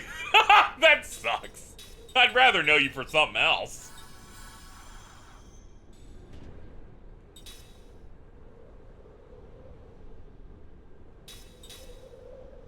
He was a wrestler too. Oh, no wonder you know him.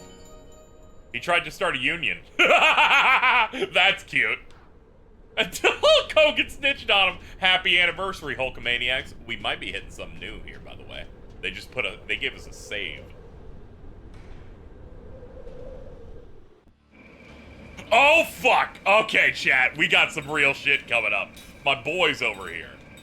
Let's do some setup.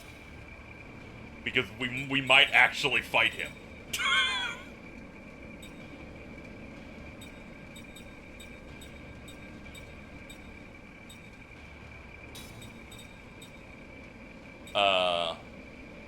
I have some hopes if we do fight him for a certain thing that I've been waiting the entire game for. Because it's one of the reasons I wanted to play this. You'll see in a minute if it works. We don't need steel anymore. Put on something else.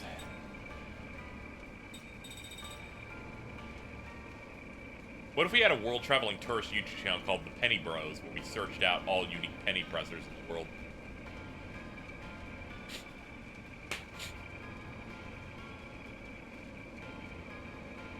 The way your mind works.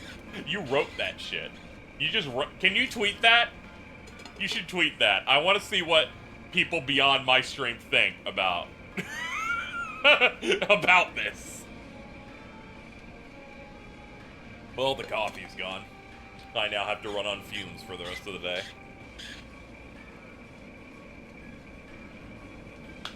I guess I'll have to do something healthy.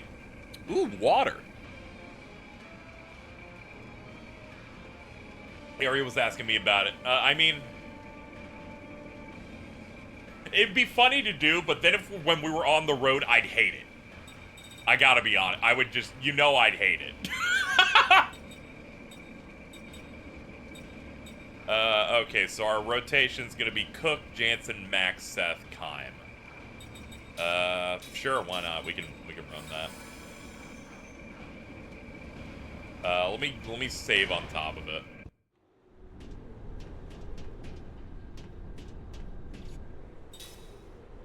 Is Florida water considered healthy? Most tap waters in various areas aren't great. Mine's bad. My area is just bad. It's stinky and shitty. In the fact that if a few days of letting the water sit, it just rots out, so I have to like run it for 40 minutes to refresh it. I'm like, time for my shower. Let me pre-game for an hour. But by like the third major city, totally tapped out. Would not do that. Let's go, chat. Let's see what Gungora wants to talk about. It's our first real confrontation with him.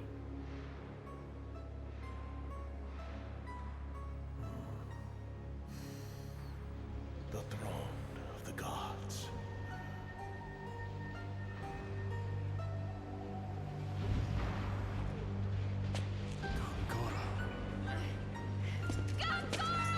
Hold on! Let go!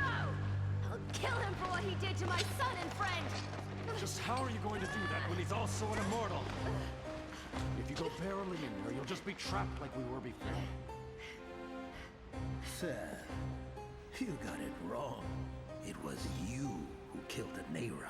No, it was you, Gongora! My dear friend, did you not realize that the presence of your son was condemning a narrow spirit to a prison of loneliness and isolation by degrees? What? Don't listen to him, Seth. You know madness ate away at him. You had no choice but to kill him. When your blade pierced his heart, it may have just as well pierced your own. No! I didn't kill him! You did it! Not me! Don't even give it a thought. Shut it out of your mind. What about your orders, Lieutenant Argonar? I'm no longer your pawn. The memory you erased has returned. Oh, really? That was clever. Realizing that even death couldn't compare to the pain of being unable to remember. I might as well have been dead these past 30 years serving as your agent. Those 30 years weren't so bad now, were they? I merely made the best use of your abilities. It was dirty work. It suited you. There had to be a reason I love this guy, in the dude. first place. That includes you. What reason could that be? So your memories haven't completely returned. My power was indeed effective at that time, meager though it may have been. Hey, come on now. You know, you just do way too much talking and not enough listening, you know? Silence, you idiot. Hey, I ain't shutting up. You're a worthless scum after what you did to my eyes. Oh, by the way, that memory wiping pearl thing you gave me, well, see, I used it on someone else. I don't know if that's a problem or not. I know. I saw everything you saw, remember? Oh, yeah. You're the sleazy one, Lord Eyebrows. And before I forget, this is the gold you gave me. I really want to throw it back in your face, and I won't. I'm just an idiot, right? Huh? Is that what you think? Huh? Can you see this, old man? Yeah! See that? As if that matters. You lowly scum all deserve each other's company. What's that supposed to mean? Your newfound comrades. Kyle, Seth, Sarah, and Ming. They're traitors, each and every one of them. Traitors? Traitors? We came here for a noble cause. Then you abused your immortality to try and take over. And I was forced to bring an end to your atrocities. If you think about it, I taught you all a lesson! Liar! You're the one who wanted control of this world! Seth, calm down. How pathetic. Do you know why I ordered you to Grand Staff? So that our mission would be a swift success. And what is that mission? That will not be revealed to traitors like you. We're not traitors! What do you think you can do about it? You will return our memories. I think not. Yeah! Best song in the game coming up. Your mom's dead. I bought this game years ago when I heard this track. Kai, Sarah, these are your grandchildren. I'll kill them as I killed your daughter. Only now, I'm even more powerful. Wait for the drop. This time, your memories will be permanently locked away, leaving you walking corpses for all time. We'll see which of us is the traitor.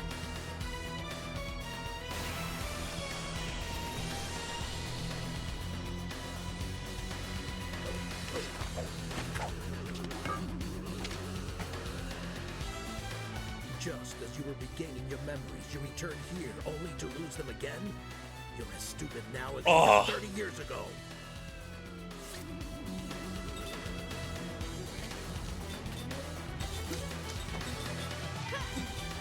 Fucking Uematsu is fucking him, dude.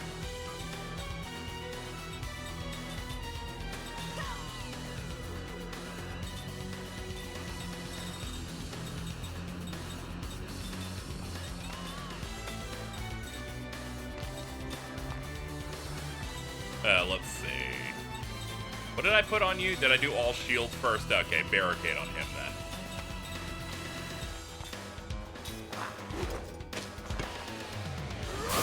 Oh, fuck.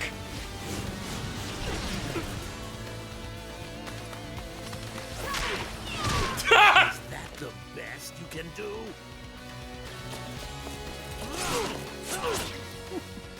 What weak powers. It's no use. Is this how you want it to end? Are we at the final fight? Not even close. But I think we're at the climax of Disc 2.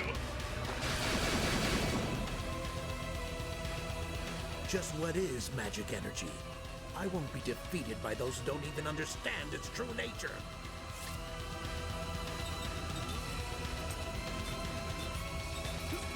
Ah.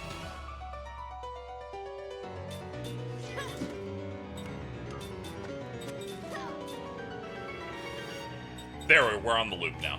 Anyway, I played this track on Osu, like, over 10 years ago. This track called Dark Saint, and pop the fuck off.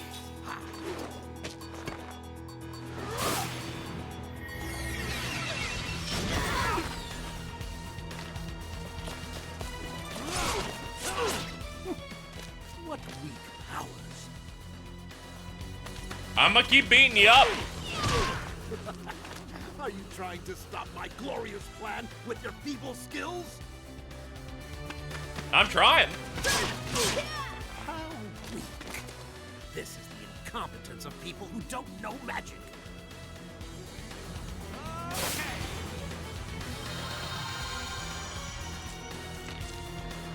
If you defeat me, do you plan to take over all my power? You have all forgotten our real mission. I frankly do not care about the real mission.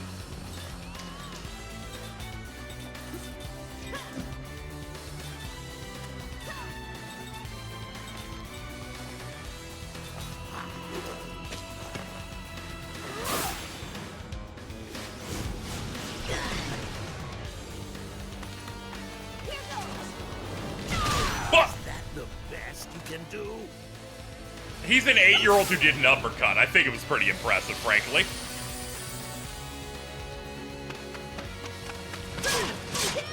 How weak. Your paltry skills cannot compare with my superior power. It's no use. Is this how you want it to end? Immortal beings with no guidance put this world in jeopardy. It looks like this is a survival battle where he needs to get through all of his turn dialogue. I respect it.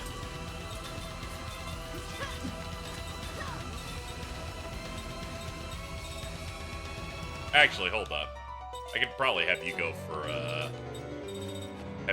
Gamble.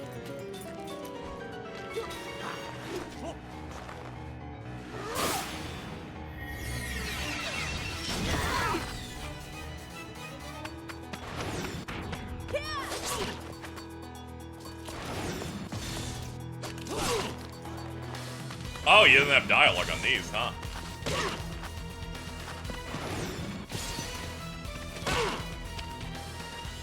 You might be over level. That's awesome. I don't know how I would manage that. This game has intense scaling. That was crazy. Gamble did 1,300. You want this to end? Would you rather go back to being living corpses, or witness the deaths of those you love? I think the Gamble skill, like, scales, so it does a shit ton.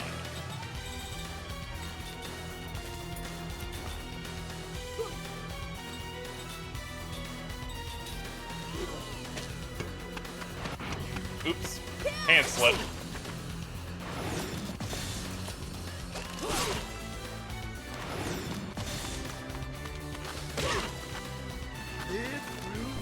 Pain surge. Whoa! We're done. Ridiculous. There's no merit in the memories of treacherous worms like you. We did it! Oh shit, it's Tolton or whatever. Oh! What has happened here, Gongora? There is no cause for concern, Majesty. I love these like, oh fuck, well, I didn't expect him to come down here. Fucking don't worry about it. Old assassins and my people who bear you. They wanted to kill you, so I did this. I hope you weren't listening to me yell for the past 5 minutes. This is the Queen of Numara. Surely Your Majesty is aware that Numara is preparing to attack. Yeah, as you know, they're the enemy and shit. What would the Queen be doing here? I'm not sure, but if I may ask, Your Excellency, did you come here just to see them? No. I came to tell you all the essential components have been loaded. Your Majesty had to deliver such a message personally? My apologies. My people should have done that. It's all right. I wanted to do it. I see. Well then, let us be off. And what of them? Leave them. He did like Pain Wave or something. It was pretty huge. They are a threat to Your Majesty's life. Pain Surge, we cannot yeah. allow such treachery, even from children. Now that you are king, you must make difficult decisions, Your Majesty. I have a guide open. What did he even say about this fight? Of course. The guide I'm using. The guide I'm using is one of the best types of guides, right? Because here's what they call a boss. Mortal enemy. I love guides that don't tell you actually what's actually going to happen. They're like, I ain't gonna spoil this for you. But what I like here is they listed HP infinite.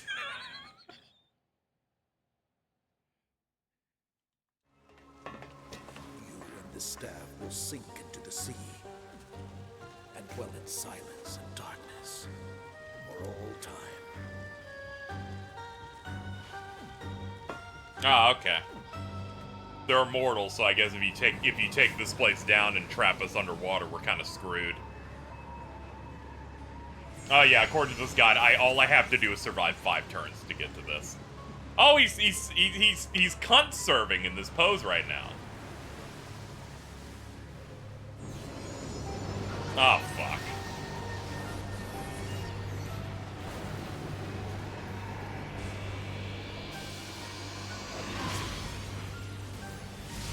Oh, he absolutely outserved us. It was not even close. Oh, fuck.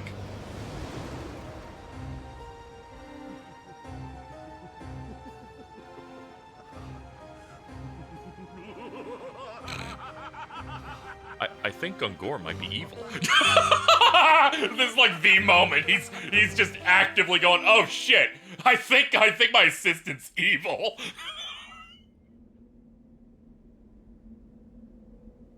I'm starting to think that the queen was actually a good person, maybe. Oh, shit. Sparklies. What are these, like, the power of your dead mom or something?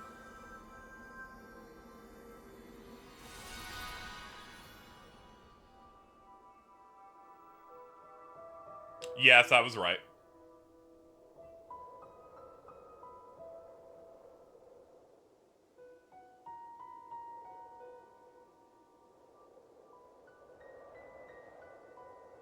Let's try and find the theme of Gungor's boss just then. Yeah, it's called Dark Saint. Yeah. Very good. I like the part early before the beat drop where they just start playing the sound font from Super Mario Sunshine.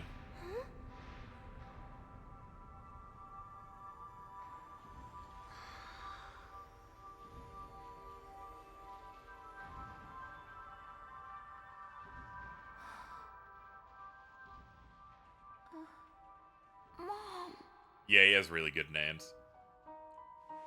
The one boss theme I liked from the first stream that goes heavy on rock is called, like, Battle Conditions.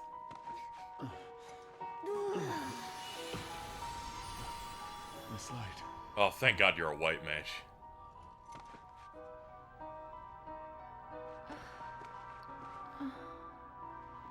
They're like, let's heal the grandparents.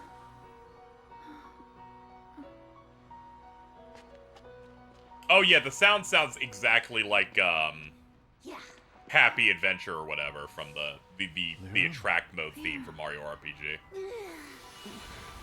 Which makes sense. The DNA of Mario RPG is in Lost Odyssey. You might say that's cope, but on the contrary. The battle designer of Mario RPG went on to do Legend of Dragoon, who, staff on Legend of Dragoon went on to do this. It all comes back to Mario, baby. He's so badass. Wow. Thanks, kid. It is not cope, it's hope. No, it is not cope, it is, intelligence. Oh, man. I was like, that's badly delivered. Oh, that's why. This track, hello? Can you run? Yes, we have to get out of here. Don't cry. Let's go. Okay.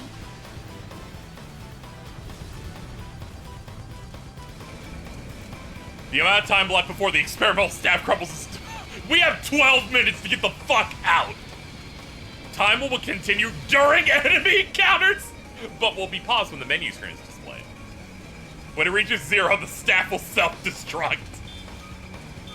Alright!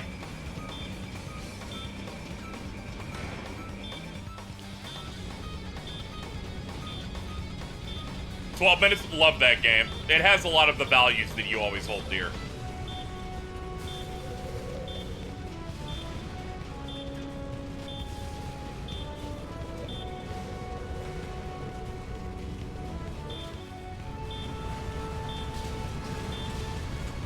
I can't believe they actually put debris in this shit, too. Wait, this isn't Twitter. People don't know this is a meme.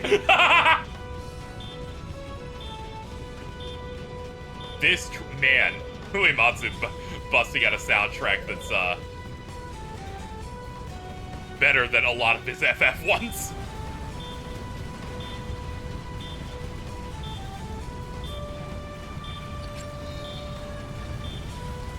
Yay, 3 bug stomachs! Let's keep going.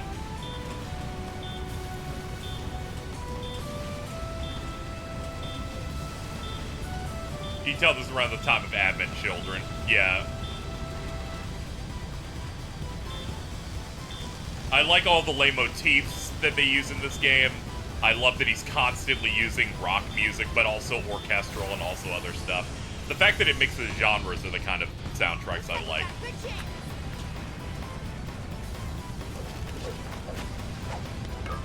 And of course, the track plays even during battles. Hell yeah. What the fuck are the... We're leaving. We're leaving. It's counting down. We have to leave. Fuck. Yeah.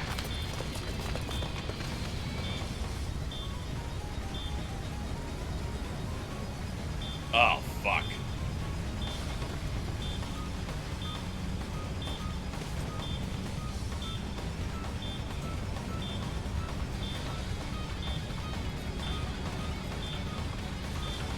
Also, that's the most Japanese way of displaying the time. Just a decimal point.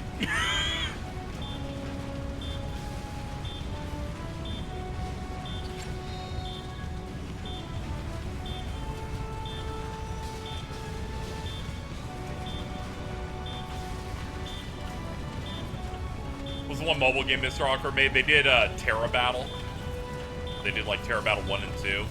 Oh, if you mean otherwise, if you're referring to Fantasian, of course, that's like their Apple Arcade game. That's almost closer to like a console game-esque thing. It's very Mako Reactor, just because of the ladders. Yeah. Ooh, Red Snake. An assassin's sword imbued with the blood of a red snake. Sure. Terra Battle 2 lasted 2 months or something, yeah. Never forget. Never forget the Final Fantasy 15 collab. Where they pretend that they have a lot of chemistry between Main Girl and Noctis in a quest that begins and ends in 25 minutes.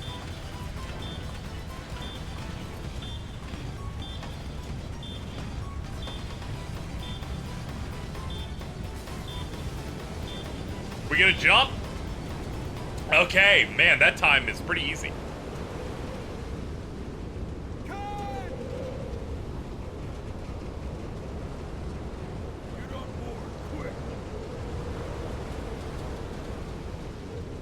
Poor Lunafreya. We never did join her party. We made it!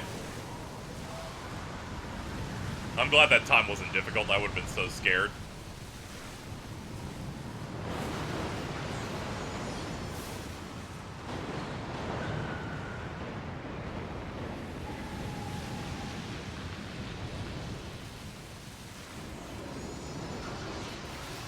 Blow him up! Oh.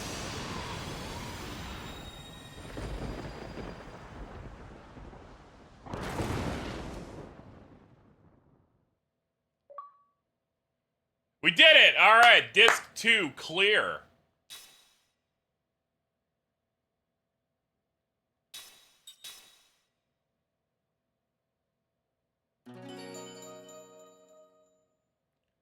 Hold on, I gotta put in disc 3 real quick, chat. Alright, done. Let's go. Only thing this game's missing is that cool, like, Final Fantasy disc change art. I really wish they made some of that. Would've been sick.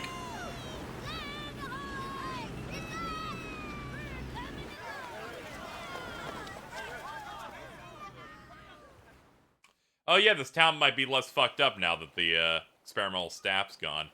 Oh, she sank instantly?!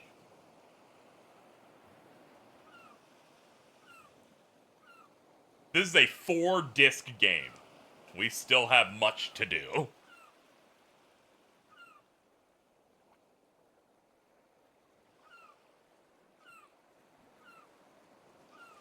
Made it through some bumpy waters. Want to take it easy in town. It's like when the car dies a little bit. Yeah. Poor car. I'm glad 15 is everywhere in this game. Like all pieces of media. The apex of our entire lives.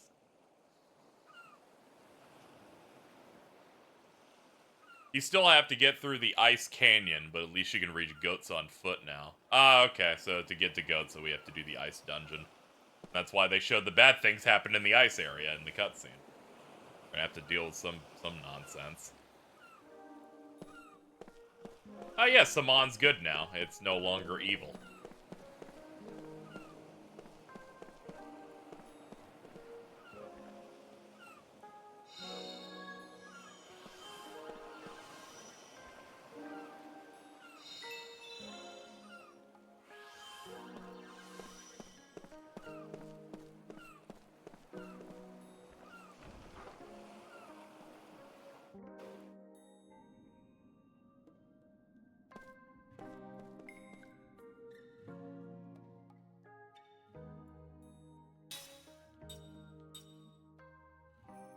Bright Ankh would be good for some people, but I don't have a lot of money. It's a very small boost too. Okay, I'll make a judgment call and get 2.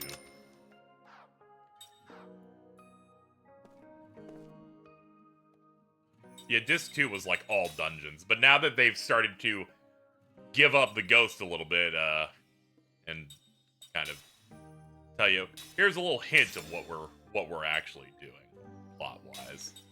I'm pretty engaged. What can you sell? Not too much. But, we will anyway. Okay, well, you do have some stuff, but it's not a lot.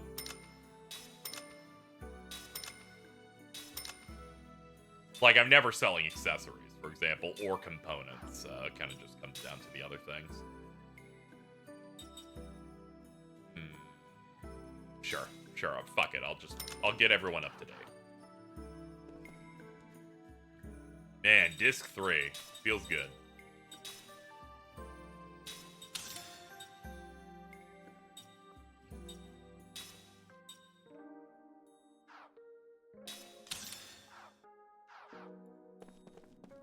Yeah, we're on a good hustle. Pardon for the repost since you're in the midst of an escape sequence, but Gongora fan art. Alright, let's, what have you done? Why have you turned him into Heisenberg?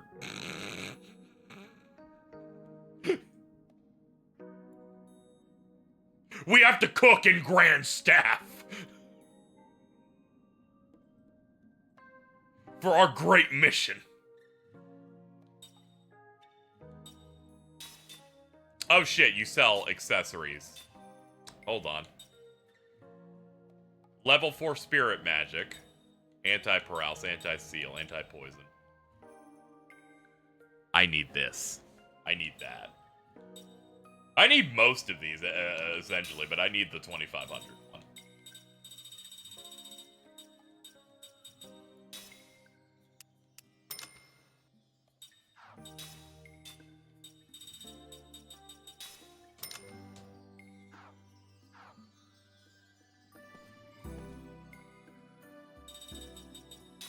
Watching your stream while making chicken parm made the process easy. That's good. All right.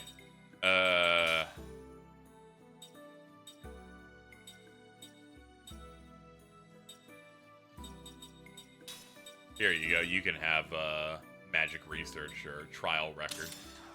Because if you look in the spell book here, composite magic level 2s are stuff like all cure and no poison, no paralysis, no seal. And these are for all party members, so it's a spread. And then spread spells for level 2 magic.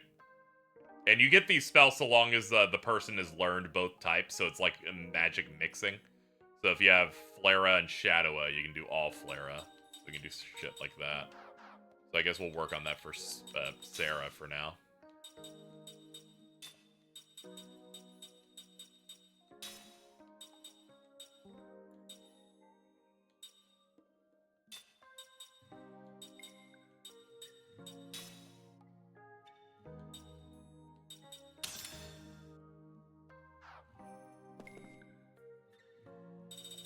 Yeah, everyone's like leveled properly too. I'm feeling pretty good about it. I think it all worked out.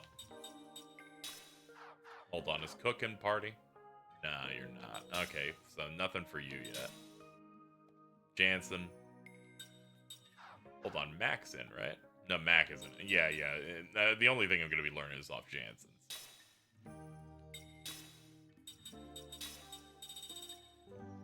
You have a lot of the mixed stuff, so I guess I would go level 5, yeah. Yeah, you should learn level 5. Yeah, this has its own raw ga suffix. They add like an A at the end to let you know it's like a level 2 spell.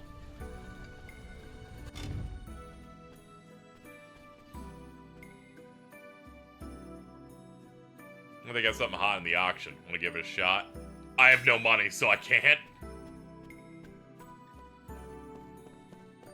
Yeah, menuing is always fun. I try to expedite it a little bit on streams, but here it's an especially interesting puzzle.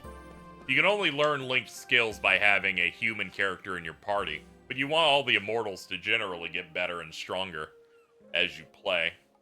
So spots end up becoming a bit more complicated. I mean, I guess there is one way to fix it. I could finally stop pretending that Kime needs to be in the party every time.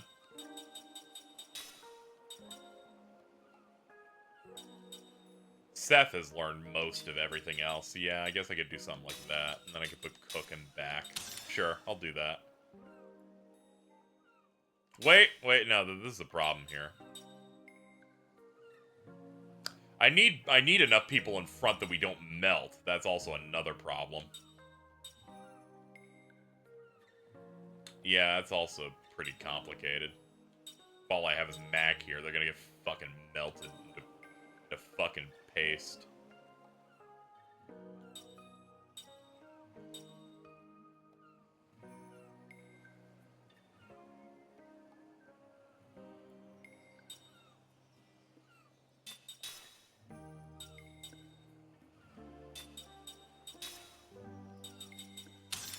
Guess we'll run this. What are you linking with? Ah, yeah, you were linking with Jansen, but I put him out. What can you learn, Walt, with this setup here? White 5. We'll do that. Tell Shadow Hearts devs working the combat. I actually haven't played any of the Shadow Hearts games, unfortunately. It's another gap in my knowledge. Trying to broaden a little bit. Okay, Seth, what would we like to give you today? You're on Cook. Ah, yeah, you're doing level 4, and she's already in. All right, then let's figure out Sarah and Ming. Yeah, you're on White. And Ming, you're on nothing right now, so let's figure it out. Angel Heart.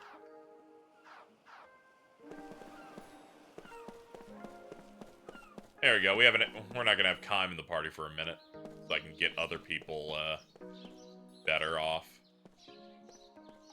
Yeah, this is weird. This place like looks normal now. What if Kaim was called Free Kaim and ate ass and sucked toes? I mean, I don't know. He's had 1,000 years to try a lot of things, I think.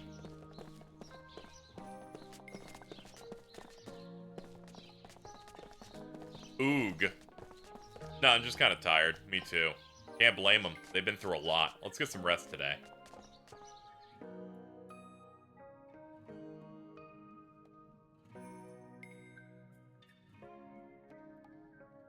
I like how they actually changed out of their default mage outfits. What's really going on? You know, Gongora called you guys the real traitors. Care to elaborate? He was lying, obviously. Gongora robbed us of our memories. He's the traitor.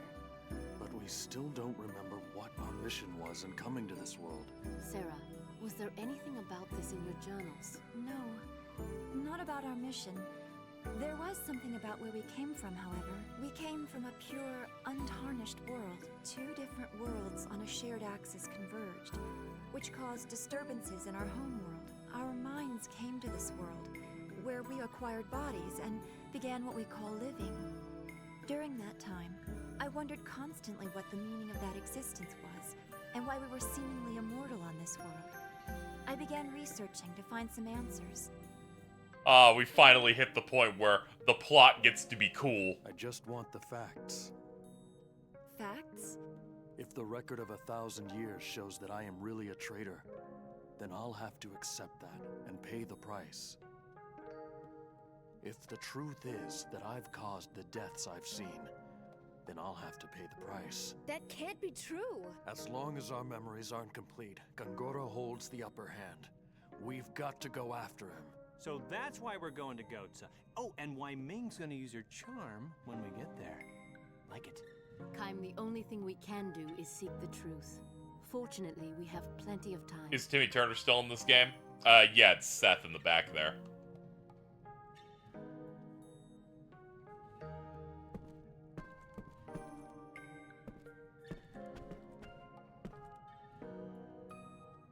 Every, like, Squaresoft coded RPG has to hit you with the, alright, you're midway through. Here's what the game's really about. Here, we're going in.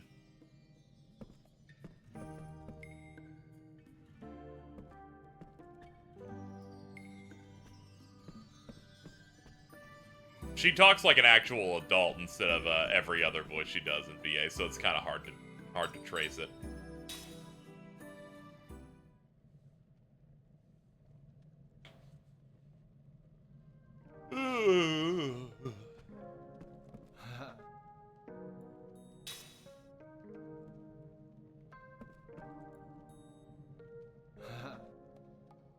Do I not have $200? Fucking $30 short, of course I am. Shit. Hold on. Give me a minute. Always strapped for fucking cash out here.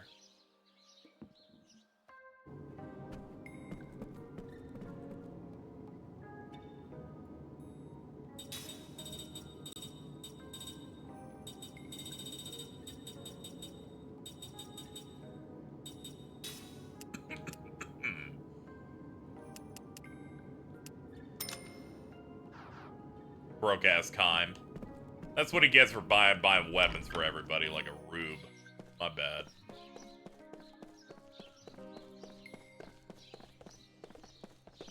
Yeah, this game's got towns, alright. HD towns or something. Making HD towns is hard, alright? I've been told. But thankfully, this had Xbox money, so it wasn't a problem.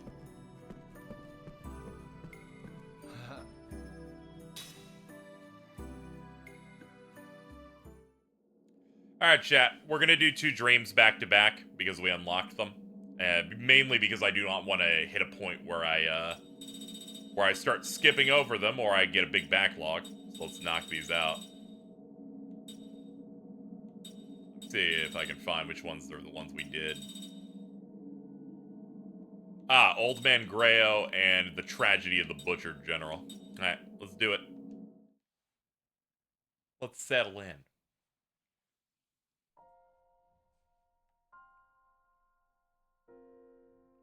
Everyone knows this general as the Butcher. He's strong in battle, a skilled tactician.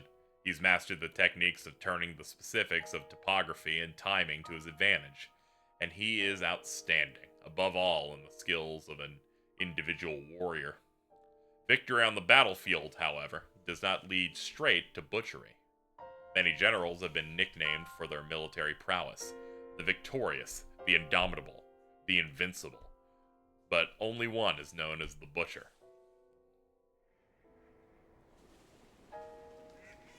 You know why that is, Kime? The general himself asks as he gloats over the vast mountain of corpses. Kime does not reply. He entered the fray as a mercenary, but his exploits far outclass those of the regular troops. For the general to call a man into his presence and speak to him face to face is apparently an honor beyond even most officers' wildest dreams. Not just from winning battles, the general goes on. That would be too simple. Just kill the enemy general. Take the big one's head and the battle's over, right? Kime nods in silence. That is how this battle should have ended instead of continuing for 3 days. The enemy general proposed to surrender on the first day. He offered his head in exchange for the lives of his men and the villagers. But the Butcher rejected the offer and continued his all-out attack on an enemy that had lost the will to fight, annihilating them in the process. The last day was used to burn down the forest, into which the unresisting villagers had fled. Okay, wow! The real battle doesn't end when you raise the victory song in the battlefield. If even one person survives, the seed of hatred lives on. I'm talking about the desire for revenge. Nothing good can come from leaving that behind. You must cut the cause of future troubles at the root. This is why the troops under the general's command killed the young men of the village after they were through exterminating the enemy troops. They also killed the unarmed old people. They killed the mothers fleeing with children in their arms. They killed the children they stripped from those mothers' corpses. Do you think me cruel, Kime? I do, Kime answered, nodding. The officers gathered around them went pale, but the Butcher himself smiled magnanimously and went on. You didn't do any of those things, I gather. My job is to kill soldiers on the battlefield. My contract doesn't call for anything else. And I'm saying that that is a foolish line of thinking. The soldiers you killed have brothers and children. Do you plan to go on living in fear of their revenge? That is sheer stupidity. If you wipe out the entire family, you can live without such worries, you see.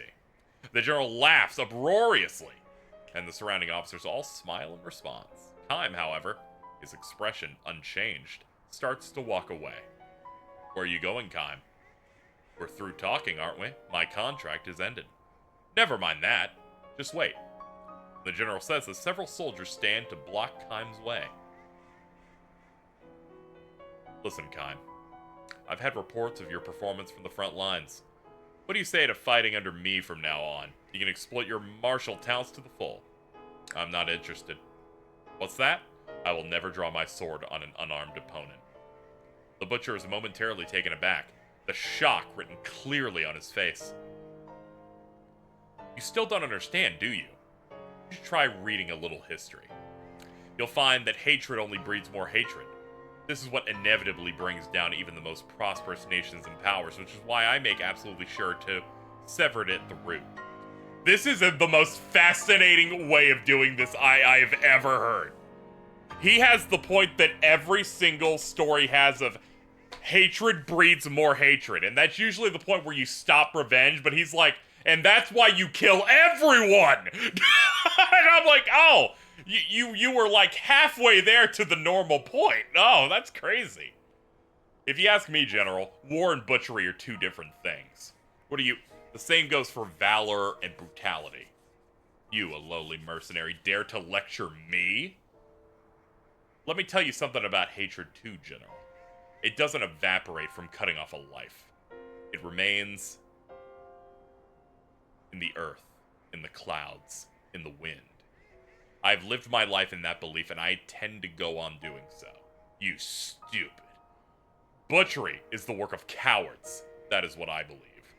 Where do you get the nerve? The general glares at Kime, as men draw their swords. At that very moment, from within the scorched forest, come the cries of soldiers. Here are some. 5 of them still left. No, 6. Over there. They went that way. Distracted by the shouts, the general commands his men. Hurry, capture them! Don't let even one of them get away. Hurry, hurry! You can't let them escape. The men blocking Kime begin to fidget, and none of them thinks to stop him as he calmly walks away. Do you hear me? You must not let them escape. If even one of them gets away, I'll have your heads, all of you. The general's calls are clearly those of a coward.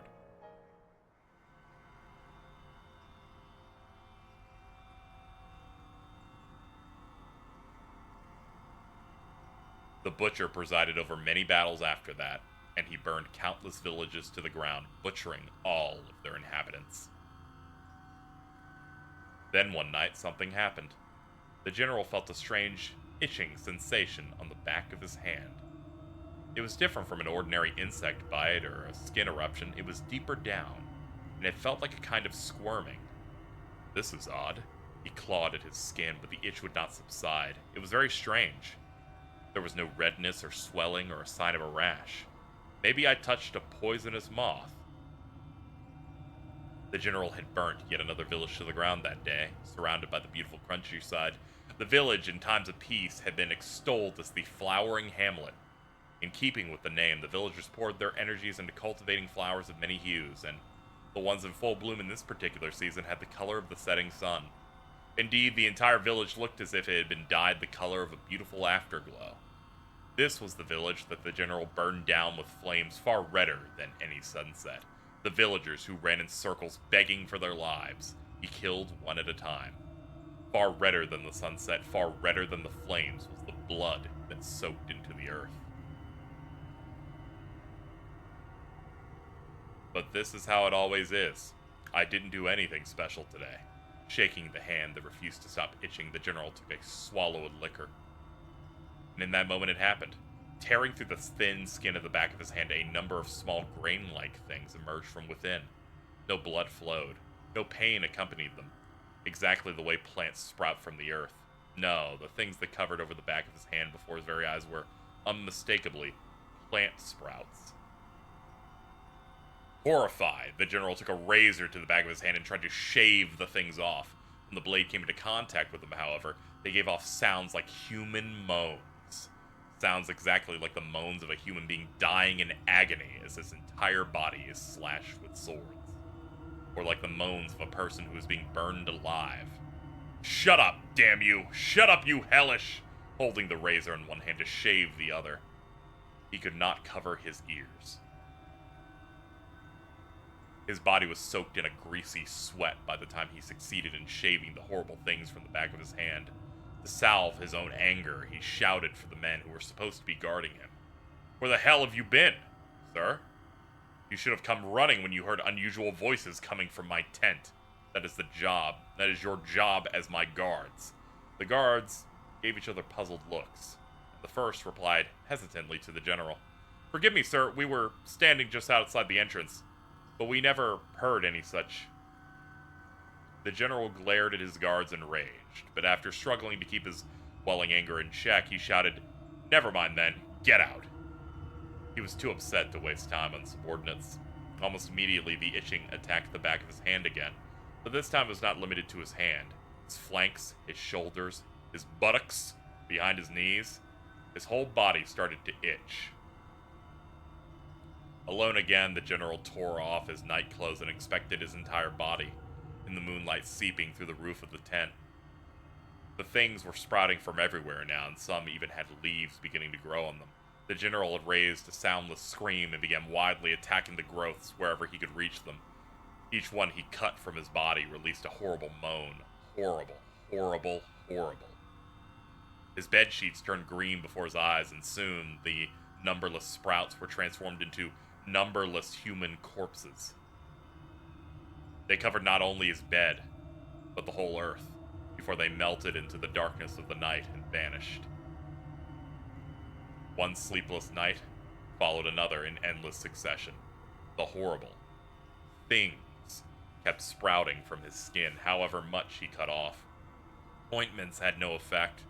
He tried taking every poison-quelling tablet he could get his hands on, but nothing worked. He could not speak of this to his subordinates. If a rumor spread that strange plants were sprouting from the butcher's body, it would embolden his enemies and discourage his allies. One of his subordinates might even try to take his head at night. His cowardice had earned him the name of the Butcher, and that same cowardice was what turned the general into a lonely, isolated man. He had no one he could tell about this. Each night, the general would wage his lonely battle, though perhaps it could not be called a battle precisely. The things merely sprouted from his body and put up no resistance. When he took the razor to them, they would simply moan and fall away. What the general was engaged in on his own was less a battle than lonely butchery. Several more nights went by. The sprouting continued with undiminished force. The single fortunate aspect, perhaps, was that the things only sprouted in places on his body where the general could reach with his razor. This could as well have been a curse, however. The general had no choice but to go on shaving the things precisely because he could reach them. Precisely because he was able to perform the butchery by himself. He could not call for help. His lonely butchery continued. His sleepless nights continued. The general's flesh wasted away. Why is this happening? The general asked himself. Why did this have to happen to me? This is the time of war. I am here on the battlefield. I have to kill the enemy in order to survive. In order to give myself future peace of mind, I have to kill them all, both armed and unarmed. It is simple common sense. The general all but spit out the words. All I have done is the sensible thing in the most sensible way.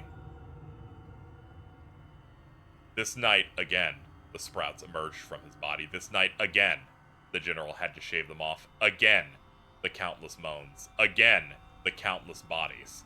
Again, he heard the cock crow to announce the end of night. Again, the general passed the night without the comfort of sleep.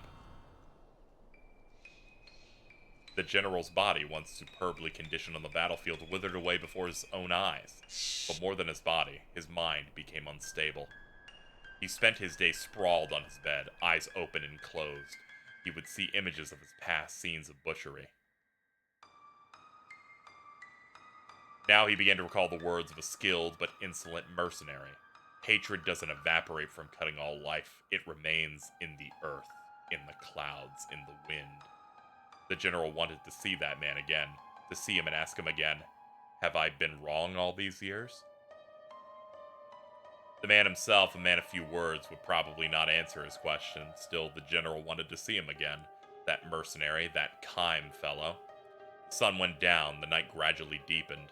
As always, the itching started, and the plants began to sprout.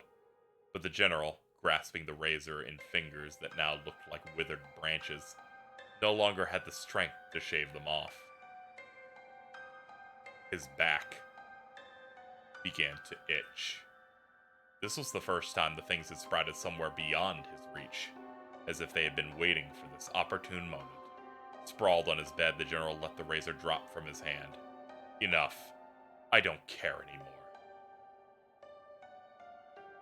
The sprouts kept growing, creeping over him, and before long, they had covered him completely. At that point, his back split open, and an unusually large sprout emerged.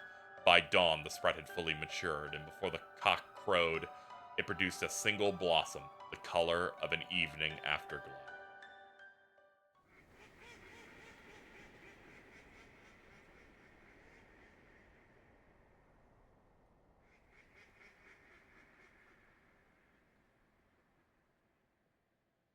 Many long years have passed.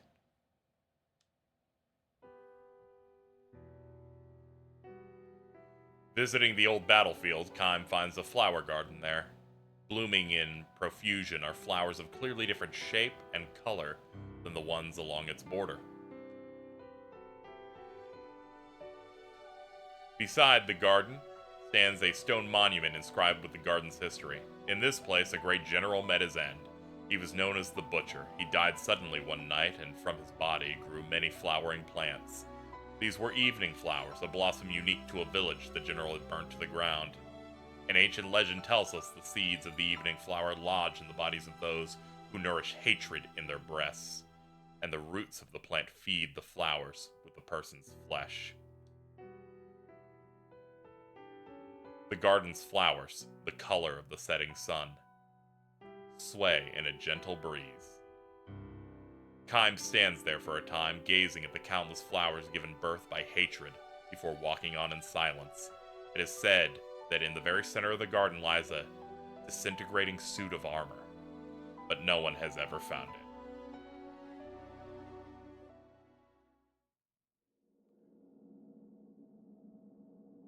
He's not going to be in Lost Odyssey 2. That was like the best one of those by far. So, who's the writer again? Let me pull that up here before we do the other one again.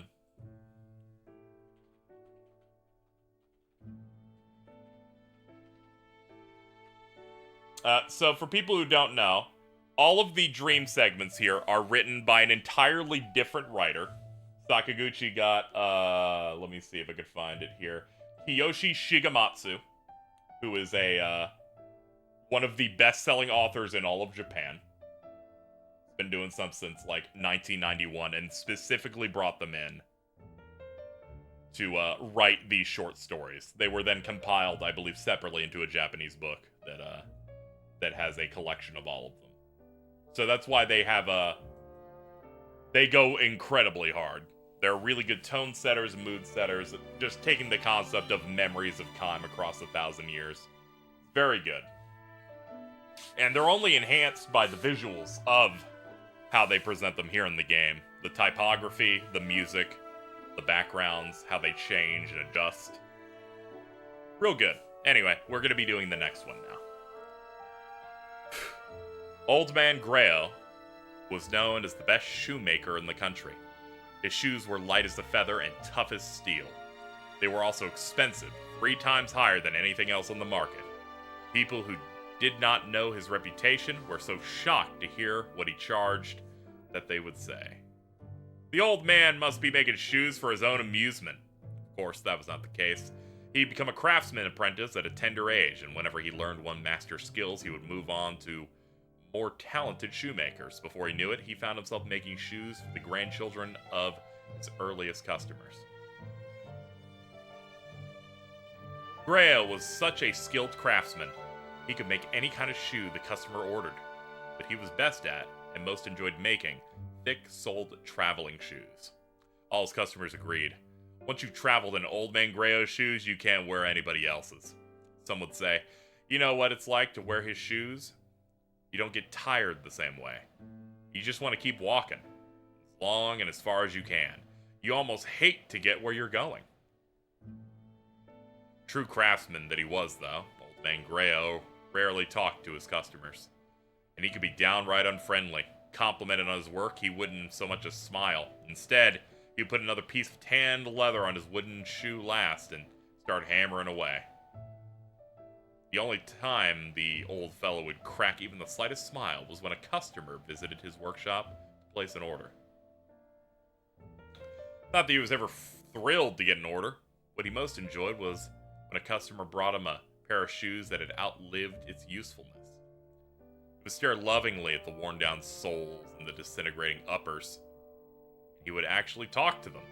"You've done some good traveling, I see." His regular customers would never dispose of their old shoes themselves because they knew how much he enjoyed this. Neither would they do anything so foolish as to clean the shoes before handing them over to the old man. He wanted them straight from the road, covered with dirt, oil-stained, stinking of sweat. These fellows are my stand-ins, he would say, choosing an honored place for them in the storehouse. They take my place on the road, you know. They've done their job. I'd throw them away just because they're no good anymore. Proud craftsman though he was, Old Man Grayo never wore his own shoes. He couldn't have worn them even if he wanted to. His legs were gone from the knees down. A terrible illness had attacked his bones when he was very young, and the legs had been amputated to save his life. The old man had lived his long life in a wheelchair. He had never once left his native village.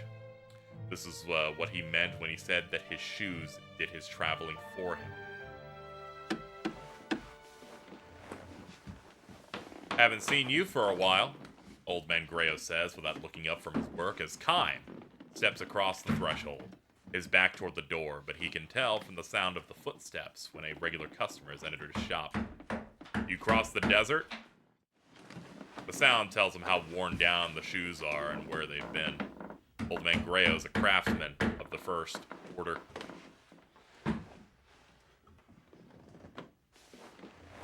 It was a terrible trip, Kime says with a grim smile, settling on a chair in the corner of the shop. But Old Man Grayo's in the final stages of shoemaking. Almost nothing can make him stop work, as all his regular customers know. Were my shoes any good on this one? They were great.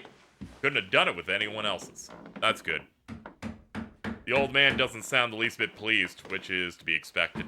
Grayo's especially curt when he's working. If Kime wants to see the old man smile, he'll have to wait at least a little bit till he hands Grayo his old shoes during a work break. Here to order new ones? Uh-huh. Where to this time? Up north, most likely. Ocean? Mountains? Probably walking along the shore. The fight? Probably. Old Man Grayo signals his understanding with a quick nod. He says nothing for a while. The only sound in the workshop comes from Grayo's wooden mallet. Kime is moved to hear it. Like old times. He has ordered any number of shoes here, even before the old man took over the shop. Kime is one of Old Man Grayo's oldest customers. In other words, he's one of the few who have survived repeated journeys. Swinging his mallet and speaking in short snatches, the old man tells Kime about the deaths of some of his regular customers. Some fell ill and died on the road. Others lost their lives in accidents, and not a few were killed in battle. It's hard when only the shoes come back. Kime nods in silence. One young fellow died a few weeks ago. He was wearing the first pair of shoes I ever made for him. Soles were hardly worn at all. Tell me about him. You know, you hear it all the time. Leaves his hometown, wants to live someplace exciting. Parents try to stop him, but he goes anyway. I'm surprised he could afford shoes from you. The parents bought him. Sad, isn't it? They gave their boy all this love and care, and he's barely out of childhood when he says he's gonna leave home. They finally give up and decide to let him go. They figure they can at least give him a pair of my shoes as a going-away present. Less than a month later, he comes back as a corpse. I don't know. Parents nowadays, they spoil their kids rotten. It's so damn stupid. Grayo snarls. Kime knows that the old man's feelings go deeper than that. Old Man Grayo is the kind of craftsman who would rush to make new shoes for the funeral of a sad young man who would breathe his last while his dream was only half finished. He would put them on the young man's feet in the coffin and pray that he would be able to go all the way on this final journey. Grayo falls silent and wields his mallet. Kime notices how bent and shriveled the old man has become.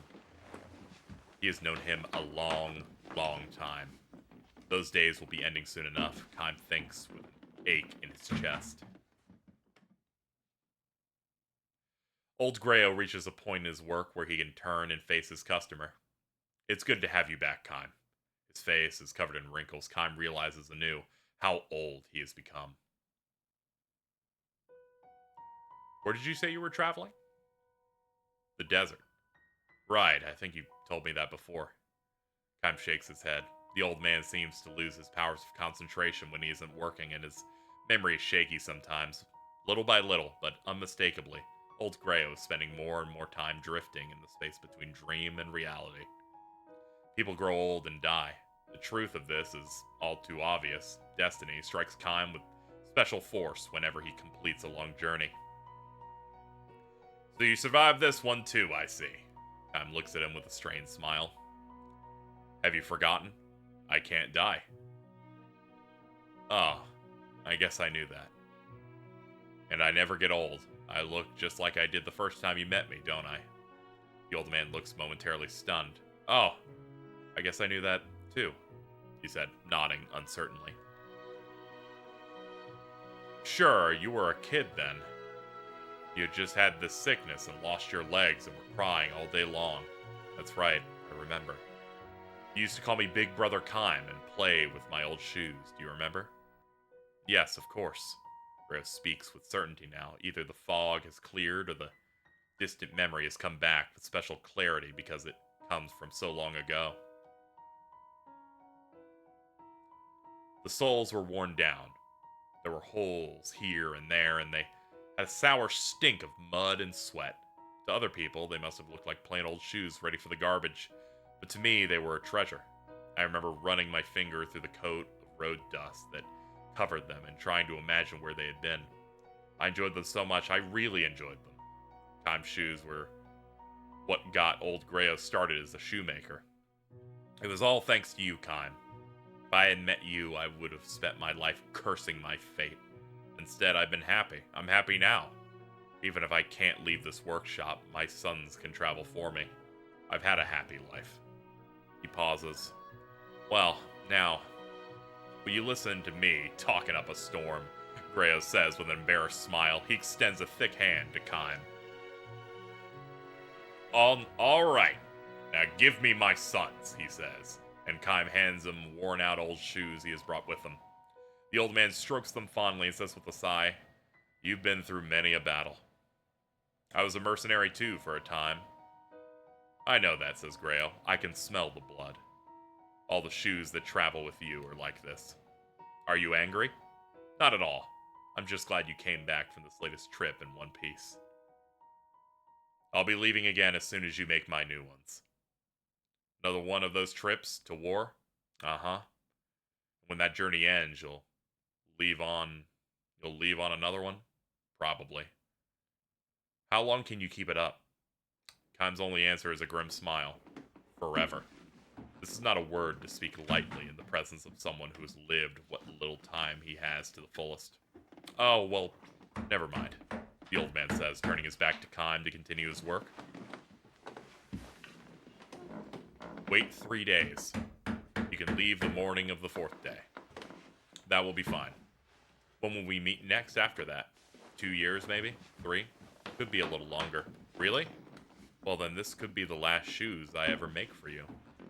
Kime believes it will be. The old man is not likely to last 3 more years. Kime fervently wishes it were not so, but wishing by itself can do nothing. Only those who possess eternal life know that this is precisely why the time a person lives is so irreplaceably precious. Say, Kime. What's that? Mind if I make a second pair of shoes out of the same piece of leather to match your new ones? They will be for himself, he explains, to be placed in his coffin for his life's final journey. I'd like that, answers Kime. The old man swings his mallet instead of thanking him. The sound is far sadder and lonelier than usual.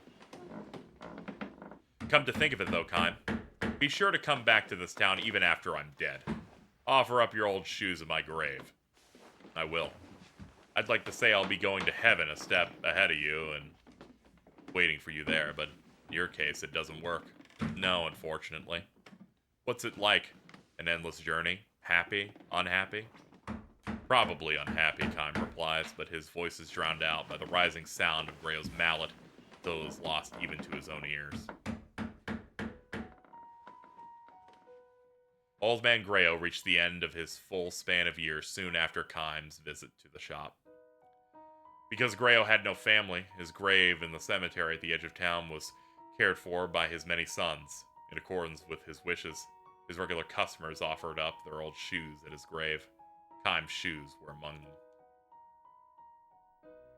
The words inscribed on his gravestone were chosen by Grayo himself. He explained his choice to Kime this way. I would say the words to each new pair of shoes before I handed them to the customer. I always said them to the customer too. I never once had the experience, though, of hearing someone say the words to me.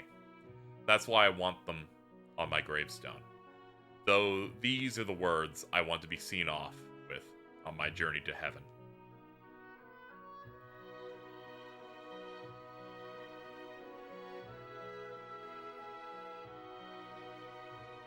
Several decades flow by. Not only Old Man Grayo, but all the customers who knew him have long since departed the world. The only one who still comes to pay his respects is Kime. He no longer wears shoes that were crafted by the old man. Like the life of man, the life of a pair of shoes cannot be eternal. Still, Kime comes to town at the beginning of every journey, touching his forehead to the ground at the old man's grave. The gravestone is covered with moss, but the words engraved on it, strangely enough, are still legible. May your journey be a good one. These were the words the old man always spoke. Coming from his mouth, they could be brusque, but they were always charged with feeling. The prose and the general writing of these, genuinely crazy. Thankfully, I'm live streaming, so it keeps me from becoming super emotional as I read through some of these things. I really appreciate that someone was going to try and make a foot fetish joke, and then immediately the text said that his legs were chopped off. Really appreciate that level of timing. I think that was a big win.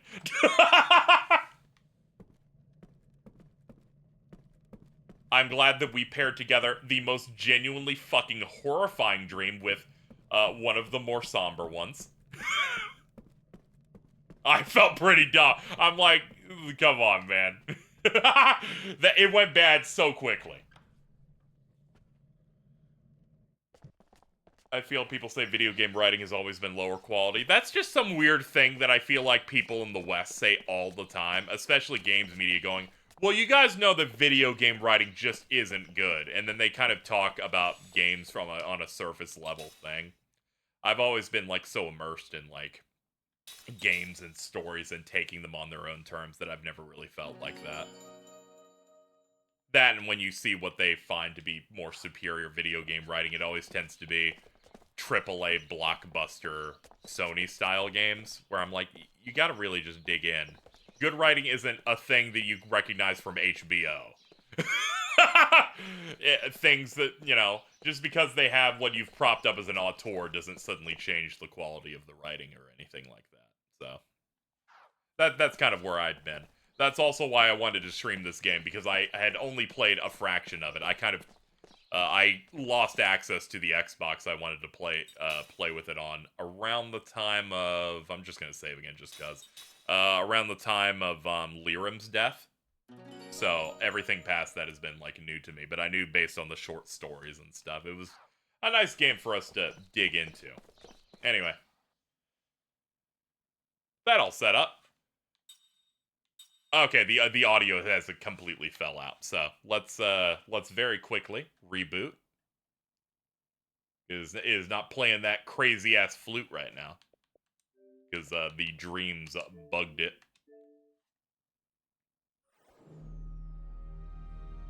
Video games have some of the stories that you can become even more invested in because you spend way more time with them. The KH bullshit sucks mentality. Yeah. Yeah, it's that kind of thing.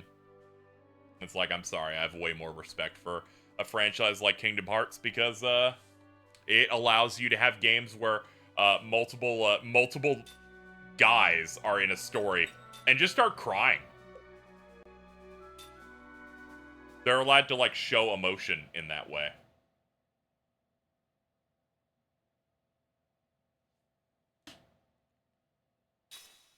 It's something you don't see very often.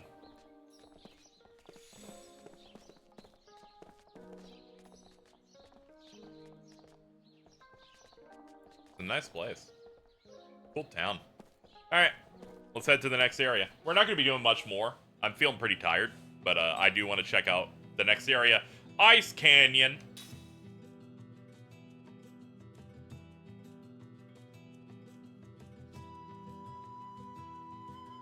Eepert. Yeah, I should try and wind down so that I can rest a little earlier today than I did yesterday.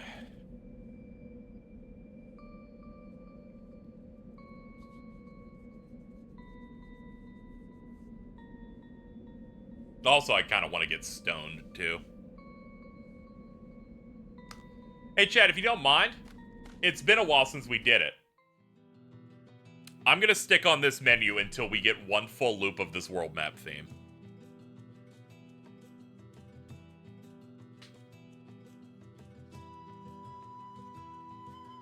Because it's one of my favorite world map themes ever. This and Searching for Friends FF6 are some of my favorites.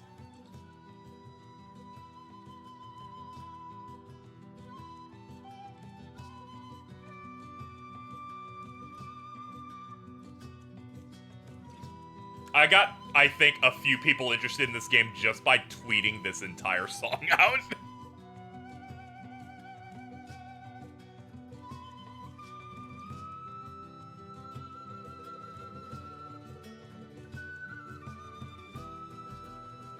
It's making you eat beat. Don't worry, we'll wake it up eventually. We're working on it.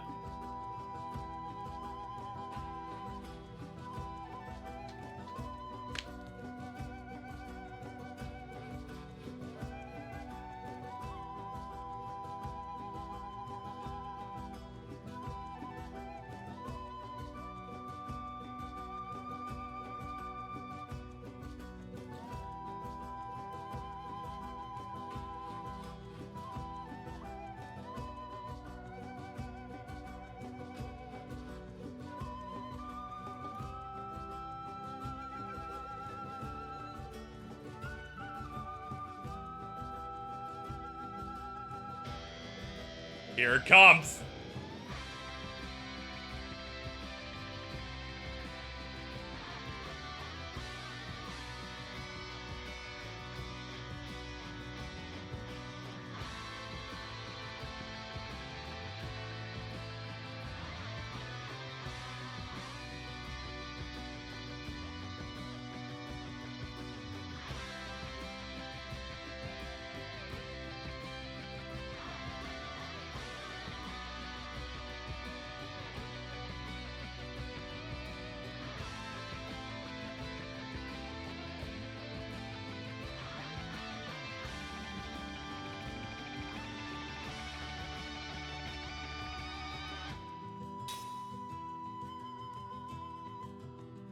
Uematsu just goes, alright, I'm going to shred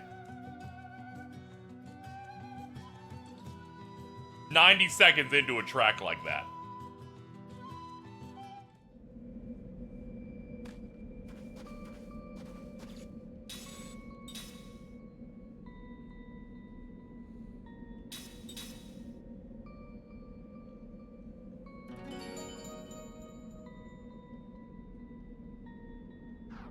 It kind of just shows what Uematsu is all about once the 2000s hit, which is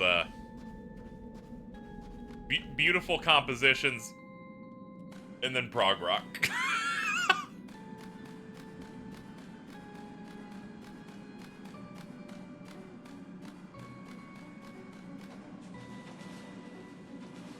I see. So that's what we're cooking, huh?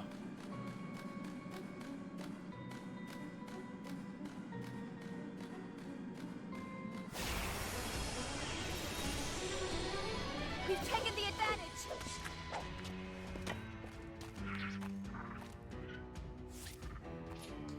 The man's passion for prog rock is astounding. When you think about the fact the reason that Yosh does the vocals for the FF7 remake theme song Hollow is because fucking Uematsu watched a Survive said the Prophet of fucking concert is really funny.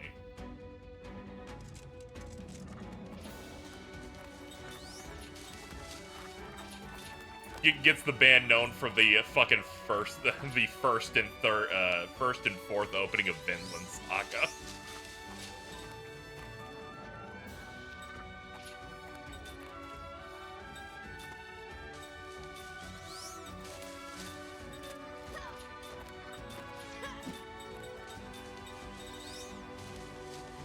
Oh yeah, I got you level 2 composites. Alright, fuck yeah, dude. Let's start seeing some stronger spells coming up. Casting support. Give it to her.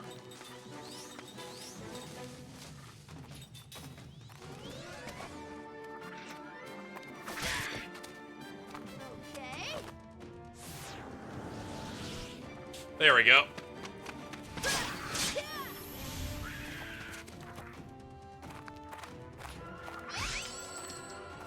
Hey! Fuck you. That's mine. Punch the shit out of that thing.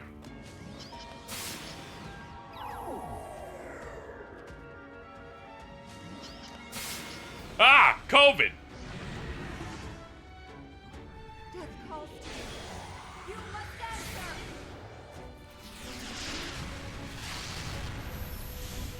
Yeah, I think we got him. I'll no longer doubt myself.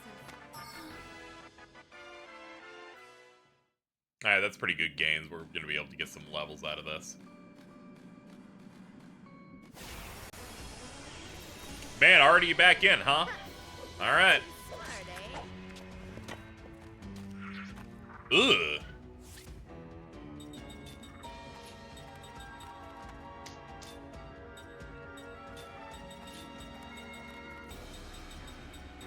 I don't want these things robbing me, so I'm gonna hit items to give them forced priority.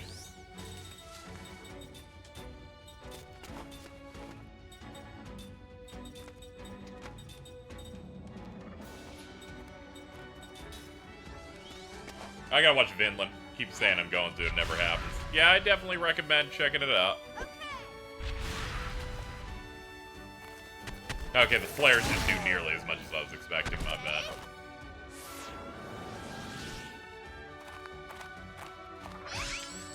You see, I'm seeming to notice that you get it to hit every time, but I had to do it 18 times. Starting to notice a little bit of favoritism here, game.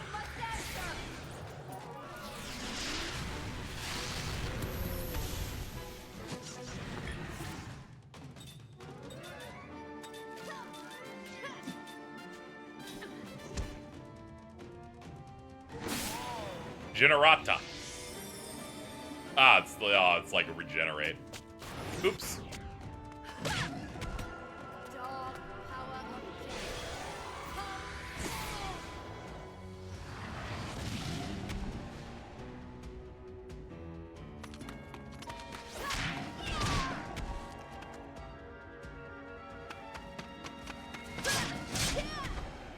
Ooh, you are thick.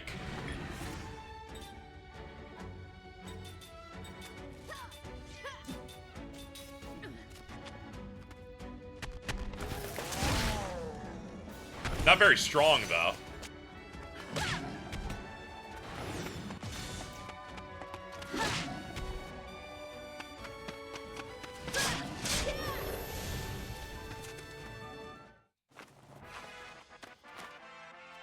It's not in my nature to lose. There we go, get a couple people to 31.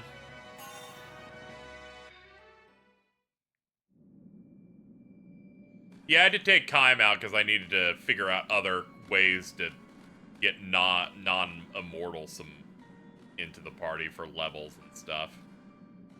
Looks like I can get to this chest. Okay. Camera angle's a bit scuffed. Seed! Let's go. Sneed.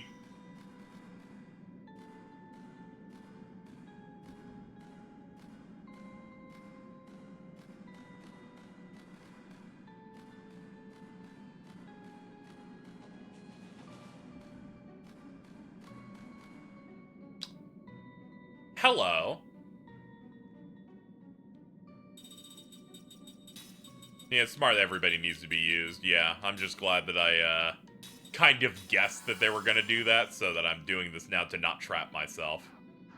Not put myself in a situation where if they split my party in certain ways, I'm screwed.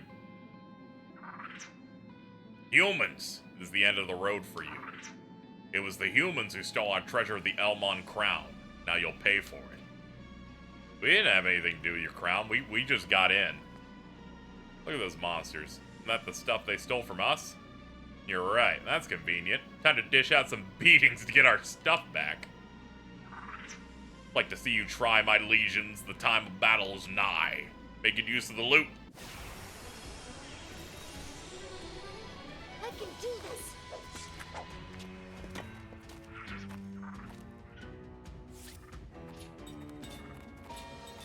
Okay.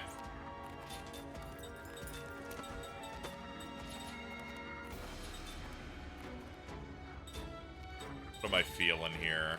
Definitely composite magic, why not? Actually, no. No, you can skip.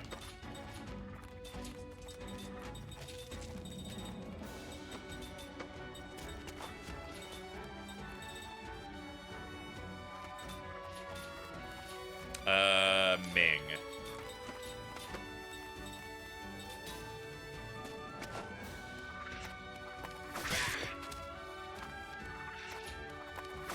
What all did they steal? They stole like 2 smelling salts. I think that's all they grabbed from me. I lucked out that they didn't steal anything that really matters. Okay. It's like some status healing items. Okay, now.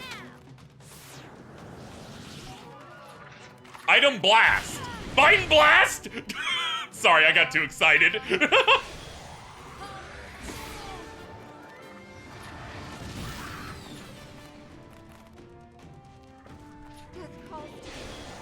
Send them to hell!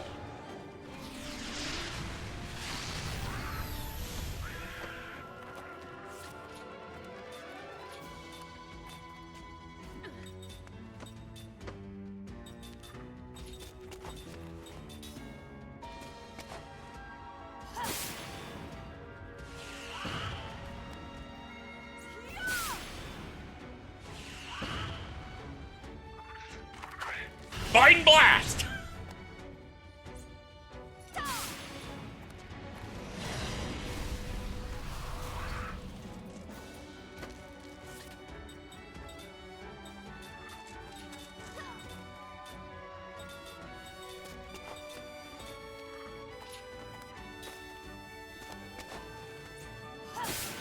Alright, Cook and Seth should have turns after this.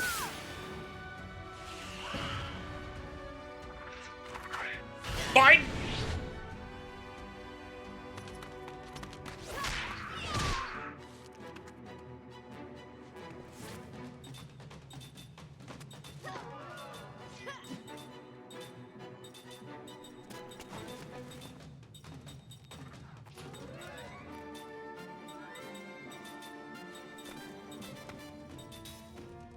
Alright, let's go.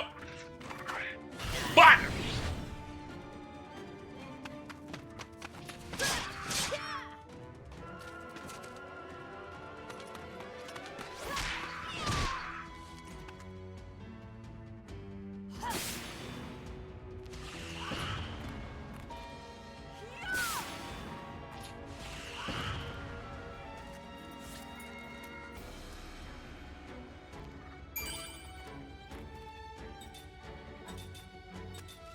You are very strong, by the way. I just want to point that out. You are crazy. No gamble. Yeah. Thank you, Daytime Feeling, by the way, for the 23 months. Appreciate it. Vine blast.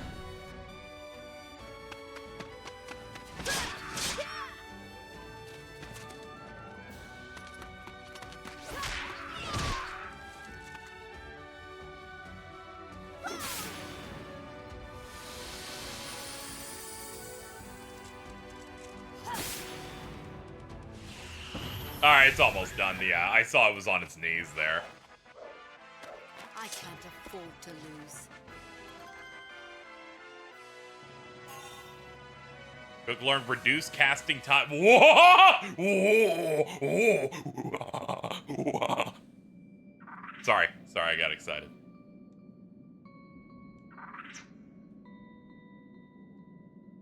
Stolen items recovered.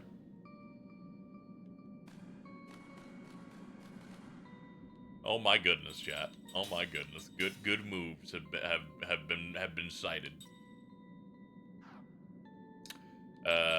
Ming, did you finish anything yet? You did. Okay, let's you're gonna go on Cook right now. You're gonna go this one. You're gonna learn that. You can learn that.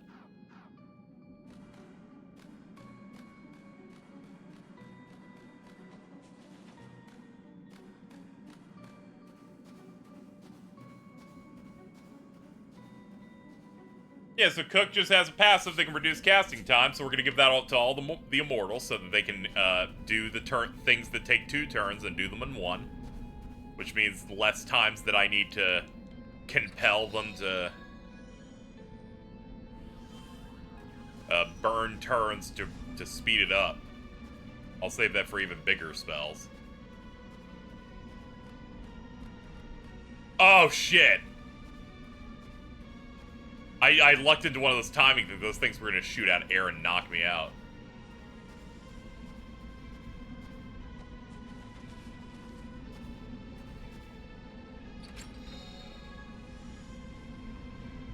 Five tornado leaves.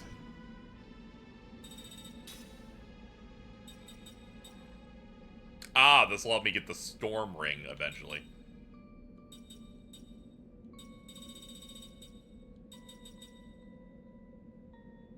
Ooh, hold on. We need that.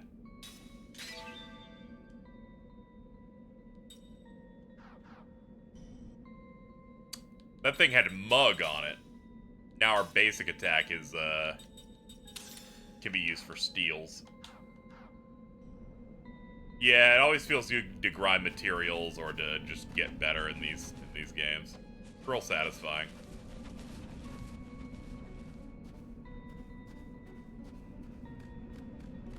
Whoa, you know, I lucked out real nicely there, honestly.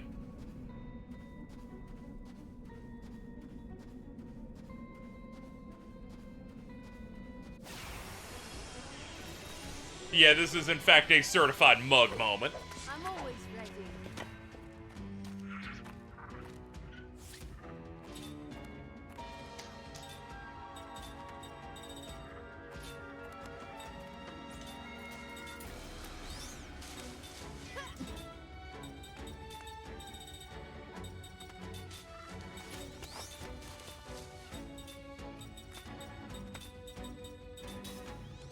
Alright, let's go.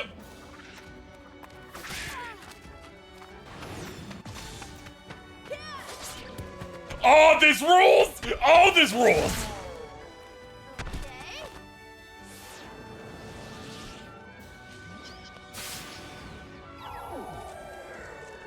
Man, I wish I had this shit literally 1 hour ago. Wish I could have just done basic attacks to steal shit earlier.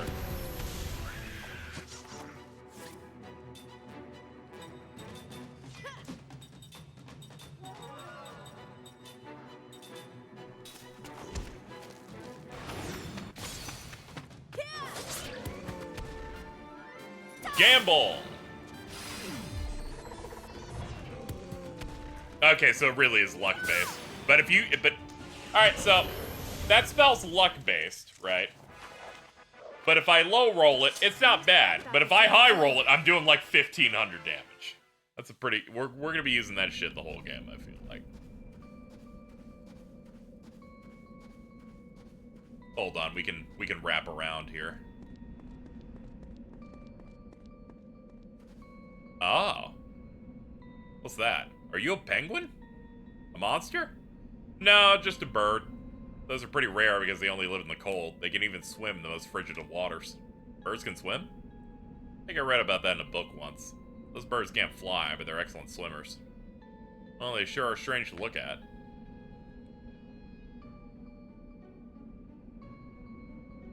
Goodbye, my friend.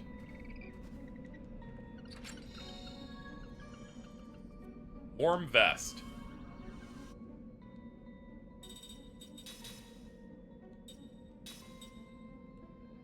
Immune to freeze. There you go, Seth. You're our de facto temp leader while Kind waits in the wings.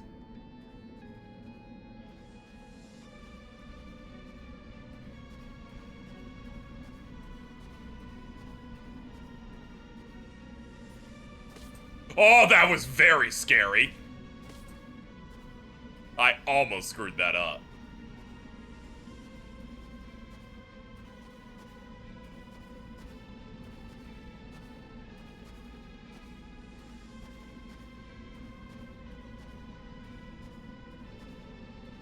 Ram. Avalanche! Nice. I'm guessing that helped in some way. I'm guessing that blocked a thing so I can progress down there, maybe? Something like that. I guess I would return. Yeah, there's no jump point. Alright, let's retrace our steps back up.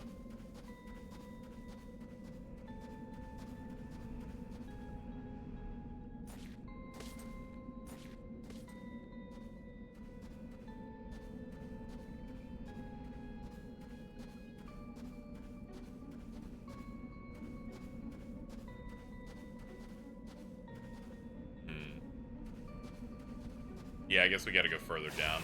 Not enough. Fuck the one are you stalling? How you doing today? I'm doing alright. Ah! Not anymore!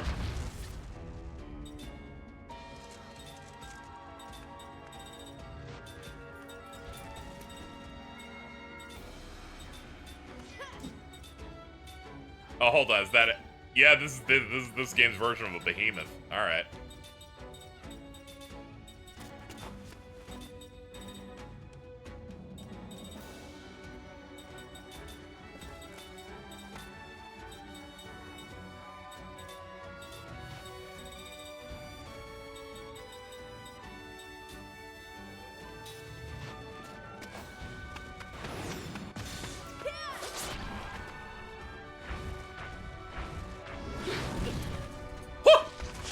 Baby, get fucked.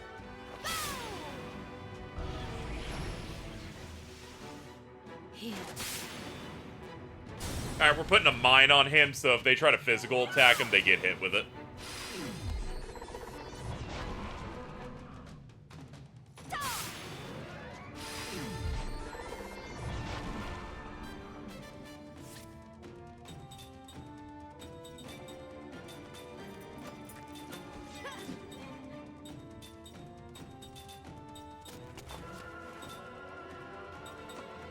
I tried poisoning him.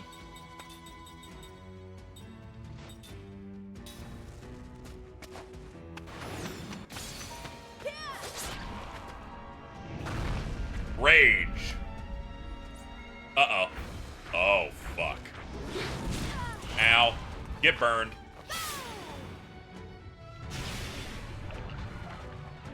Status effects have the accuracy that I always love, which is they just don't fucking hit.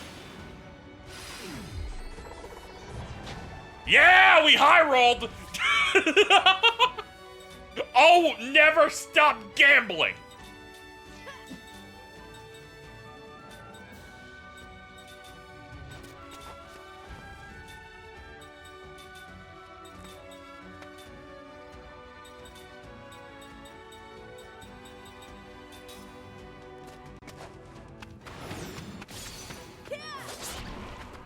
Pricked up frontier side right.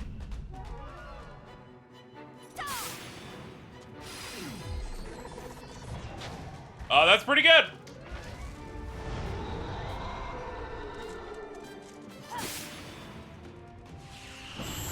And we're good. Never stop gambling, folks.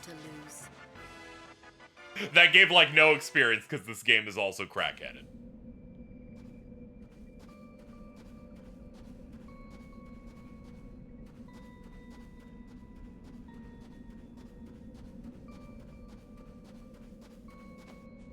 Oops, slipped.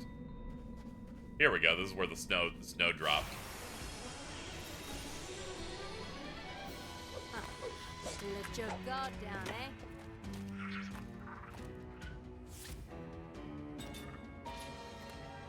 Yep. I can't complain too much when we don't end up getting like a big experience payout, because we do get SP every time. So at the very least, we do get something.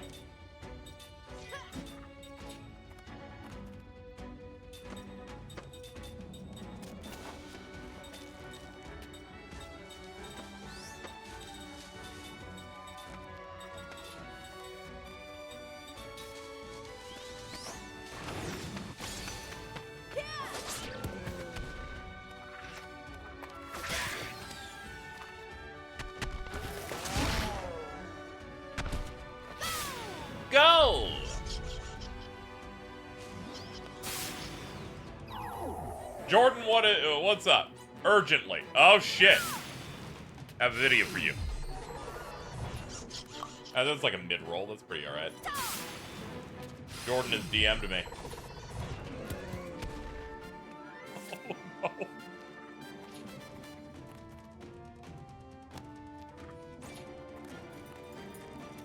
1 second, chat. Give me a moment.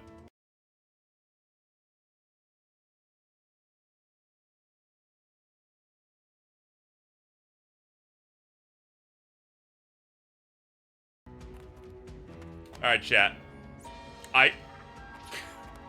Richard of Digital Foundry has presented the code phrase that is all of my streams. Come on. I know what you really want to see. Final Fantasy 15. Let's go, baby!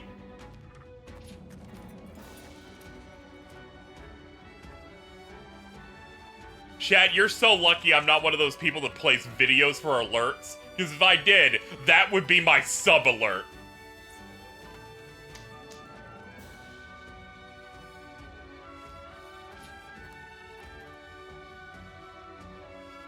This is under the fucking... Oh, no. Oh, baby, no. Oh, shit. Hold on. How this is an attachment. How the fuck do I download this? Did they get rid of downloading on videos over here? I think they did. Because I have no way to, like, steal this from you.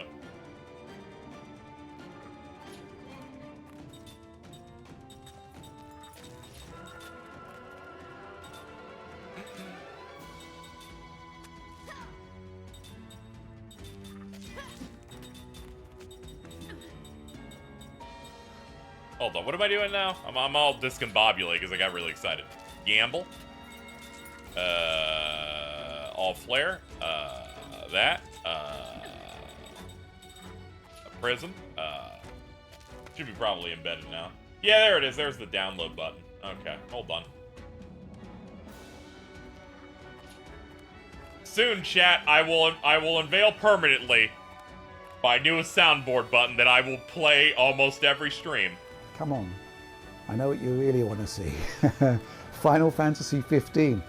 I'm always about it, dude. I'm always about it. Why did you find this? How did this happen?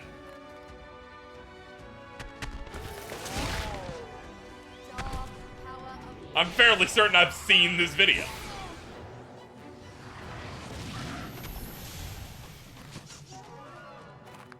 Momo posted in Hobank. Fucking, I love that twink. Thank God.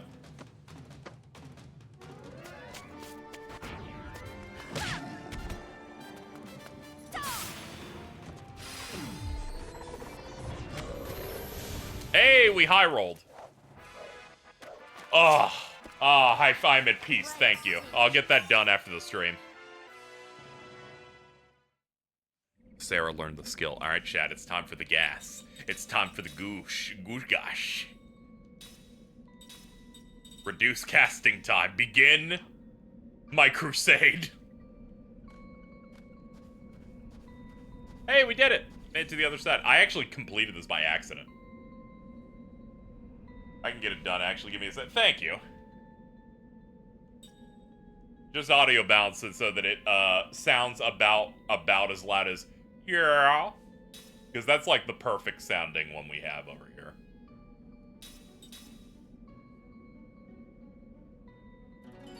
So chat, I am experiencing something that I absolutely love. Which is when someone slights you in some way, and then it turns out they're all evil. That's the most important thing to me. Because sometimes you just need a good win. You just need a great moment here.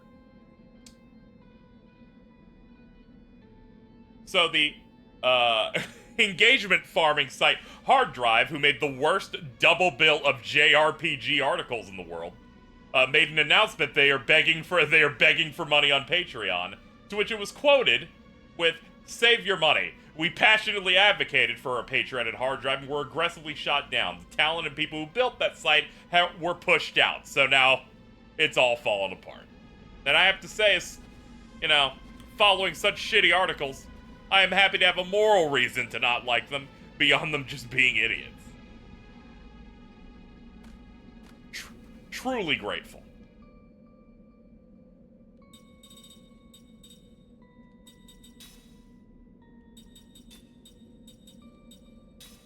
So that's why the account got less and less funny over time.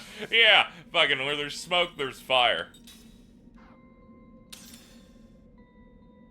KZ, these audio levels look like dicks. Oh, I'm sorry. Sorry about their pee-pee.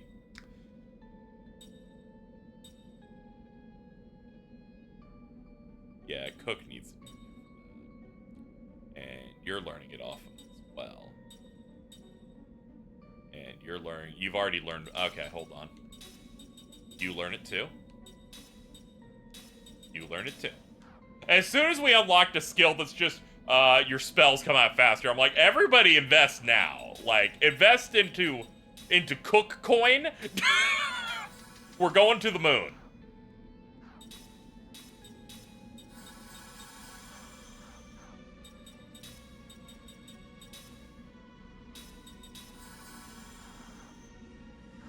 Oh no, what will we do without a hard drive?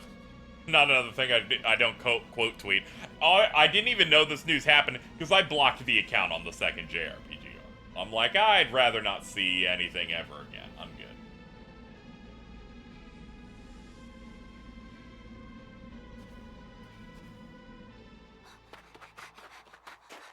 When you make an article to explain that your first one was based, actually, you've lost it. What is that? Who cares about that shit? What is that? Is that a... Oh, no. Oh, fuck you, dude! Knock it off. Of course it's not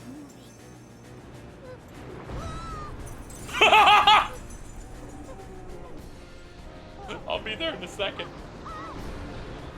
Oh, no. Oh, no.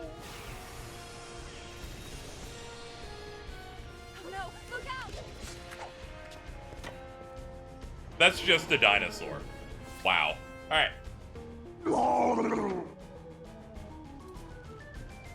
Let me look here. Hold up. Alright, let me see where the fuck is it. It's hee-ha. Oh! With Tom Cruise. Yep, alright. Chat, we have a brand new button. Come on. I know what you really want to see. We have a new Final button? Fantasy 15. Yes! Yo. Whoa. My streams have gotten so much worse. So much worse. Come on. I know what you really want to see. Final Fantasy 15. Yeah!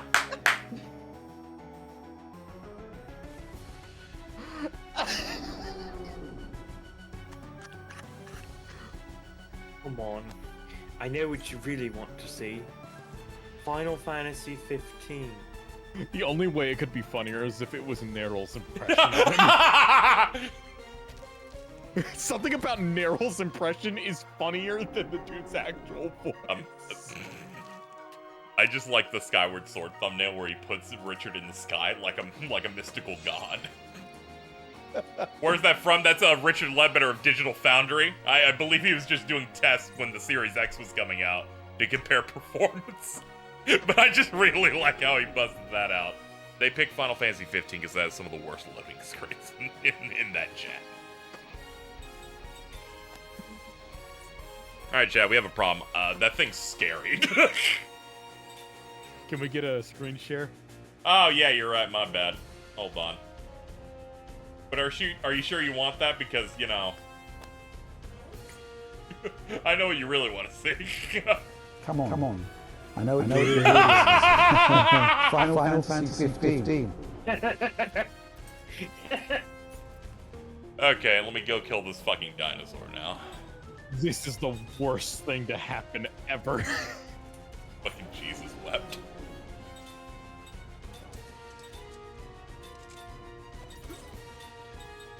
Alright, chat. Now that we've unlocked the gamble skill that will randomly give me high damage, I'm just gonna use that forever. Because Never 90% of gamblers quit right before they hit a bit. Dude, never stop gambling. Never.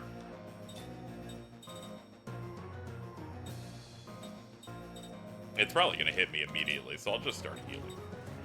Wait, you can cast. You can go for her. Yeah. She can do something fresh. Do something quirky. Alright, here we go. Yeah, that hurt. That knocked my guard counter down one entire level in one hit.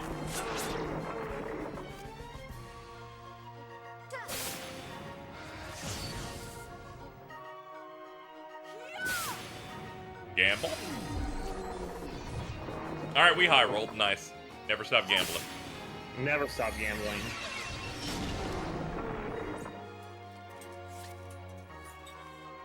You can do a normal attack now. You'll do combo, because it's got a real good. That's a good healing items in here. Do I still have those? Yeah. Help out Kaim. He's gonna bleed out on the floor if they hit him again. He's gonna start crying and shitting and pissing. Actually, no, you don't do that. You have to gamble. Ming can fucking do it.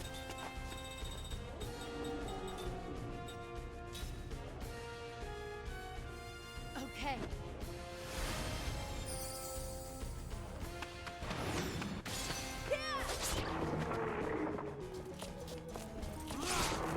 Oh, that's good now. Yeah, the buff really helped. Oh no.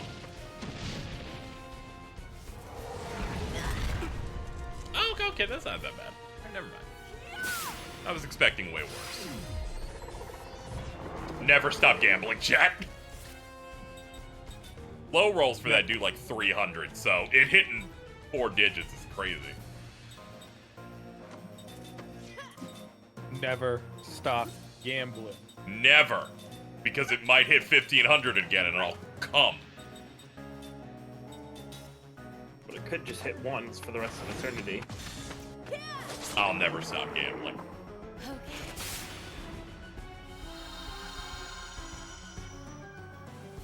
You found the speedrun strat? Essentially by accident.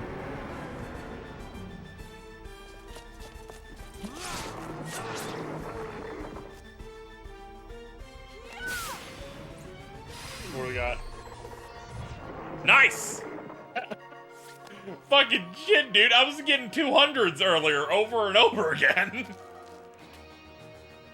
I don't even know what my status effect is. That isn't good. It's not good when I don't know what it does.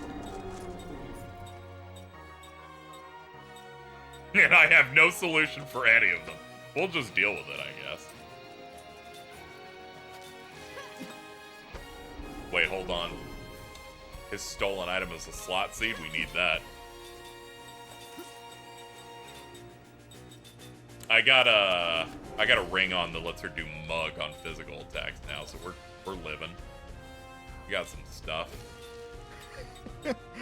Just got a DM from Mins going, they're showing whole on Twitter ads. It's over. God! Oh my god! I'm putting a link to Alex's tweet. Goon called. Thank you for spoiling it. Of course. I swear to fucking God, Elon. Hold on. Whoa! Whoa! That's just on Twitter. They're just like put it out, baby.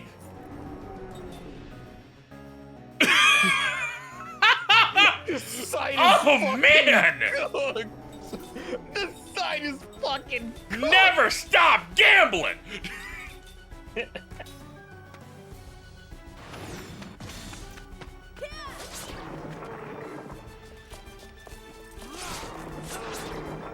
Oh no.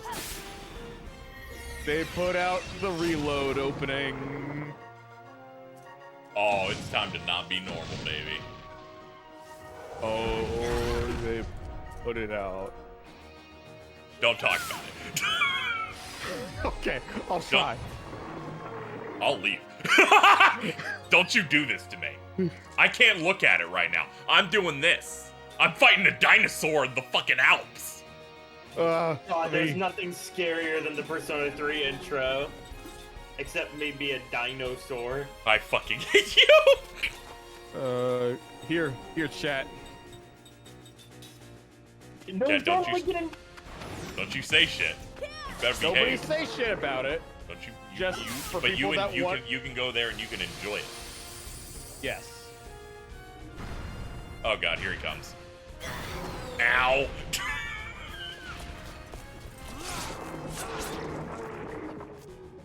The escalation in boss damage jumped in Disc 3, I'm noticing.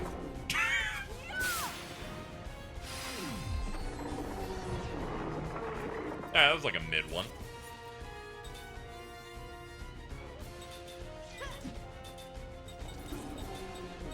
Never stop. Not even once.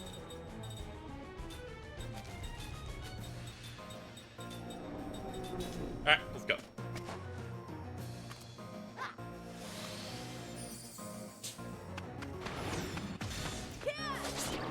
Oh, thank God the fucking steel finally popped. Sarah's just dead.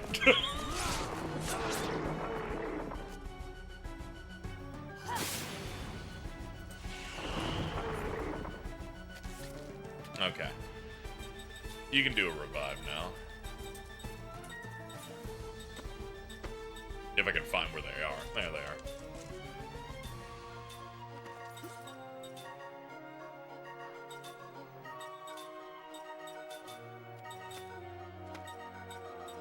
That shit's really only a month away. Yeah. That. Alright, let's go. Fucking sound effect. I love that sound effect. It's finally occurring to me what that status effect did. It put everyone in the front. That status effect put everyone inflicted in the front row. That's why everyone's side to side. I was like, wait a minute, this looks wrong. Wait a minute. This is a silly game. Yeah, they got some shit here. So, no, that's not what I'm looking for. I thought I had like a super revive of some sort in here. I do not. Alright. We'll just deal.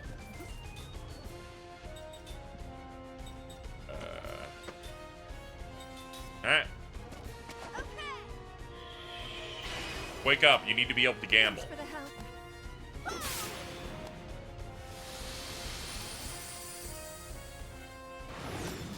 Get up, you have to put more money into the machine. Okay.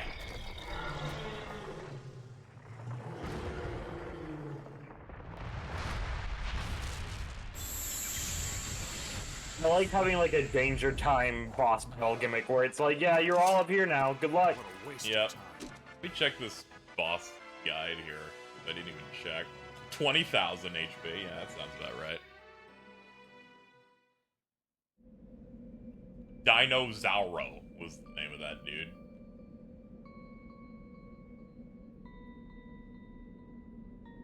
Whew. Okay, I'm leaving. Bad enough of this place. Get me out of here, please.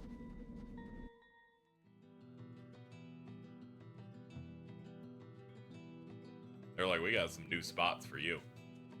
What did I miss? I don't know. Why don't you go back and watch? I'll leave that to you.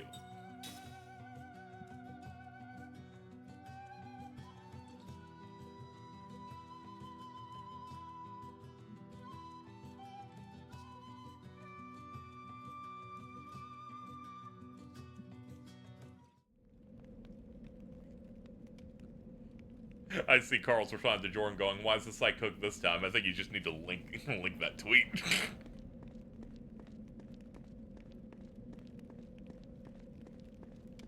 Oh, no wonder they gave me access to 2 cities. This one's seemingly dead. Okay. It's a good time to pause for for the next thing. Yeah, it makes sense. I'm trying to see if there's like a save point over here.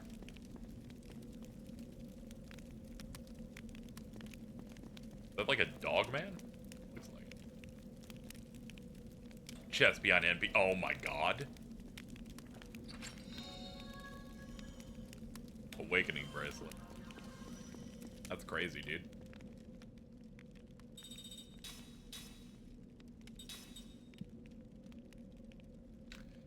Adds 3 to your skill slots. I'm gonna come. Are you fucking real, dude? When the game introduces mechanics that are good. Dude, the Immortals, like, start with 3 skill slots. So, that's just crazy. That opens up the fact that I feel like I'm bleeding out. Sometimes I forget that I made Gackt in emote.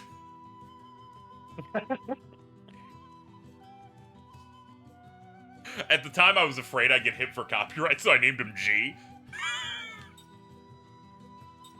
I'm like, this passes, right? Yeah, you're right. We should start wrapping up, chat. I took an edible like 30 minutes ago, so I might as well get ready to get out of here. I think I did it right when we started the dungeon. I'm still good, though. No buzz yet. If you gamble hard enough, the enemy loses 3,000 life points to the Immortals. Dude, always gamble. I gotta do it for my man. Gain 3,000 life points.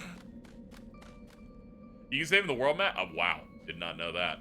It's okay. I'm gonna be grinding in this area anyway, off stream, so I can do good. And thank God, I did not run into any dreams we haven't covered, so I don't have to open the stream with, like, 2 of them again.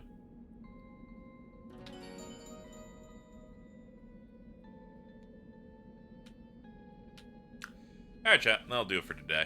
We, made... Well, yeah, we went for almost 6 hours. We broke into Disc 3. We got the coolest boss track ever for Jesse Ventura with the Fade. I killed the Dinosaur. And I gotta go now. Alright. Let's hit up these credits here. Thank you, chat, for coming out today. Man, was it a lot of fun. We learned so much.